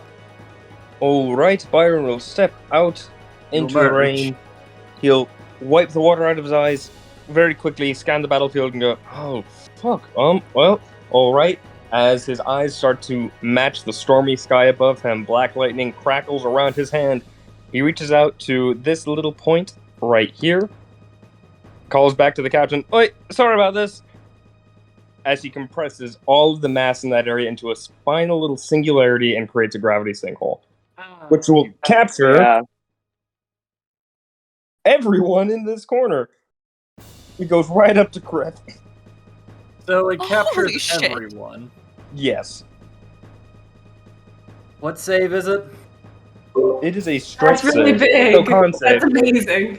Con save. Okay, I'm gonna do the Salvagins first, and then I'll do I'm the so other worried ones. for this boat. Yeah, does the boat crumble? Because Oh my god. that snake Also- is on either side of it. Also, Oh I hate to say it, but are we moving forwards? No. No, the boat was stopped by the That's, serpents. that's what the snakes are doing. Okay, cool. They Well, stopped. if it makes you guys feel any better, I rolled jack shit for that. Wow, holy shit! What are those rolls? God. 1, 1, 10, 2, You 2. have inspiration to Can you re-roll damage? Yeah, if you guys burn inspiration, I'll let you reroll damage. No, I've got an inspiration. I'll go, nope, no, that's not good enough for me. What's your DC? 15? Yes. That's literally nuts. 16 is so fucking bad. Be worse next. Yeah. Much better. Thank God. I do feel bad about this. So they only get pulled. They take the damage anyway, but they only get pulled if they fail, right? Yes. So these two guys get pulled. Hey, that's something. Everybody else succeeds on their save. Damn. All right, but they do take Everyone? a bunch of God damage, damn. right? They still take 32 halved. So 16. 16 Wait, damage. that's still really good. You collectively probably did like around 100 points of damage, if not way more than that. And then he will look to. Con save from one of them. Oh yeah, one of them's on concentration. Yep. It's this guy. He only took the 16 though, so the DC is 10. Rolls a 6 plus who just beats it. Damn it. He'll This then guy look. dies outright from the force of a black hole. And this guy failed on his check, so it doesn't matter that he doesn't need to make a con save. Why is this not? There we go. Reading, I was reading Ken's description of Gravity Sinkhole, and it said its components a black marble or the Heart of Chaos. I was like, wow, that's really specific. Byron's really plagued like this specific genre. I was like, oh, he wrote it. He just wrote it in. Yeah. After that, he'll then kind of glance around and go, you know what? You got the double soul blade going. You've got this, Zeka. And he'll give him a bardic inspiration. Did you forget my name? I almost called you Artok. Oh my god! Again. Why? Z, opposite ends. It happens a wild amount, honestly, between the two of us. And it's every whatever. Fine. Yes, thank you. I take inspiration. I guess it's the CK sound, and they're both similar, and it just mixes up. Okay, it just mixes up, and they're both made up. Okay, they're both made up words. Maiva's going to was shatter originally these a two guys in fearbold. front of her. 14, and that is a 9. It's a con save, right? Okay, this one fails, and she's gonna burn her. She's gonna burn her thing to max her channel divinity to max out that damage. So that'll be 32 to kill this guy outright. Oh, are they a Tempest Clear? Yeah. Yeah. 16. Yeah, that will be their turn, and then they just kind of turn around to face. Oh wait, I actually have something for this. Ah, super useful. All right, and we'll turn around to face the last one of these boys. It is back to the priest's turn. They're nettled, you could They say. get 2 turns. They're, I'm they're so deeply jealous. upset. I am so This one's gonna move over here and is going to use their Call Lightning to zap Zeka and Artuk. And start holding concentration onto that. I need you both to make the appropriate save, which would be a con save, I believe. Which one is this? No, it's a dex save. This one over here is using Call Lightning. Okay, and is that the third and final one to go this round? So one goes on initiative 15, one goes on 8? No, they all went. They all go on both initiatives. This guy just didn't. It failed before. Gotcha. Okay. in retrospect, probably shouldn't have Zeka and stood Artuk. right next to you. 5. 4 rolls on 18. dex saves for me. That's going to be 29 points of lightning for Artuk. Ow! 15 for Oh Zeka. my god. Okay, who's holding concentration? This guy? All of them actually are holding concentration right now. Okay, we gotta knock their concentration. This guy is gonna just throw a bit of poison at good old Kip or Krith. Fuck. Yeah, the band Held. is held. It's rounded down, right? So 14 for me. Which is it? It's down in D&D. I swear it changes every time I ask. 19 to hit Krith, and it is gonna deal 9 points of damage to our favorite ant monster boy.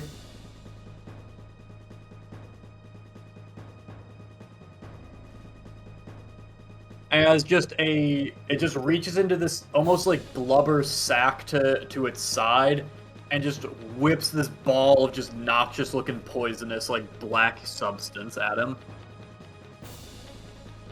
And then we'll just kind of stay back over here, continuing to hold concentration. And then this one here is going to call lightning again, but this time on Kezia and Byron. Both of you, dex save.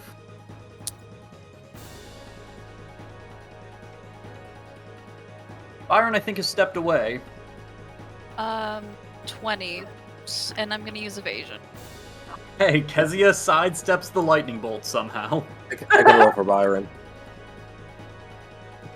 Byron, Dex- yeah, someone roll for Byron. What did I do? What did I do? You just rolled a 16 dex save against the lightning bolt. So you only take 9 damage. There's so much of a weaker lightning bolt than ours. Fuck. And then this is gonna just move here.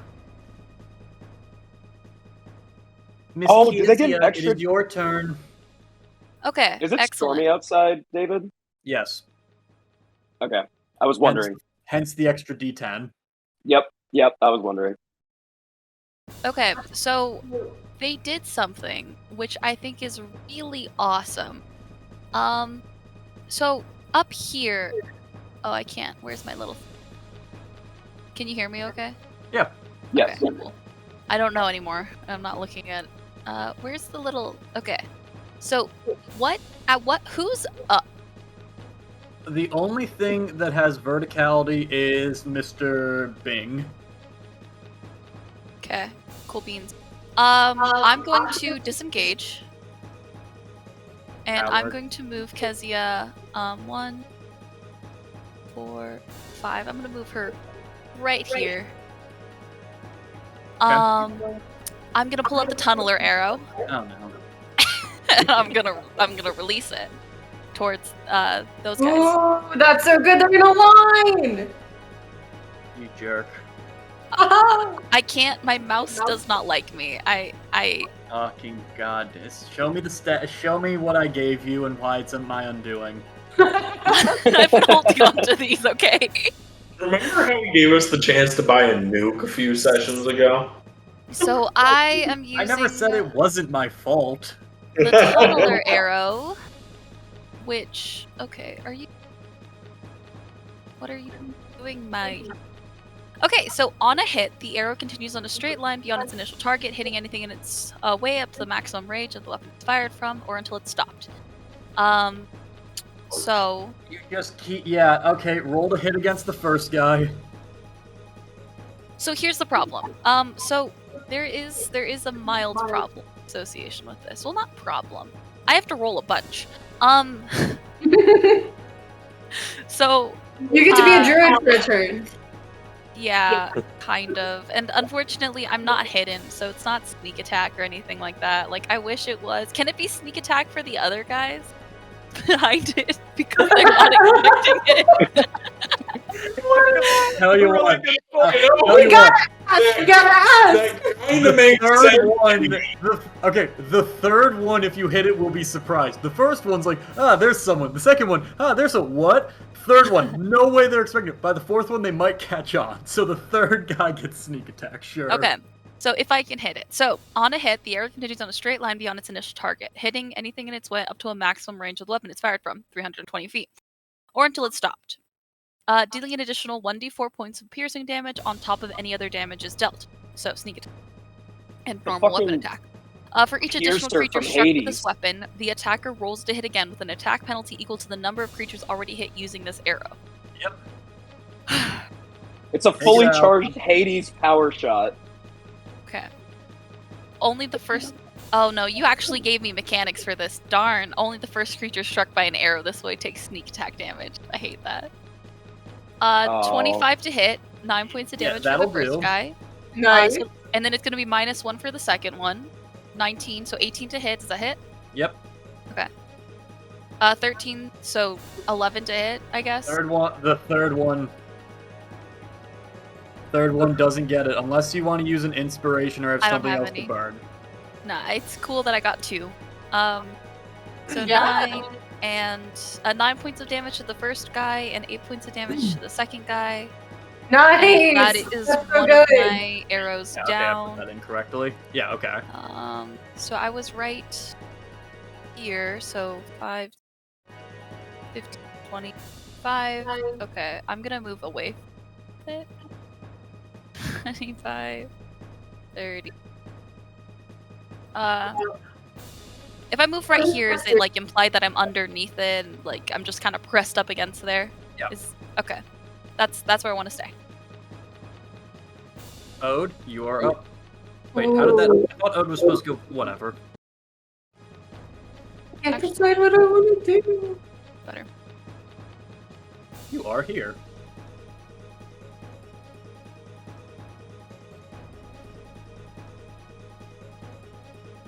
Because I really want to use my new thing. It's like new and shiny.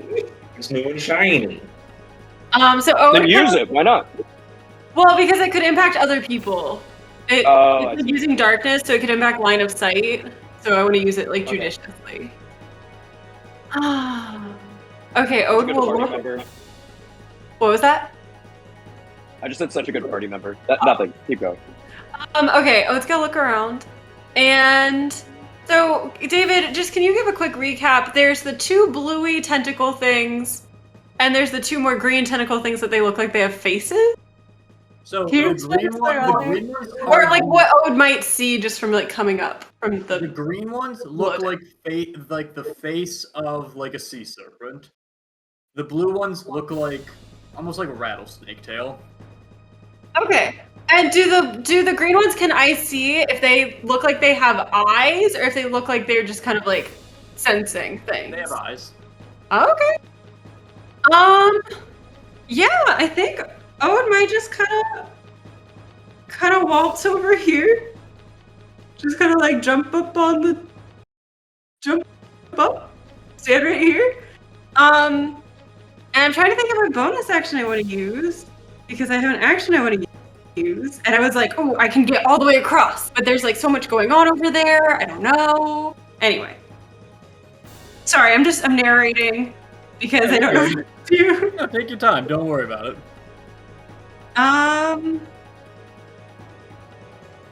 And I guess I'll.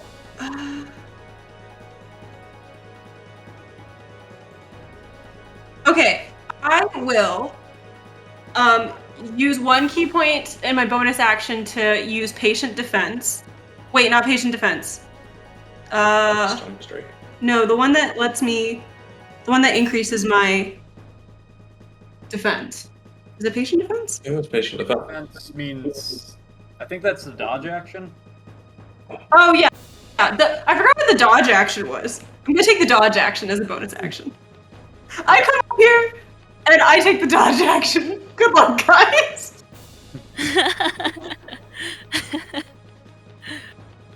And then I'm also going to cast darkness in a 15-foot radius next to me in hopes that I'll blind that thing. And hopefully the guy casting spells nearby. You said And not be in anyone's way. A 15-foot radius. Yes. Let's see, I think that's what darkness is. I will just put it in the chat. And then you hear her say the Hades, like, darkness. Just to herself. And she's kind of like being like, okay, she's like psyching herself up. She's like, I can do this. I got this. Whew, whew. All right, and then she casts darkness. Where precisely? Oh, I'm so sorry. I forgot that this was cool. She pulls out a dart, if you're looking, and you see her cast it just on. Oh, that's really big. I was just gonna cast it on the dart. Okay. Move it over. Yeah. Can I move it? Yeah, I can't move it. I can move it. Okay. Move it to the left.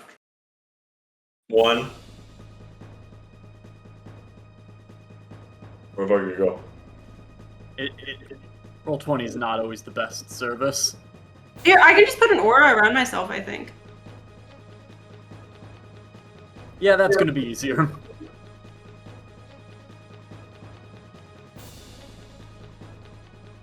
Alright, Morak, you are on deck as well. So wait, is everything in that aura dark? Yeah. Is that terrible for everyone? If you could move it over, like, Well, I want to be able True. to move with me. I guess I could like throw the dart. yeah, shit. Yeah, just move with you. We'll figure it out. We'll figure it out. We got I this. think there was a lot of other battlefield going on. Yeah, no, like, don't worry about us. Like, Also, the only wild part is Morak's gonna run up from underneath, and it's just gonna be pitch black. He's gonna run out of the deck because everything is dark. Like, what's happening? They cast a magical darkness over the ship. Can I also hold my conversational part of it to say, Morak, just run into the purple thing. He won't be able to see a portal thing. Morak, just keep running forward. It's fine. We'll figure it out. Is that it for your turn? Yeah. You know what? Actually, I should have just been over here. Okay. Can I do that? Mary, you can't move. You are where you are. You're good. You're good. Good. It's all good. Morak runs up the stairs, kind of trips once he realizes he can't see anymore, putting on his final boot. And he gets back up. He's like, oh shit.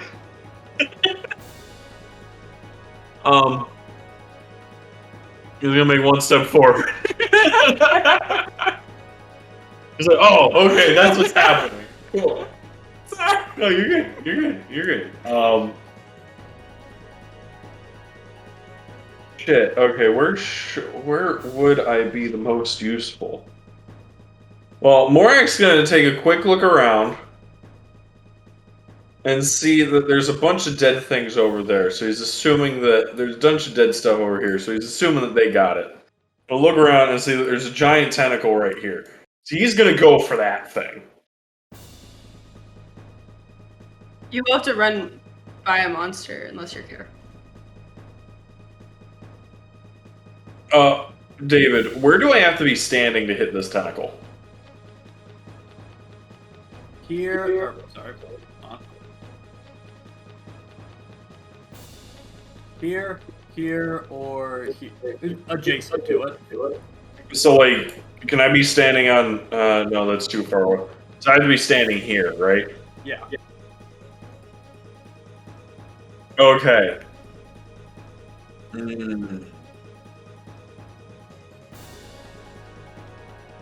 Yeah, Morak's just gonna take the...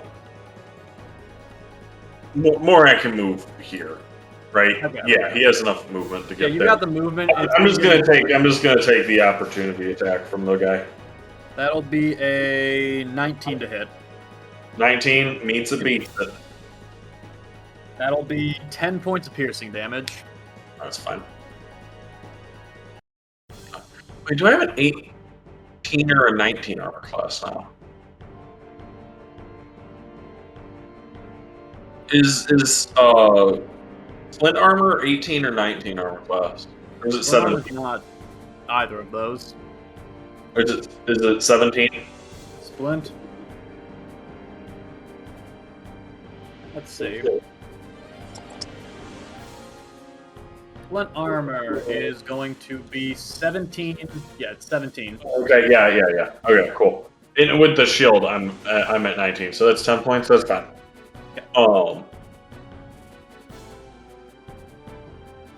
Okay. Can I? Okay, cool. And then as a bonus action, I'm going to summon. You see Morak's hands go together, and then as they come apart, Full Metal Alchemist style, he pulls out his Shadow Blade, and he grabs it, and he's going to attack this monster twice with his Shadow Blade. Okay. Reaches into the darkness and pulls The it from darkness. Odes. Oh wait, that's so cool.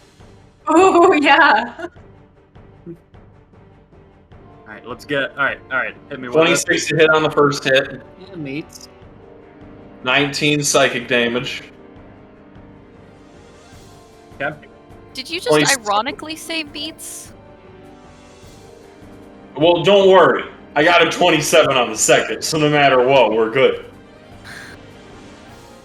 19 psychic damage. Yeah. Jesus. Yeah, okay. That was...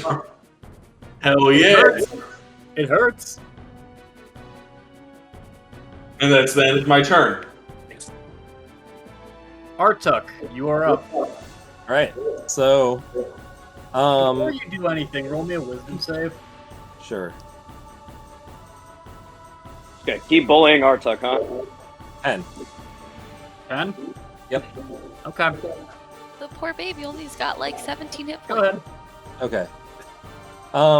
Noticing how bad I'm hurting and that they shaved through my spores, like, immediately in a self-preservation mode, I'm going to spend my action to re-up the spores. Okay. So I, take a deep breath. What was that?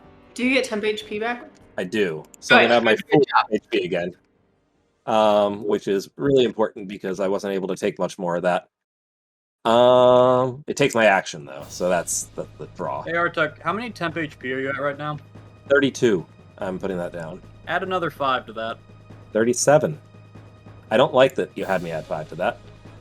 One of the rare moments where I'm like, that's not cool, man. Fuck you for giving me temp HP.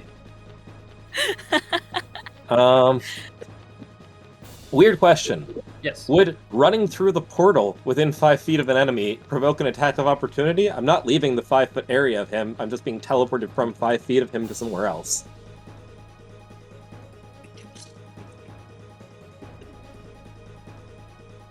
Huh. Like, I suddenly go from being 5 No, feet I'm from gonna- him to I'm 30 gonna say feet. no for the same reason, unless you had like Mage Slayer or something, because like if you Misty Step away, then you don't get the opportunity attack, and this is teleporting just in a slightly different manner. So no, Sure. you're fine. That's a good point. Cool. So I'm going to step through, come out, and I'll move to like... This area is all either dark or occupied. So that's 5, 10... Occupied by the darkness.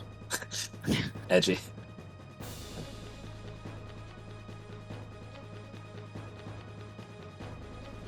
I guess I could get to like... Man, there's really not a whole lot of good spaces here. 10, 15, 20... I'm gonna move to like here. I know I could have run to there, but this way I don't get an opportunity attack provoked on me. I'm gonna That one run... on the bottom left is in your aura space if you want to hit it. Okay, cool. I was wondering that. The bigger question I have here, or not question, thing that I'm going to do, though, is I am going to burn 2 sorcery points Ooh, interesting. to cast... You're not a sorcerer. True. Kill To quicken, since I've already used my action, quicken control water to a bonus action. I get 100 that's by... hot. I get a 100 by 100 square for that. I'm going to choose the square to be... I can basically do this square. 100 by... Oops. 100. So this is my square. I need to draw something there. So from the R to that wave. From the R. Oh, I see. R, that wave. I think that was 100 right there. So like that. All these squares are within the area of my control water. Whoa.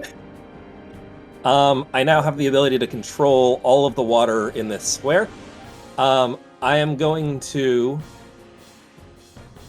as my bonus action, because of Quicken Spell, make a giant wave, 20 feet tall, that will crash across this area, blasting into both of the serpents.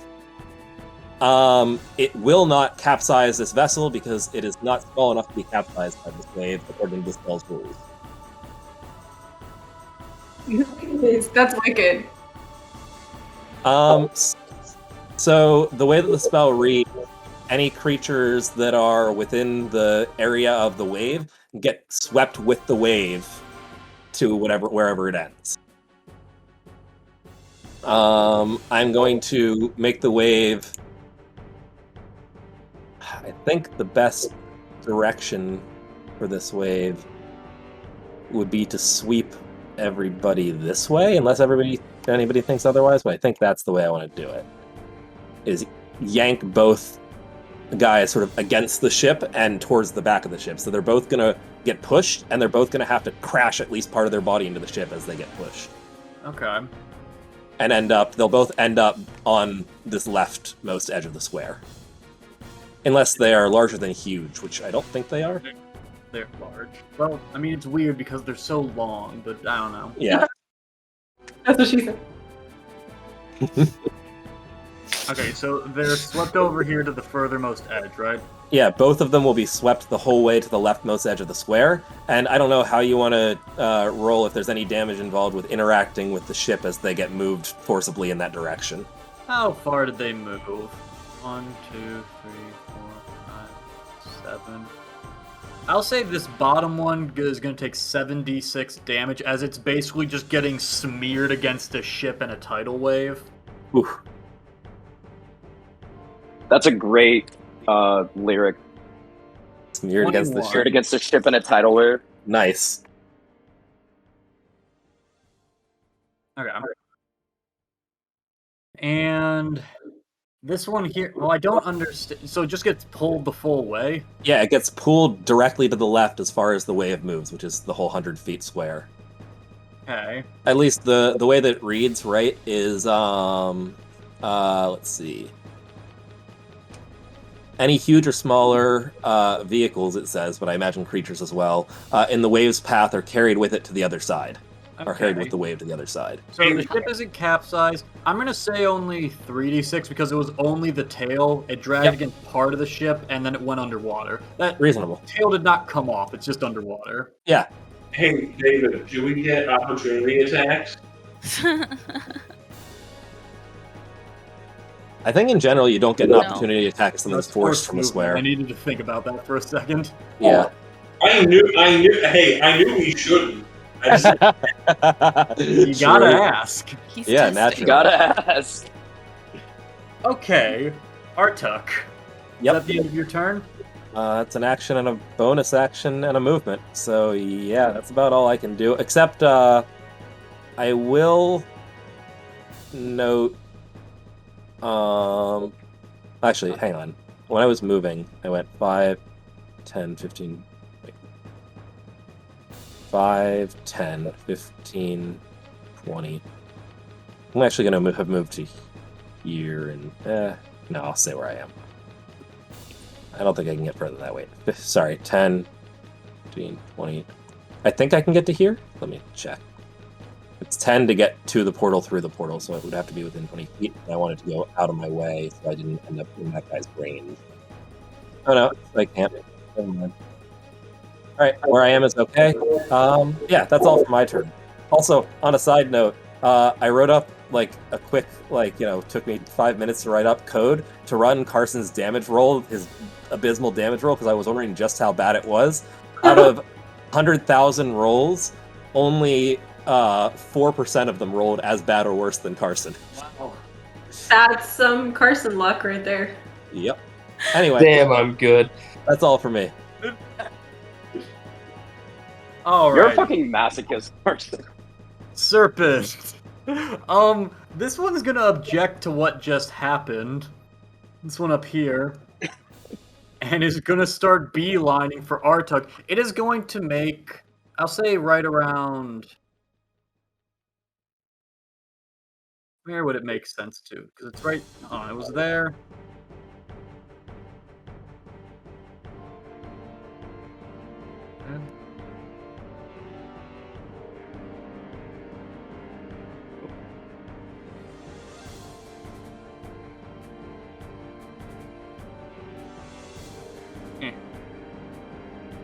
Hey, Barry. Can you mute us for a second? Yeah, okay. It is going talking to shit. go ahead and whip out some poison breath at Artuk and at this poor injured lad over this way. To start. Artuk, gonna go ahead and have you make a con save. 9. I can't roll saves today. Oh no. I know, it's like 30 fucking damage, 30 to 40. It is 25 points of poison. This guy's done. The spores eat all of it.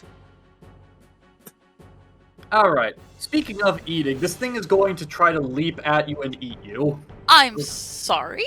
It's going to jump is not the right word, but it's going to try to get on the ship, and it's going to try to bite Artuk. That's going to be a 17 to hit. Hits barely, but hits. Okay. You are going to take only 7 points of piercing damage, but I need you to make an athletics or an acrobatics check. I'm not grand at either of these, but athletics, 13. Okay, it's going to get a 19. You are currently grappled. Also, for the sake of it making sense, you are grappled...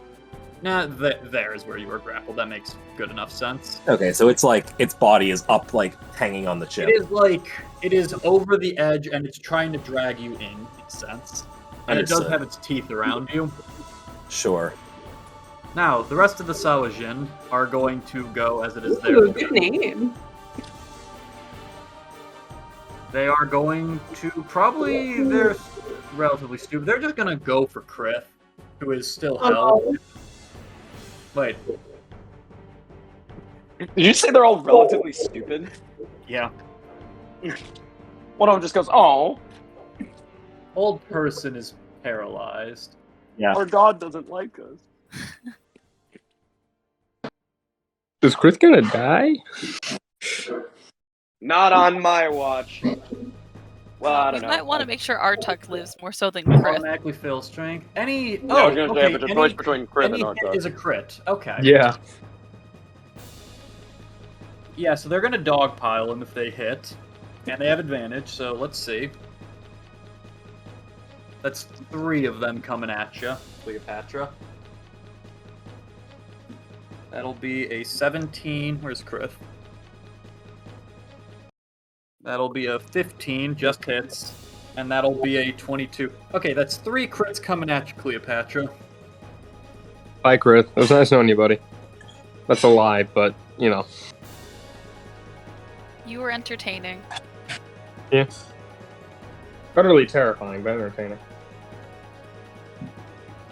Yeah, that is gonna be 35 points of damage all told. Holy shit. Krith, that fucking sucks. Is there anything else here?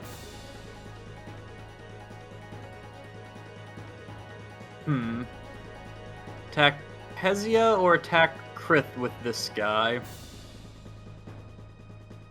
I'll decide that in a minute. This one's gonna run after Byron. Say, have I attuned to those bracers of expedited retreat, whatever it's called? Certainly had the chance. Alrighty, then I'll do that. Teleport 20 feet. Okay, where are you teleporting? Dad. Great question. Okay, you figure that out. I figured it out. This one, where will they go? Let's take a D8. Byron has teleported for you. This one can't see, and runs and falls off the boat. Oh man. Byron's teleported. Well, these guys get confused and then decide, alright, Artuk and the other sailor. Oh shit. This one can't see Kezia because the portal and everything else. This one will come after Zeka. This one will go after the easy meal of Krith. Okay, so the next meal for Krith, of Krith. Oh no. Uh-oh. That is 10 damage, and that is enough for Krith to go bye-bye. Was he Aw. dead? He doesn't even go Down. unconscious. He just dies. NPCs. Unless he's an NPC, alright? Oof. Much like the enemies, otherwise I have to start including enemies at death saves. Oof. Bye, Chris. As, yeah, these Shit. things just start... Oh, they had advantage anyway. That's fine. Hey, Zek, are you at full health? No. You are not? Okay, this one has advantage against you as well. That sucks. And you fucking waste it with a 12. That does not hit. This one will go after the injured sailor. Natural 20. It's gonna save us all a bit of time. Oh, that's right by Artuk's scores, huh? Fun. Yeah, so... Yo-ho, that man's not down. Oh no, oh no, oh no, no. Oh no. He is now up as a zombie. I This need all the other help I one can is get over gonna here. come at you for Artuk because you're still below max health, so it still has advantage. That's gonna be a 22 to 22 to hit. It's 5 points of damage. my spores eat every bit of it, but then go down. Exactly killed the spores off. I believe that's everyone. Him, yeah, the idiot that fell off. That one killed Chris. Yeah, that is it for them. Which means it's Chris's turn. Which means Chris's turn is over. Which means this one doesn't have full person anymore. Alright, the priests are going to advance because none of them have lost concentration yet. Time for Zap. Ah, wait, hold on.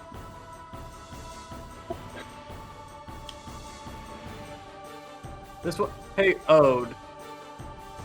Can you see in the dark? Well, yes, that's what I was gonna like pretend to psych myself up to, but currently she can. Okay, cool. She can see in the dark in the radius that is like the lighter radius. Okay. Yeah, because this guy just starts bounding this way, so if you want an attack of opportunity against him. Yeah, for sure. Do attack of opportunities get advantage for blinded creatures? I would think. They might be. You for sure have advantage. You have you do. advantage. Okay, I will unarmed strike. Yeah, that'll definitely hit. And then. Oh, sorry, that'll show up as Morak. That's fine. Cool. Whoa. Sorry, his system is different than mine. Jesus. His computer. All right. My bad. Oh, thank you for rolling damage. You're welcome. Oh.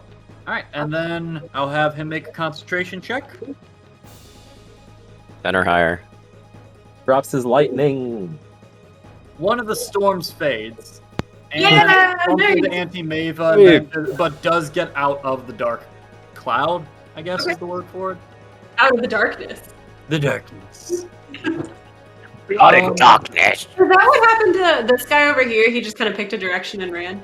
Yeah, I just rolled a d8 for which direction, and they both just happened to roll unlucky. One threw himself off, and the other walked past you. Yeah, and like threw himself to. I can walk 10 feet and get back to him. Okay. Okay, these other ones are gonna go. Who do they see that's worth hitting? This one does see Kezia. It also sees the guy up in the tower. But that guy did kill his own friend earlier, so... Sure, I'm glad they forgot about the whole black hole thing. Why are you so desperate to kill yourself?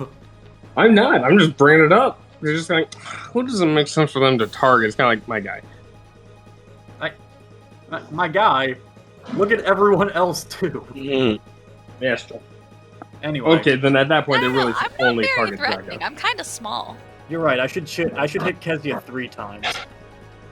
No, none over there, none over there. They haven't seen Borak do a lot, so he wouldn't be the focus. Fucking gonna keep up with the Artuk train, and also one for Zeka. Oh no. You know the game.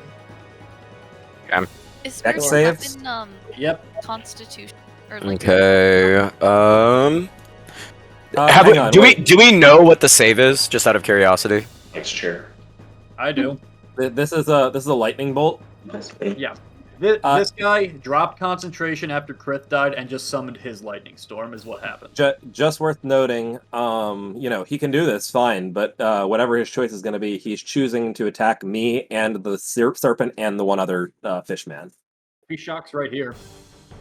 Oh yeah, I guess he could. Well, I mean, so this is however you want to rule it. But flavor-wise, I'm in that thing's mouth and being grappled right now. Oh, you're right. Oh yeah, no, he's just gonna shock Zeka twice then. Cool. Zeka, make a second one. Wait, it does well, I can't wait to roll the I feel like 13's on the edge, so I'm gonna roll Byron's inspiration. Okay. I mean, I feel like whatever. How much is your inspiration, Byron? 1d8. Flash Nope. roll, not dot roll.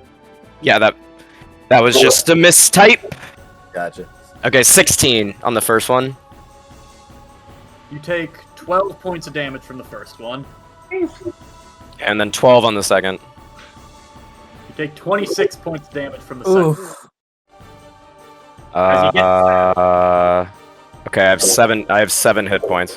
Wait, this guy got... Yeah, he dropped that. Oh, he can still Does- make an attack. He'll Does just this go- guy get hit? There's a Oh, he can point. just go right here. Instead. Yeah, it could get a point where that wouldn't hurt you. Or it wouldn't hurt them, rather. Yeah, I suppose you're right. Okay. And then this one over here, because I forgot, because he dropped concentration, is just gonna whip a bit that weird poison, gross sack over at Byron. Byron's full of... Oh, no, they don't have that.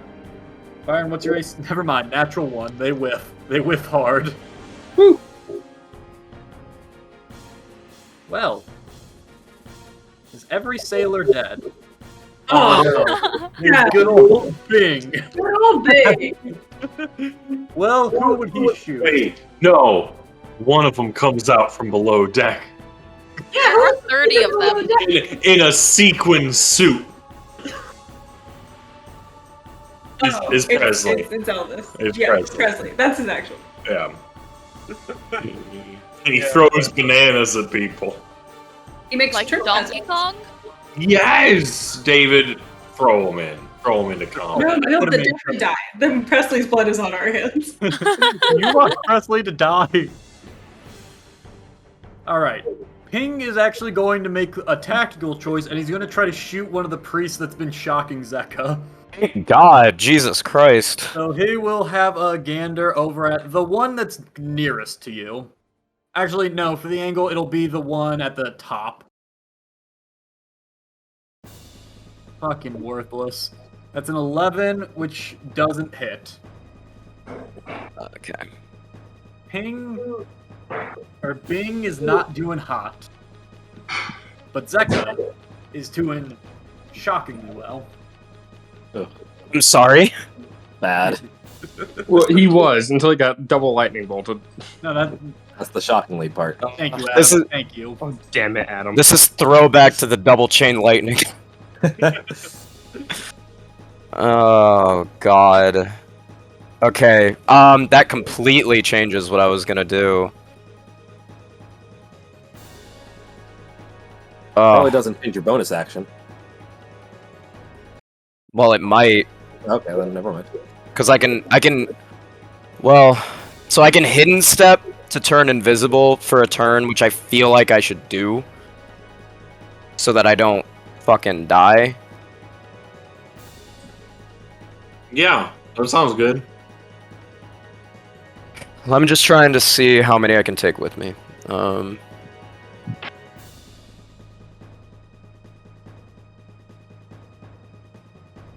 you doing, Katie?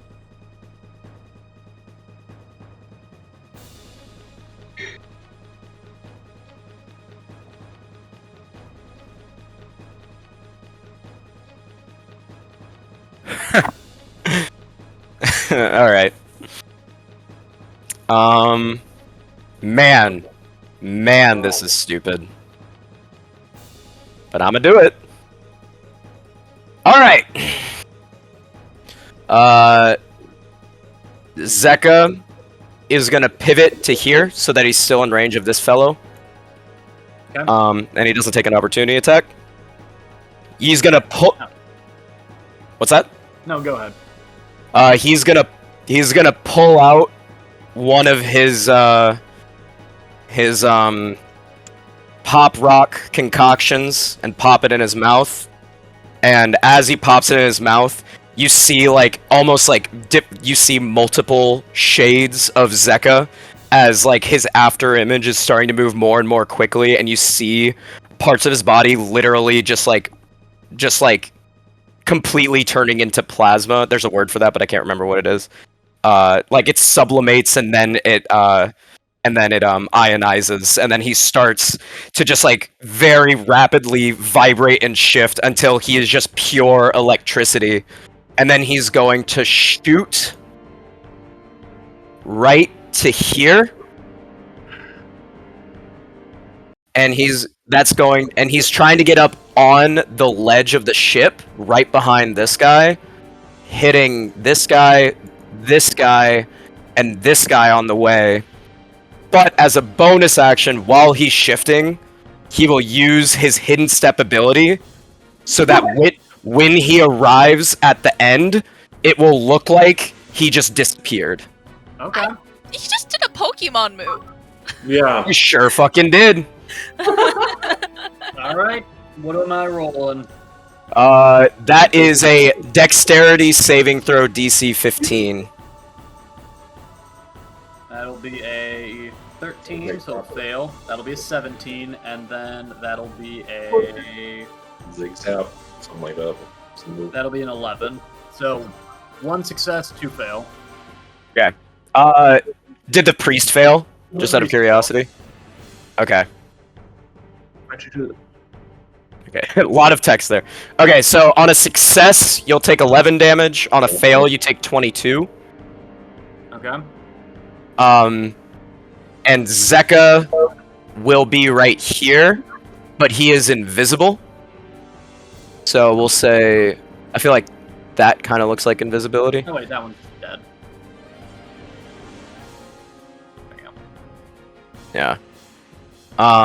And then this guy has to make a Constitution saving throw. Thank you. DC is 11. Mhm. That's going to be a 9 plus, let's see. Okay, he succeeds with a 13. So I'm right behind him, but I am invisible. Nothing personal, kid. Nothing personal, kid. Exactly. Okay. So Buddy, stay. I don't know what you want me to do about that, but that's what's going on. I feel like this is more on what you want to do about it, but okay. Well, he's gonna stay there. Well, I mean, like, does he know that I'm there since I went invisible? That's what I'm asking. We'll find out on that turn. Ken.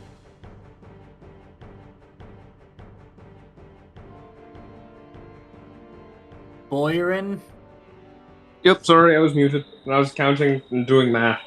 Because Barn's gonna look at, Artok deep within that bot and go, oh fuck, that's a lot of spores. Is that mushrooms coming out of his wounds? Oh fuck, oh fuck, oh fuck. And he will... I have just enough movement to... Fuck. So yeah, let's see. 10...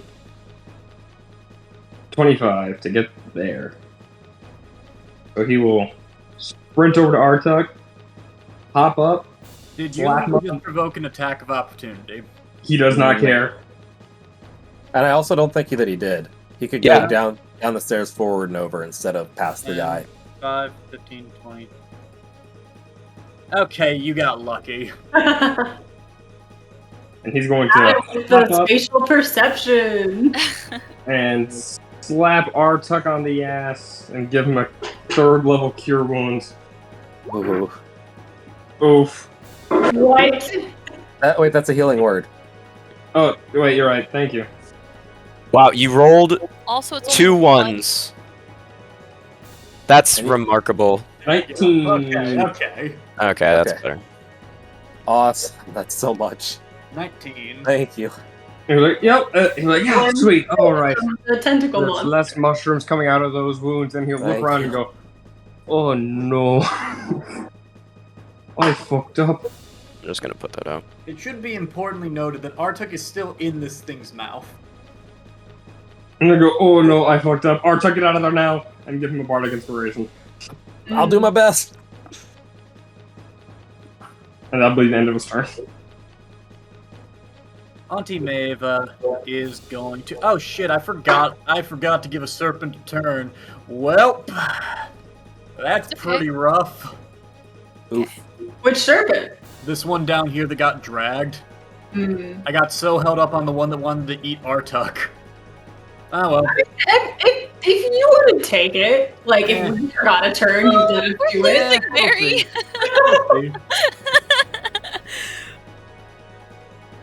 If you get to do that, I get the opportunity attack from a few rounds ago.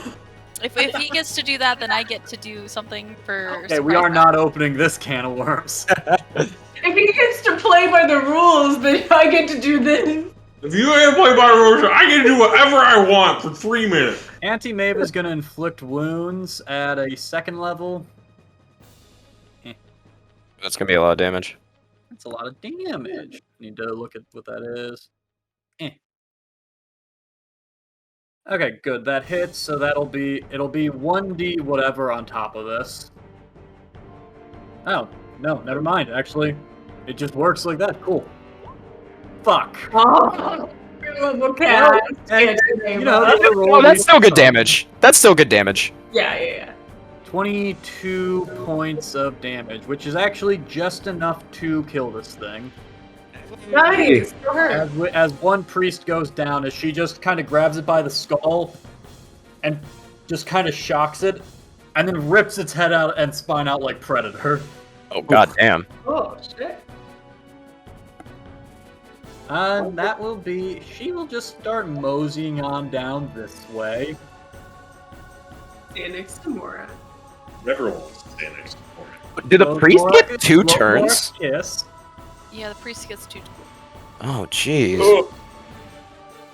Okay. Oh, and in Kirby, there's like if you're playing with 2 people. There's like if you pick up food, it heals you, but there's an option to share with the second player. But it looks like when you share it that they're going in for a kiss, and so whenever we're gonna play it, and one of us picks up some food, it's like, "Come give me a kiss." Give me kids. In reality, it's because their Kirby arms are so tiny that they have to get so close to me. What would these guys do? Other than give hugs to Kirby, as we all want to. Okay. Would they shock the sea serpent? Always. That seems a bit rich for them to figure that out. Yeah, this one up here by Zeka is just going to call down another lightning strike on the serpent, Artuk, and Byron.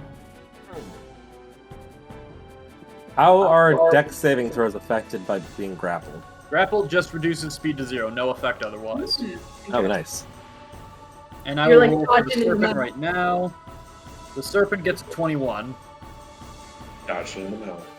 Artuk can't roll a dex save today and gets a 5. 20 for you, 10 for the serpent, 10 for... Okay. Byron, I'd like you to know you saved my life.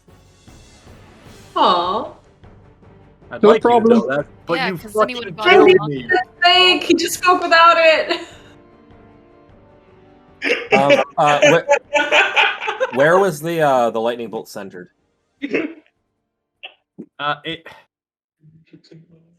Hold on a second. It's being very annoying.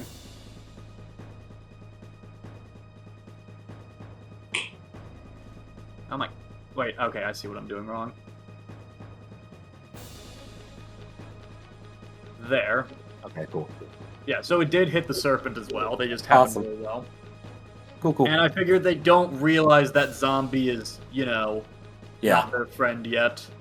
Sure. This other one's just gonna shock.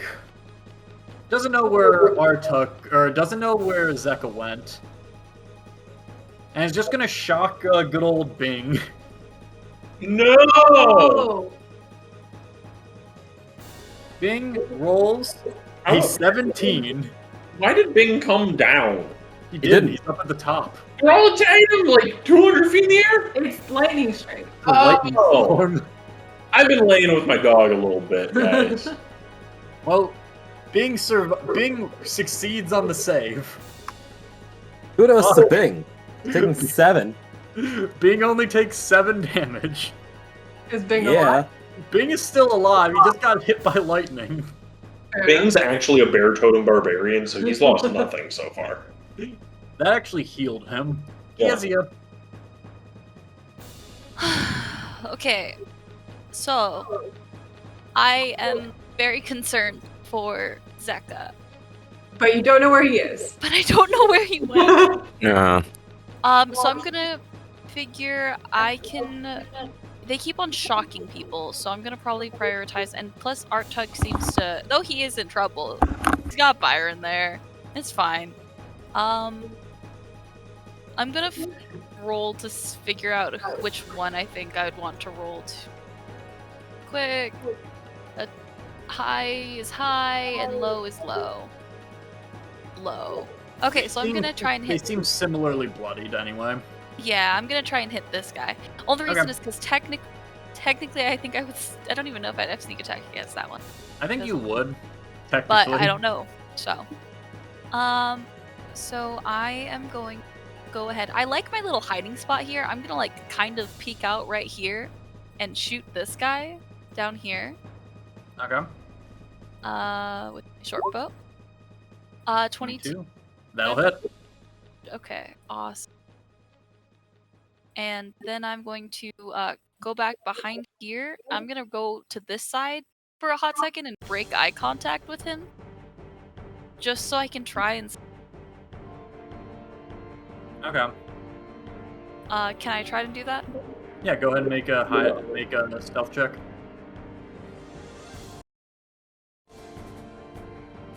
Freaking rogues and their bonus action hides. 8. So like I like crouch down there and I like move myself back into the spot, like behind the portal, like the doorway slightly, and just I'm hoping. Okay, you appear to be relatively hidden. Cool. Okay, that's it. I don't have much to my turns. I only have one attack action. I mean, that drill arrow was pretty badass. It was. Did a lot. It did too. It did like not as much as spellcast, but you know what? It was what I could do, and it was cool. So. Damn right.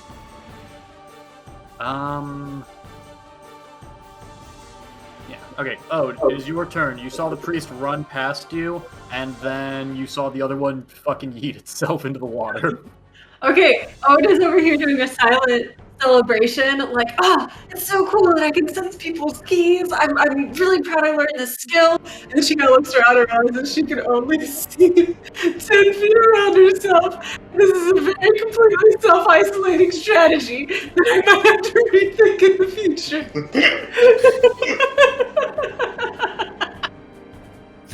That's really good.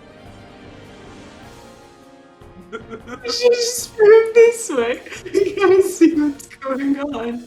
Is this guy in the water? Yeah, he just fell off the boat. Okay. Keep running that way. Keep running that way. Is that fine?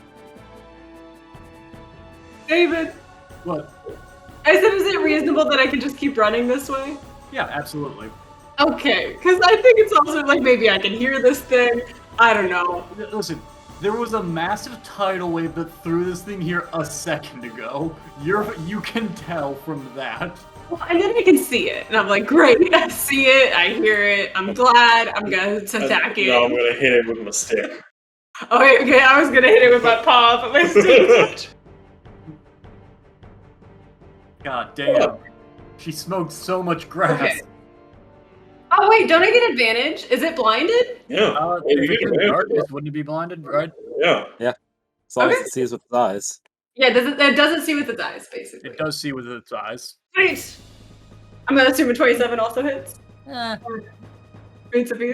Yeah. Okay.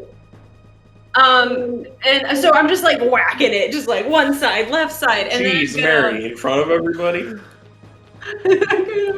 I'm gonna at least use my bonus action to keep unarmed striking. Does 19 hit? Yes, it does. Okay. And 11 more slashing damage, so like whack, whack, and then slash, slash. Slash, More slash. If I, how is it looking, David? Bloodied. Okay, and then I'll use Flurry of Blows and do one more slash. Okay. 25! Oh, cool! God damn it. Stop. 7 more. Stop it. Knock it off. And then I will just stand here. Actually, I'll move here. So I like felt all of the fight like punches coming from the same direction, and then I moved just a little bit. Okay. And that's what you. Sorry. So, since this creature is now blinded, if I go punch its tail, I get advantage, right? Because it doesn't know where it's coming from, right? Yep. This is not a problem I was ready for, but Is that its tail? That's it. No, this is its tail. Okay. No, it's this. They're Okay. both blue. Okay. I'm gonna go get its tail. go ahead.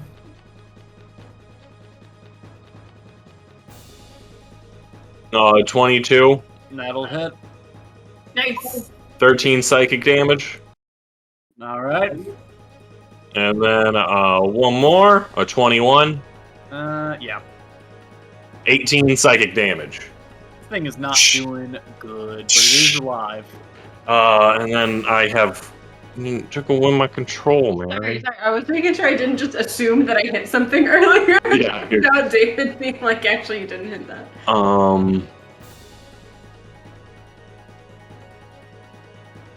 Shit, I should have done something different. Damn it. What should you have done? No, I should have green flame bladed one of those. You have any object interactions? Any? Nope, that's it. I'll just chill here already. Yeah, I'll smack it with my shield. It does nothing, but I smack it with my shield. It would technically get. I feel like if it's that big, I don't actually get to knock it back 5 feet. Especially when you consider it's not just like it's also as long and underwater. Yeah. But yeah, Artuk, top of the round. All right. What would it take to get out of this thing's mouth? Athletics or an acrobatics check against it. Or wait, no, it's just an athletics check to break grapple, right? Because right? I think it can be either, but I'm not sure. Hold on. I mean, I would do athletics either way, but I think it Okay, can. just do that then. But But hang on, would it be an action to do so? yes. Okay. Instead of taking that action, I think that I'm gonna bunker down and, know my role as the tank, and I'm gonna dig in for my last spores. The best play here, I think. Cool. So I'm gonna dig in. I'm gonna pull up another round of spores. Replenish that temp HP to technically 32, lest you say otherwise. 40. 40. Ooh. 40 You're temp getting HP. more Yeah. powerful. Yikes. Yeah, yikes is the right. That's like the least happy I've ever been to get an additional 8 temp HP.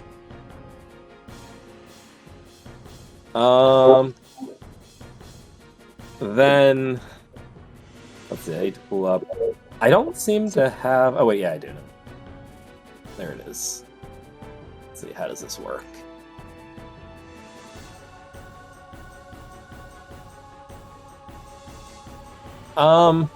Do these snake things look You know what am I gonna do actually?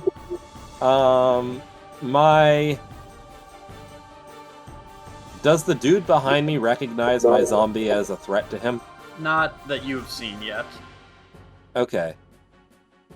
Can I get my zombie? Technically, I can only have them take the attack action, and I give them mental commands. Can I have it, like, attack at the jaw of this thing and try to, like, loose it off of me some? Or is that not what I don't know about that one. Okay, cool. Then, no worries. I'm going to have the zombie turn around and attack the dude behind me. Okay. No. That will be a slam attack from my zomb. 14 to hit. That'll just hits. Awesome. Cool. Not that it does a ton, but at least I can do it. 4 points of damage. 4 Just points? bludgeoning. Yep. As this zombie just, like, slams him with 2 arms. Very sloppily. But the dude will be confused because he just killed a guy. The guy stood back up and attacked him again, with mushrooms growing out of his head. Oh no. And that's a turn for Arta. It is going to be the serpent's turn. So this one that just got its ass hit by Ode. Well, I'm gonna have it roll perception to see where Ode is. It'll have disadvantage because it's blinded, but I'm gonna neutral it out because Ode just beat the fuck out of it and then didn't move. So 1d20 plus 3. Okay, I'm gonna say. Ode, high or low? Sorry, what? I just got back. The snake that you're beating up is trying to find where you are. So high or low? Hi. Okay. It's going to shoot off its little bit of poison the wrong fucking way. Oh, okay. Yeah. I thought it was like, oh, it's attack advantage, but if it's like a saving throw thing, then that. It is a saving. I was rolling to determine whether or not it was hitting. It was going to attack here or here. So I just gave it a 50 chance, and it failed. So it just shoots off in that direction. Cool. Have it shoot into the portal and then come out. Doesn't have the range. Oh. But its tail is going to try to do something. It is blinded, so it's just gonna fucking same deal. It's gonna see if it can figure out where Morak is.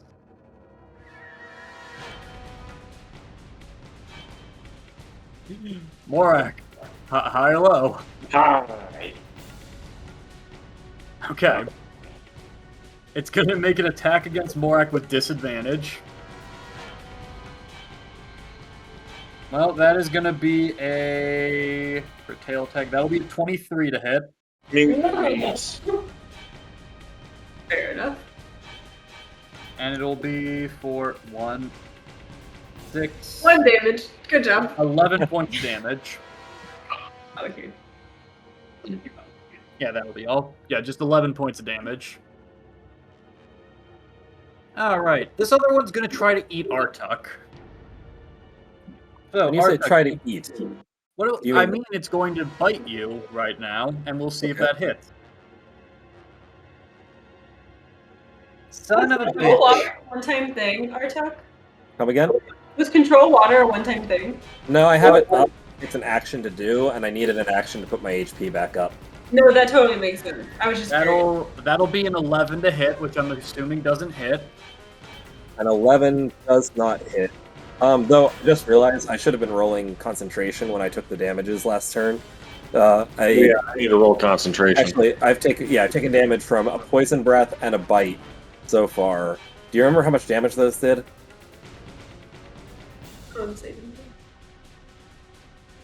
You also got hit with the lightning. Oh, Did no, I? you didn't last turn. Yeah, I was gonna say it didn't hit me. Oh, but no, I did while I was in the mouth the one time. Yeah, I did do 20. not remember. Okay, well, it was 20 from the lightning, which I succeeded at. Was the bite more than 20?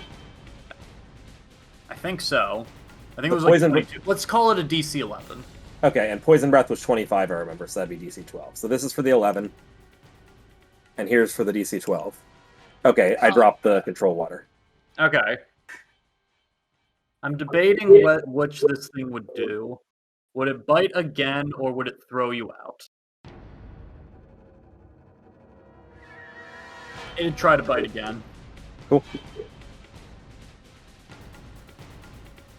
God damn it! 20 into a 2. Fucking wastes its turn. Nice. These little bastards are gonna just run this way.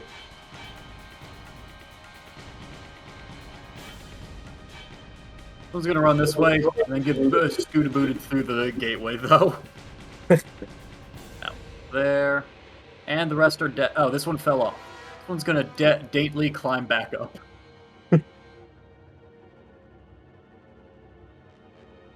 No, and it doesn't have a line on anyone with its javelin. Alright, the other ones are just gonna start attacking. One for Byron. Byron, that'll be a 22. Believe it or not, that'll hit. 8 piercing damage. Okay.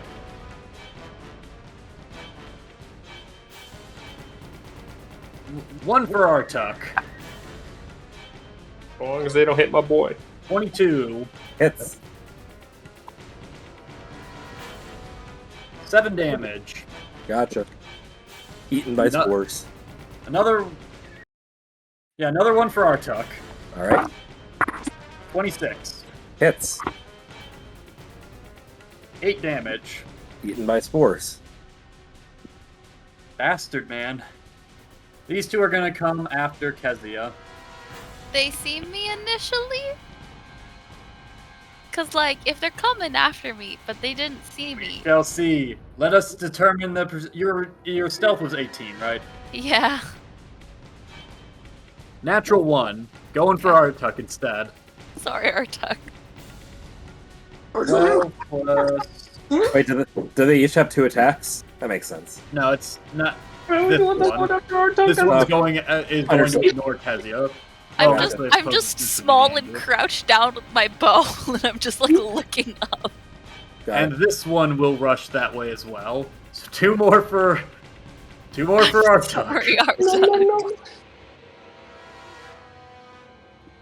25 and 25. Both hit. You're killing your future shit. plot point, though. Am I? 5, 6, and 14 more damage. Total? Yeah. Eaten by the spores. You're a bastard. Priest's going. Fuck, I've made this one's gonna shock Bing again. Bing. Bing fails, let's see him. Oh, poor Bing. Surely he's dead. There's no way he survives. Oh, Yeah, Bing just got roasted. Does Bing fall out of the crow nest? No, because he got shocked by lightning. He just ain't doing hot. Brenna's like, so where are his crossbow bolts right now?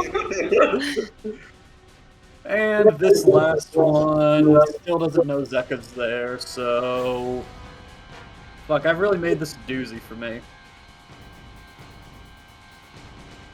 You know Kezia's there. Fuck! Damn you, Kezia! I have one job, and it's to hide. Uh, And then deal like 9 points of damage. Alright. Byron, Artuk, and the Snake Boy. We all know this game. Oh, another lightning bolt? Really? Yep. Gotcha. Wait, I who thought... else is gonna shock.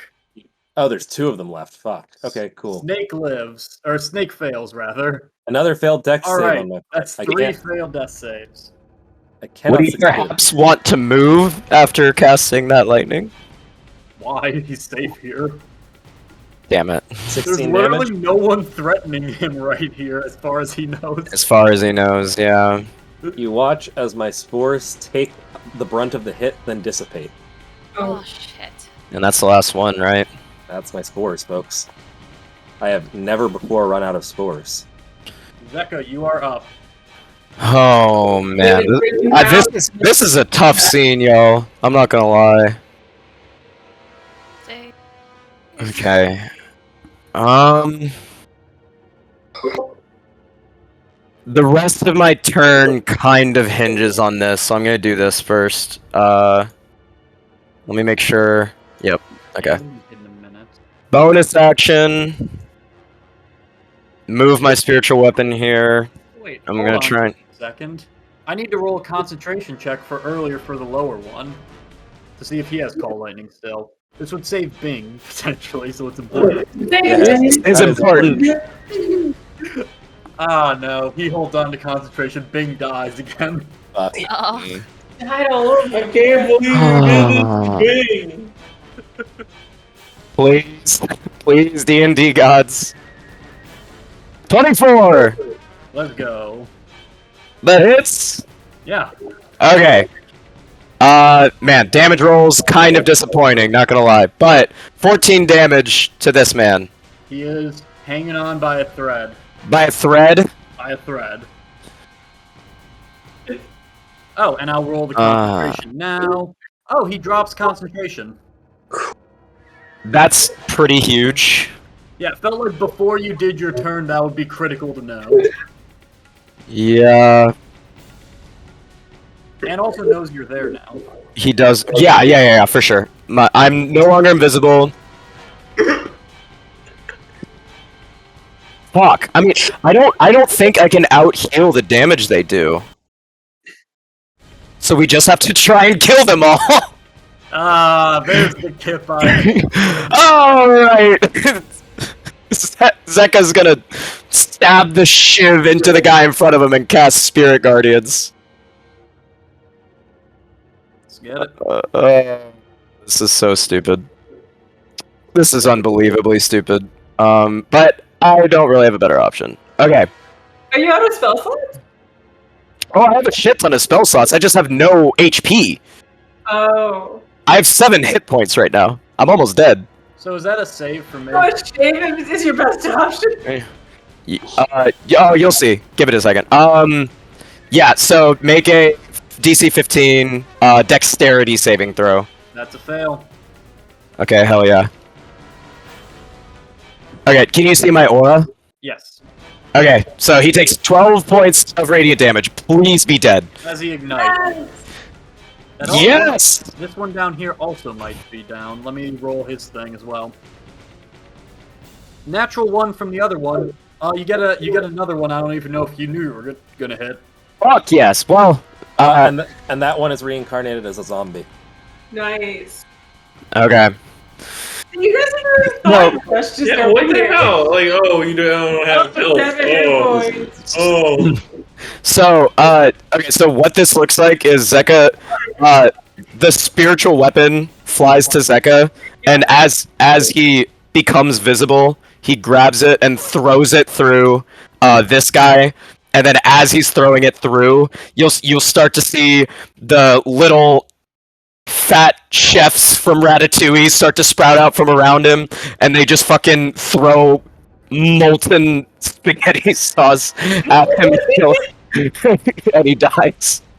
And then Zeka is gonna... by the way, Zeka is extremely angry at this point, and he's looking over at Byron and Artuk, and he's just screaming at the top of his lungs, saying like, "Get the fuck away from my feds!" And he's gonna run forward. Okay. That's enough for those two as well, so I'll make Yeah. now. Okay, so we're at 10. I'm just gonna do all the movement. What's the DC? Actually, 15 dex. Okay, this is a friendly guy right here, right? Yes. Okay. Okay, so 15 feet so that it'll hit the serpent, and then he's gonna go back this way so he won't take an opportunity attack. So that's 20. I'm rolling the stuff for it now, so I'm just gonna give you the live update. 25.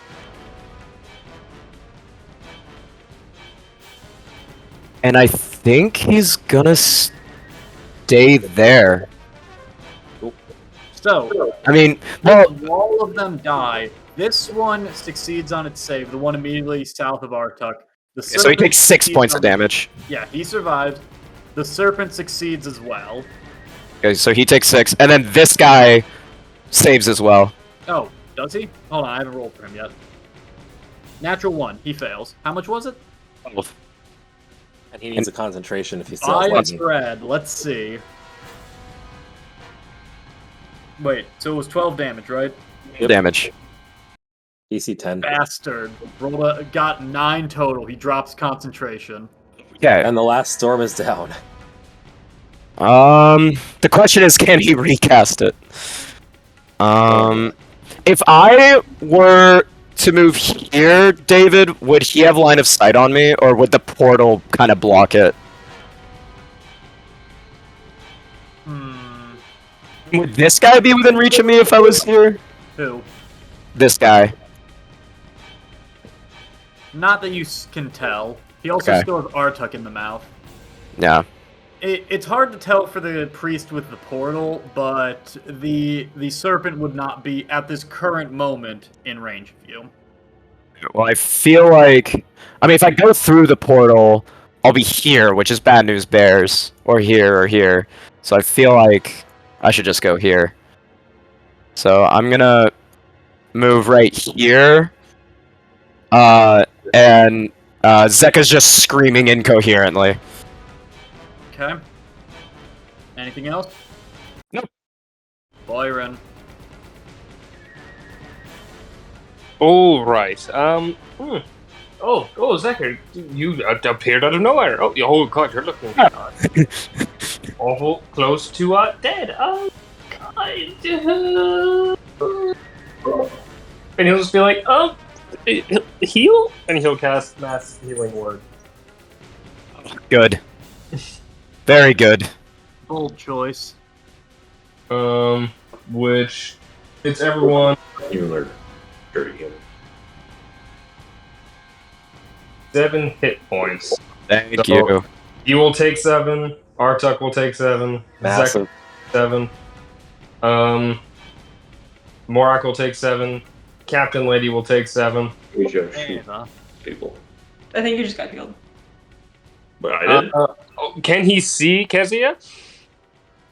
Can't see Ode. Can't see Ode. Roll perception for Kezia. Is Ode okay? We don't know. I hope she's okay. Perception. No, that's deception. Yeah, lie to yourself that you Nat can- 20. Holy shit! God. Why is everyone ignoring Kezia? Is she maybe immune to these fish people? He has a moment of absolute clarity, just sees each of his friends, and then a wall of darkness is like, oh, it's somewhere in there. I can't see her. Not gonna work. Heal. She's fine if she's casting the spell. This is Ode. This happens every time as she is off fighting one of the big monsters on her own and winning. It happens every time. It's happening every time it happens. True. But yes, everyone except for Ode gets HP. How much? 7. Okay, well, you're at it. The one of the chefs comes up and like collects your healing word. I don't ask questions, and then brings it over to Zeka and feeds it to him. As the healing word enters Zeka's radius, it turns into a cupcake. He came up with spoon fed you.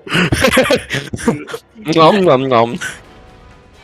And then with that, Byron still has an action, which he will use to look at the Sahuagin directly next to him and go like, fuck, okay, they heal, you die, and he'll cast Vicious Mockery at it.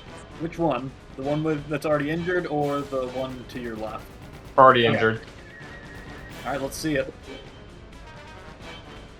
God damn it. It's a wisdom Well, save. thank God he got that bitch's mockery off. It's a wisdom save, right? Yeah.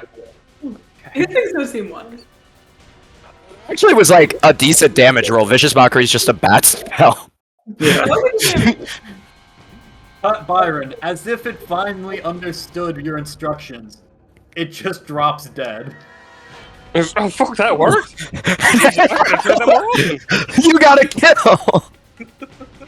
He just yelled at it. Oh, I should die. He died of a heart attack, unrelated, but you did yell at him beforehand. And that's the end of my turn. Terrifying, aren't they? Could strike even in the middle of combat.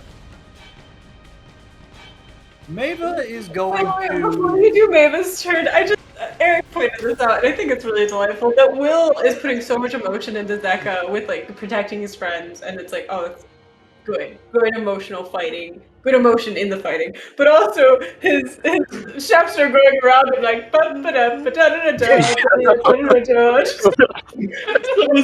It's like, oh, Wolf's being very emotional. It's very good. Well, he's just kind of undercutting himself now. What do you think is Zeka's whole character?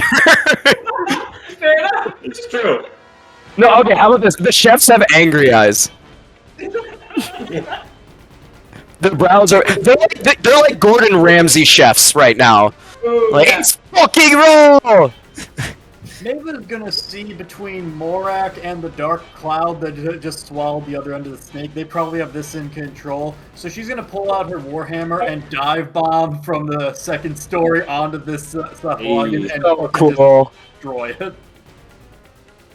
And she also definitely does like a Thor superhero land, so lightning is just crackling at her feet. Cool. So cool. Yeah. Anyway, this guy, the big old guy. Dexterity saving throw. Started his turn in my aura.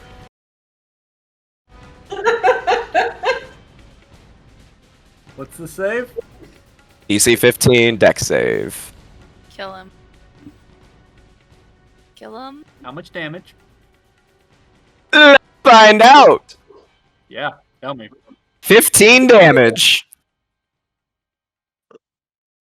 As yet another of these priests is incinerated under your holy light and heckled by a bunch of small Italian men. They're pouring pasta sauce down his throat. We said in Paris. What'd you say? Isn't Ratatouille set in Paris? Well, you know, it's whatever. Well, wait, legally distinct. Also Gordon Ramsay, so nothing matters. Ratatouille. Spaghetti sauce in France? No, it's Batatouille, legally distinct in that way, and they're all Italian. No. It's sick. Well, Well, that ends the priest. And thus ends that fella. Kezia, you are up. You see two Sachlagen, and two snake monsters. Yeah. I think So you have sneak attack on every one of them. I do. I see primarily the one that's currently grappling Artuk. So I have this thing in called shots. It's called hand. Yeah. Now this guy doesn't technically have a It hand. does not work if you don't have hands. Damn it! Are you sure I can't like try to shoot his mouth so he drops Artuk? shoot near Artuk. Where's the cold shot table? Yeah, shoot your Artuk. That's the spice of life. Cause like, You know what? Fuck it. Sure. like It has two little tiny fins on its side that kind of look like where his hands would be. I was about to say, I'm kinda just trying cute. to get him to drop him. You do it in the eye. I would Yeah, drop go it. ahead and make the cold shot. Yeah, if I got shot with an arrow in my eye and I had a chicken leg in my mouth, I would drop that chicken leg. I mean, I could always just try to do eyes anyways. Yeah, why don't I just try to do eyes? Why not? I'll just try eyes instead of hand. Probably won't work. I am currently hidden from it, which means I have You do? advantage, right? Yeah, you have advantage and you have sneak attack. Okay. Oh, I didn't even roll that well. So I guess no, I miss. Anyone that got- I'll give you an inspiration. Yeah. Inspiration? Yeah, take one more. You hear him be like, "Hey guys, look over here, by the way," and that allows you. I don't know what's going I on. rolled Wildfire. worse. I rolled worse. It happens. Oh, is it -5? Yeah, it's -7 technically. Oh, yeah, that definitely doesn't work. But I think regardless, I would have missed for all of them. Yeah. Okay, I just miss. So, and then I just, I'll politely, I miss him, so he might not even notice. But I'll just politely move behind this. Politely. I'll politely move behind there, and I'll just try and hide again. Ode? Okay, I'm ready. So Ode's gonna pull out the dart that's casting darkness, and pull out the other dart, another dart, just to ready two attacks. Because I'm pretty sure you can use like 2 attacks for Wait, we ranged just looked- attack. we We just looked it looked it up. up. We looked it up. I just wanted to confirm that that's what I'm doing, so no one's surprised. You're gonna attack it with 2 darts, and they're going to be punches because that's how monk weapons work. No, it's gonna be a dart. Yeah, but they're monk weapons, so that's why they're a D8. Oh, I see. But dart's like a D4. Does a 21 hit? Yes, ma'am. Sweet. 12 piercing damage. And then she's gonna use the dart that is casting darkness as the second one. Okay. Does a 20 hit? Yes, ma'am. So now the dart is embedded in it. Cool. Damn. And then I'm going to. What was that? Or your blow. Unarmed strike. Nice. Yeah. Nice. So 16 damage. God. Is it still alive? No, you Oh. killed Oh. it. Yay! Once again, Ode kills the one boss, the mini boss, off in the corner. And so I'm guessing it just like sloughs off, and you see like this orb of darkness just kind of like descend below the ocean. Oh, Hell yeah. So no one even knows that she killed it.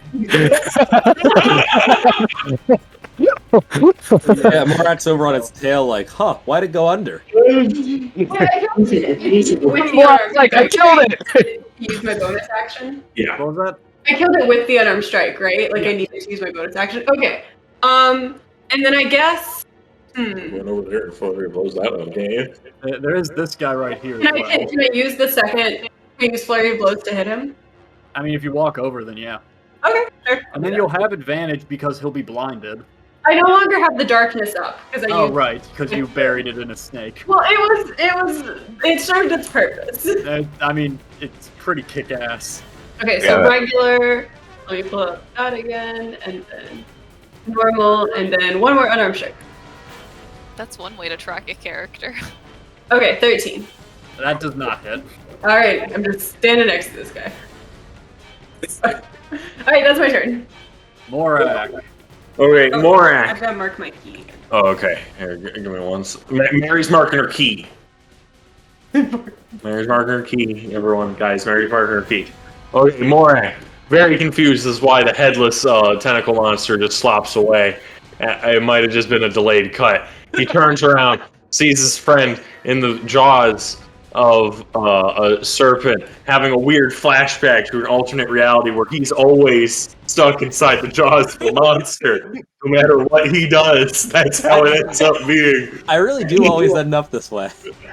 Then he brandishes his sword and he starts running over towards the monster. And as he's on the middle of the stairs, he's gonna jump up and he's gonna freaking light his sword on fire with a green flame and then slam down on it. Oh, that's sick. Yeah. Green Shadow Blade. Oh. That'll hit. Right. I hit it. Oh, yeah. I was confused because... Yeah, okay, so that's the damage for the, Yeah, that never... Let's see. 2d8. Yeah, okay, so I need to roll damage for the fire now. Okay. Oh, sorry. Okay, so that's 4 fire damage. Okay, yeah, that's a mighty blow against this serpent. Mighty blow. If you can get this one, you'll kill both serpents, and everyone will think it's super cool. I will do one more attack with my Shadow Blade. That one misses. That misses. Okay, well, I didn't get the footing the second time I went up. As a bonus action, if I bash this thing in the face with my shield, do you think it would let it drop Artok? It's worth a shot. You wouldn't have a bonus action. Oh yeah, I don't have a bonus action, do I? Good Yeah. call. Yeah. Yeah, I forgot. Okay, well that was object interaction. Can I pull Artok out of the monster's mouth? First thing. How dare you objectify me? He's okay, fine. Fine. That's Objectify. what I did. I did a really cool thing, and then I whiffed the next hit. But that's kind of the game, boys. David, where in initiative order is the sea serpent? You removed it by Right accident. when below you you, I removed it. deleted it by mistake. Okay, so it is directly after me. Yeah. Oh wait, no, fuck that. Wait, my turn's not over. I'm gonna action surge. I forgot how D&D works. You want to try to pull Artuk out, or are you just gonna? No, I'm just gonna kill the fucking thing, dude. Okay. Oh, you don't know how close it is? Oh, wait, kill the. Wait, which one is holding him? Can you clarify that? This one, you killed the other one. The big snake. Oh, okay. Because is this thing bloodied at all? Like, how is this thing looking? Not quite bloodied. Okay, I'm just gonna attack him a few more times. Whatever more. Okay, hey, Artuk, real quick, one-on-one. I understand you're inside the mouth right now. Let me try to pull you out. Or you want me to stab it a few more times? I have. I'm gonna try to get out. So do what you will. Okay, I'm gonna stab it. That's more Morak anyway. Yeah, he's in the zone. Okay, 23 to hit. Yes, sir. 13 psychic damage. Nice. Get it. Okay. 14 to hit. That's a whiff. That's a whip. Is there any green flame blade for those? No, it's just green flame blade's a one and done. Okay. Okay. Artuk, it is Alright. your turn. Fully out of 4 health bars. terrified that I have no spores left and a measly small amount of HP before I go down for the first time ever, with my spores acting the way they are, Artuk is going to look up at this thing, look at the jaws around it, well, and turn into a gas. Interesting. What? I am just going to nope the fuck into a gas and blow through its teeth out. It is Artuk! It's Artuk! Okay, where are you going? I'm going to go Wait, Wait, what spell is that? gaseous form. Oh. Wait, hold on. Oh no, it's only an action. Okay. What is gaseous form? Yeah. I think you're thinking, what's the wind walk or whatever the fast one is? Duration to. Yeah, gaseous form is an action, but I can only move 10 feet with it, basically. So I am going to go wee and float away slowly as a gas. Deadlocked with this one guy who was like beating our asses, so we debated having Luca take 10 minutes to cast Windwalk while people just rotated trying to fight this guy. Yeah, I remember that. That was in the basement in what city was that? Or like that was on the staircase, right? Yeah, the staircase fight. Okay. God. So strong. Alright, and then as Artuk floats away, these zombies are going to... Do you recover a reaction at the top of your turn or the bottom of your turn? Top. Cool. These zombies, this one is going to shuffle around, this one is going to come and move into that space, and the two of them are both going to make attacks on this thing with advantage. Okay. So 2 slam attacks. It's going to be... Let's see, at advantage. I don't have the option to give this thing advantage, but I will just do it twice. 19, does that hit? Hits. Other one, Hits. a 19? Okay, cool. So the two of these together, I'm just going to roll them at the same time.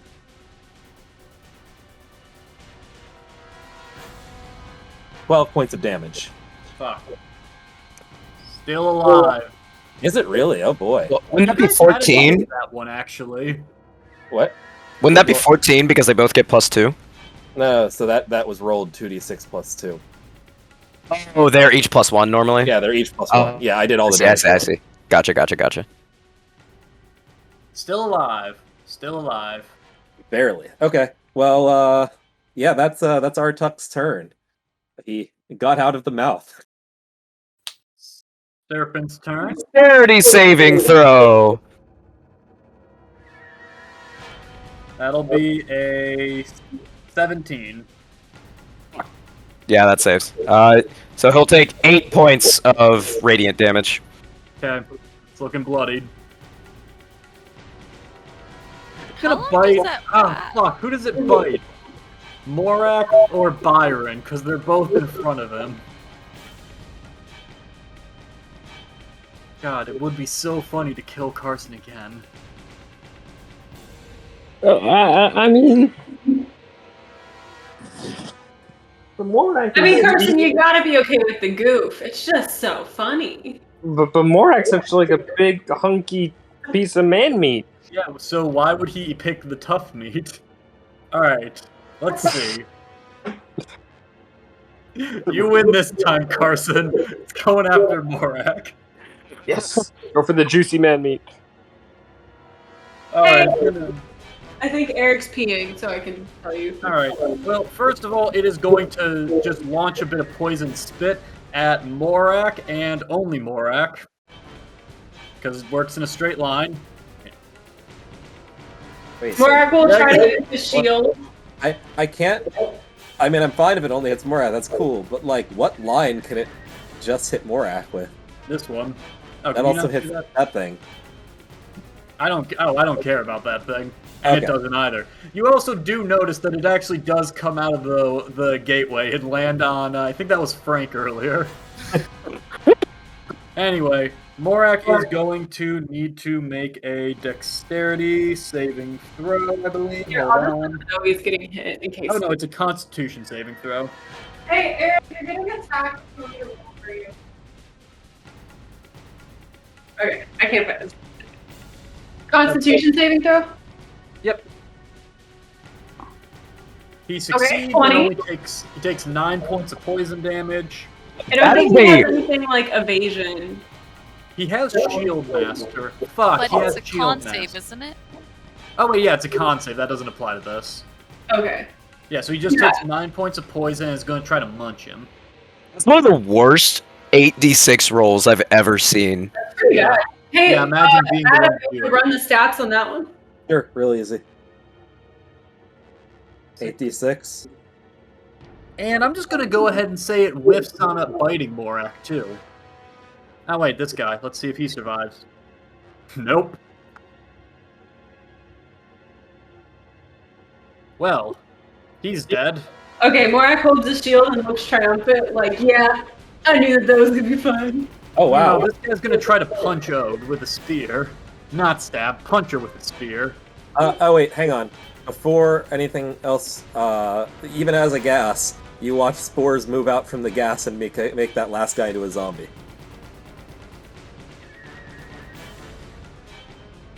Alright, this last guy whiffs on trying to hit Ode with a spear. Krith is dead. The priests are dead. The sailors are dead. Zeka, you're up. Oh, hell yeah.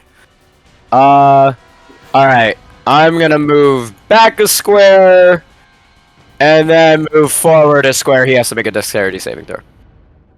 He fails. Alright. 13 points of radiant damage. Okay. Okay. Then, as my action, at second level, I'm gonna cast Guiding Bolt on this fellow right here. So level 2. Does a 21 hit? Yes, sir. What? Do you guys see this damage roll? Look on the brow. This is a balance for the freaking crit earlier. Wow. I rolled 4 ones and a 2. Carson, Okay. Alright, so a couple of stats real quick. David's 8d6 that he rolled was half as likely. It was literally the worst roll of the night, being a 2% chance to roll that badly. Do you want to check in on this this guiding bolt? That's I want to what, see 5 damage on 4d6? 5 damage on 5d6. 5 No, 6 damage on 5d6, sorry. 6 damage on 5d6, okay. Yeah, 6 damage on 5d6, yeah. Give me a sec. It was 5d6 and it's 6 damage. Running the numbers tells me. Wouldn't that be 1 in like Whoa! 3,000, 1 in 4,000? Yeah, that's a 0.015% chance. We got a new winner of the lowest roll. Well, that makes up for the natural 20s earlier, for sure. Well, anyway. Alright, does a 22 hit? Yeah. Alright, that's 18 points of damage from my spiritual weapon as it comes and tries to grind through its neck. Okay. He's still fine? Still alive. Okay. Wait, did you mean to roll 5d6 damage on that? Oh, wait, no, you did It's a 6. level cast, yeah. You did 6 damage on 5d6. Yeah. 6 Never damage on mind. 5d6. I Yeah. overestimated how bad it was. It was actually a 0.9% chance of happening. Still the worst thus far. Still the worst Still of the night. pretty crazy, Way yeah. better than 0.01. Yeah. Byron, Okay, well, hang on. You move, you used your bonus action, you used your action. Yeah, I have 20 feet of movement left, technically. But God, dude. Get 20 feet of could- movement left. okay. Yeah, he's gonna move through the portal, so 5. Oh, Jesus. 5, I'm already seeing where this is going. 10, 15, dexterity saving throw. Fails. Okay. He, 13, 4. Great. yeah, so 13 points. And then Zeka will go back and stand on this guy's corpse with his last 5 feet of movement. And that'll be it. Maiva! Actually, no, he's gonna stay right there. Excuse me, David? What? Did it skip your turn? Oh, Yep. I moved it to your turn already. Sorry, your turn, Byron. Wow. Alright, do I steal the advantage from the guiding bolt from any of the melee fighters? Or do I just insult it?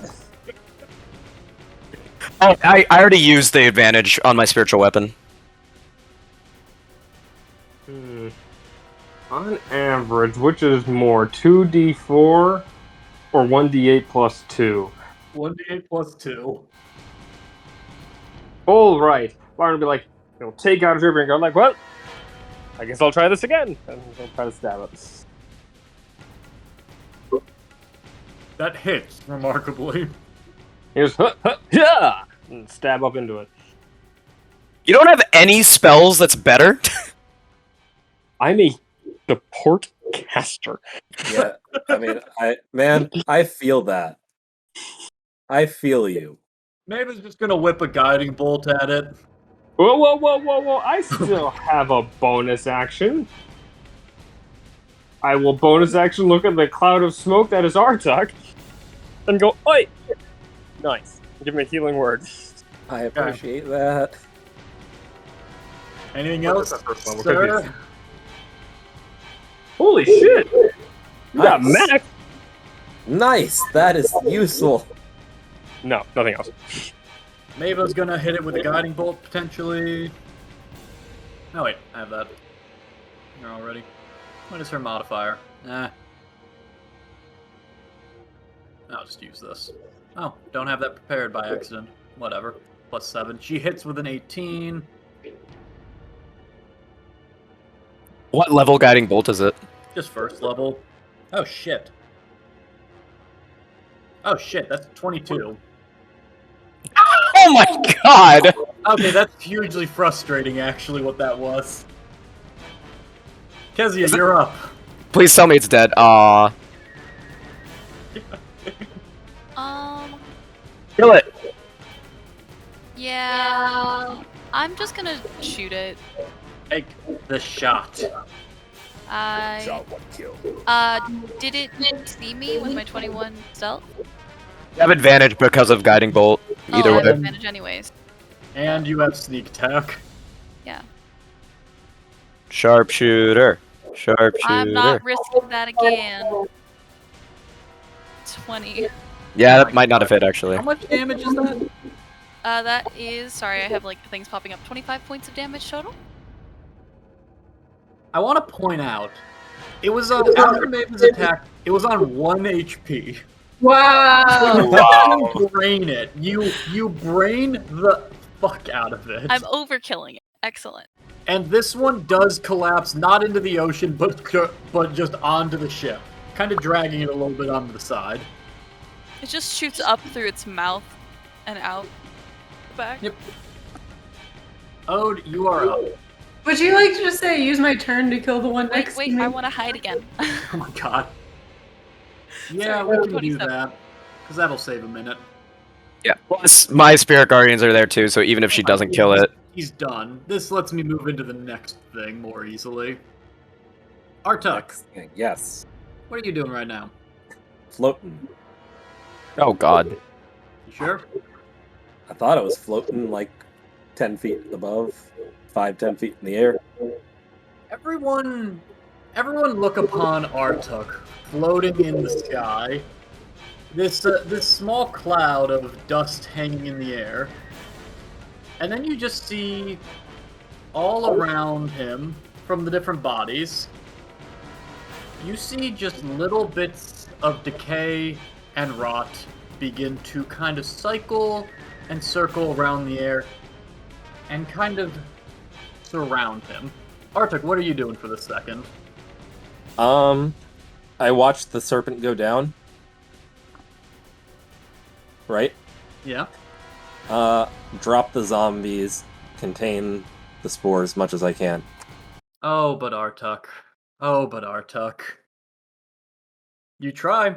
As you command your willpower for the zombies to return to decay, they're still stood there. And as you lower onto the ground, the rot doesn't leave you on your chest. And you just can't help but notice all of these.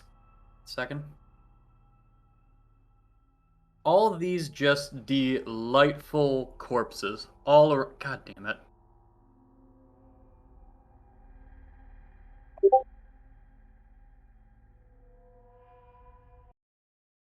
All these delightful That's what I was trying to do. Nice. corpses all around you. And you feel that burning blight all across your chest. That tightness begin to grow. That growth along your arm deepen, wind itself around, and you see spores just begin to grow and grow and grow. And around you, you see your different summoned spore zombies advance towards you, and as they approach you, begin to dissolve, and the spore components flood to you in a rush of activity. What are you saying right now? I drop out of the gas form. And as each of these zombies comes, actually, before each of them even comes towards me, I take out my fucking Kopesh and I start swinging these things down. Chop a head, slice through an arm, just, try to cut these things away. And I'm starting to, guys! Wait, so have they turned hostile? As you slash at them, they don't turn hostile, but as you slash at them, the first one you connect with the Kopesh, it strikes true, just below the neck. Bury it deep in, and you see it doesn't bat an eye as the spores on its body just begin to coalesce and travel up the Kopesh and onto your right arm this time. I drop the Kopesh. And yet, the damage is already done as these spores just begin to overwhelm and engulf you. And Artuk, you feel like heavy, like sandbags, all this pressure on your head, all that feelings of hunger and fear and everything just begin to suppress. It's like having a burning headache constantly pushing at you, making any thought impossible. But most importantly, you just feel powerful as you feel all these swarms. Any amount of control that you had or try to exercise, there's this moment. There's this critical moment where I need you to make a wisdom saving throw. 18. Hey, that's pretty good. There's a part deep in your head, deeply rooted in how you functioned for the last year, 2 years, however long it's had the blight, that urges you to hold on to control, that urges you and begs you just not to let it go because you know what's about to come. And that voice is silent. As everyone around you, every person in the party, Little Miss Auntie Maiva, Presley down below, see all the spores on the battlefield begin to swarm Artuk at once. And, if you give me just a moment, you do not see your friend.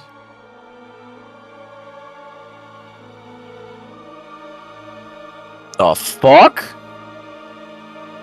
You see Bink, Bink, Bink,